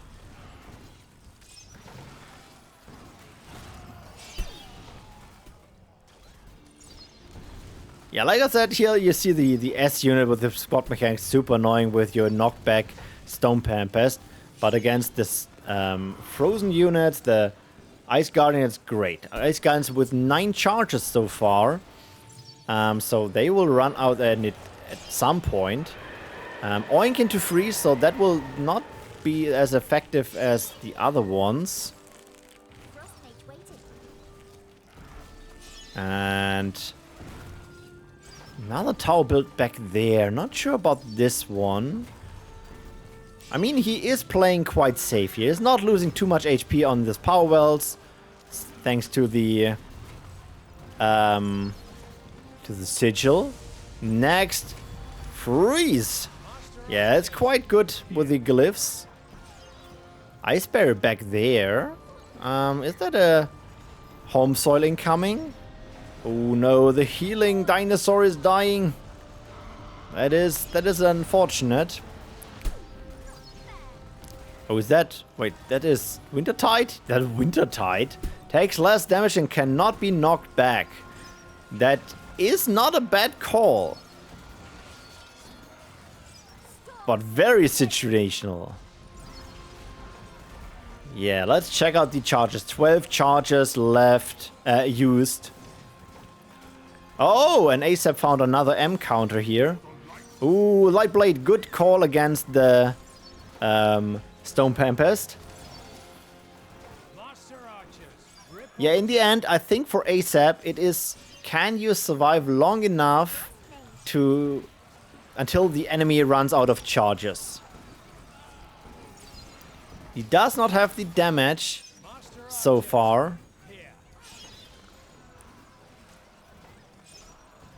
But at least his unit mix is getting better now, again with the healing dinosaur. This passive healing is stacking up quite nicely. Stormsinger sadly will not win that fight over there. Triple of that units. And this tower is fighting against that Stone Tempest the whole time. It still doesn't kill it. He still needs to get something there. Maybe another tower. Yeah, maybe another tower. And here we have another Sigil coming up. That will be helpful here for these towers.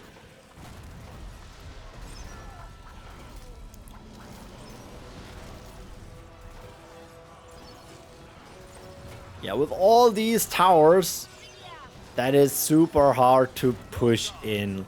Let me check the charges. Okay, the Ice Guardians are now out. No more Ice Guardians can be spammed. That means his only M-sized unit is gone. 20 tier 1 cards. Oh my god.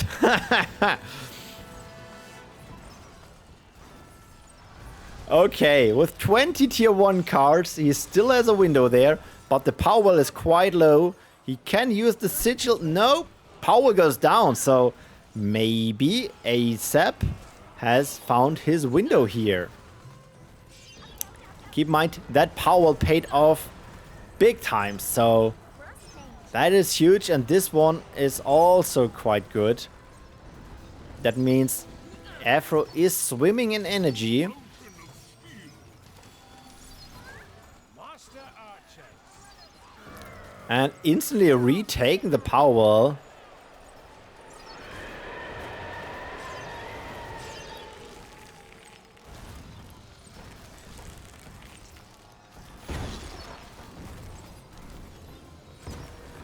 Okay, now it's getting interesting with the use of the shield building. If you're not aware, we are seeing the use of the Soulstone, which provides shields to all units which are close to a power well, to a building. And yeah, that is GG called. And so Afro wins this set of best of 3. Congratulations.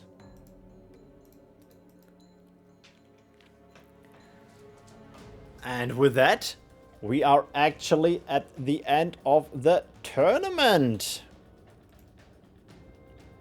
Let me just finish the things off here.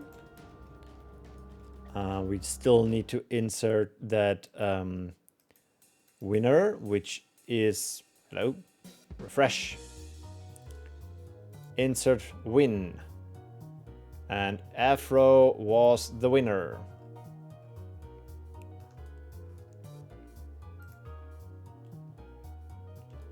Yeah, and with that, the winner is RadicalX, winning all 6 matches. He will be the Grandmaster of 2025. Coming in second is Armatores, coming in third is Afro. So congratulations to all of them, because all of them were very good combatants and playing in all of these events over the last year 2025. And if you are interested in playing as well and coming onto the Wall of Fame, don't forget we have a lot of PvP and PvE events coming up in the upcoming season. And yeah, besides that, I wish you a wonderful rest of this weekend. Play some Battleforge and see you in the Forge, fellow Skylords!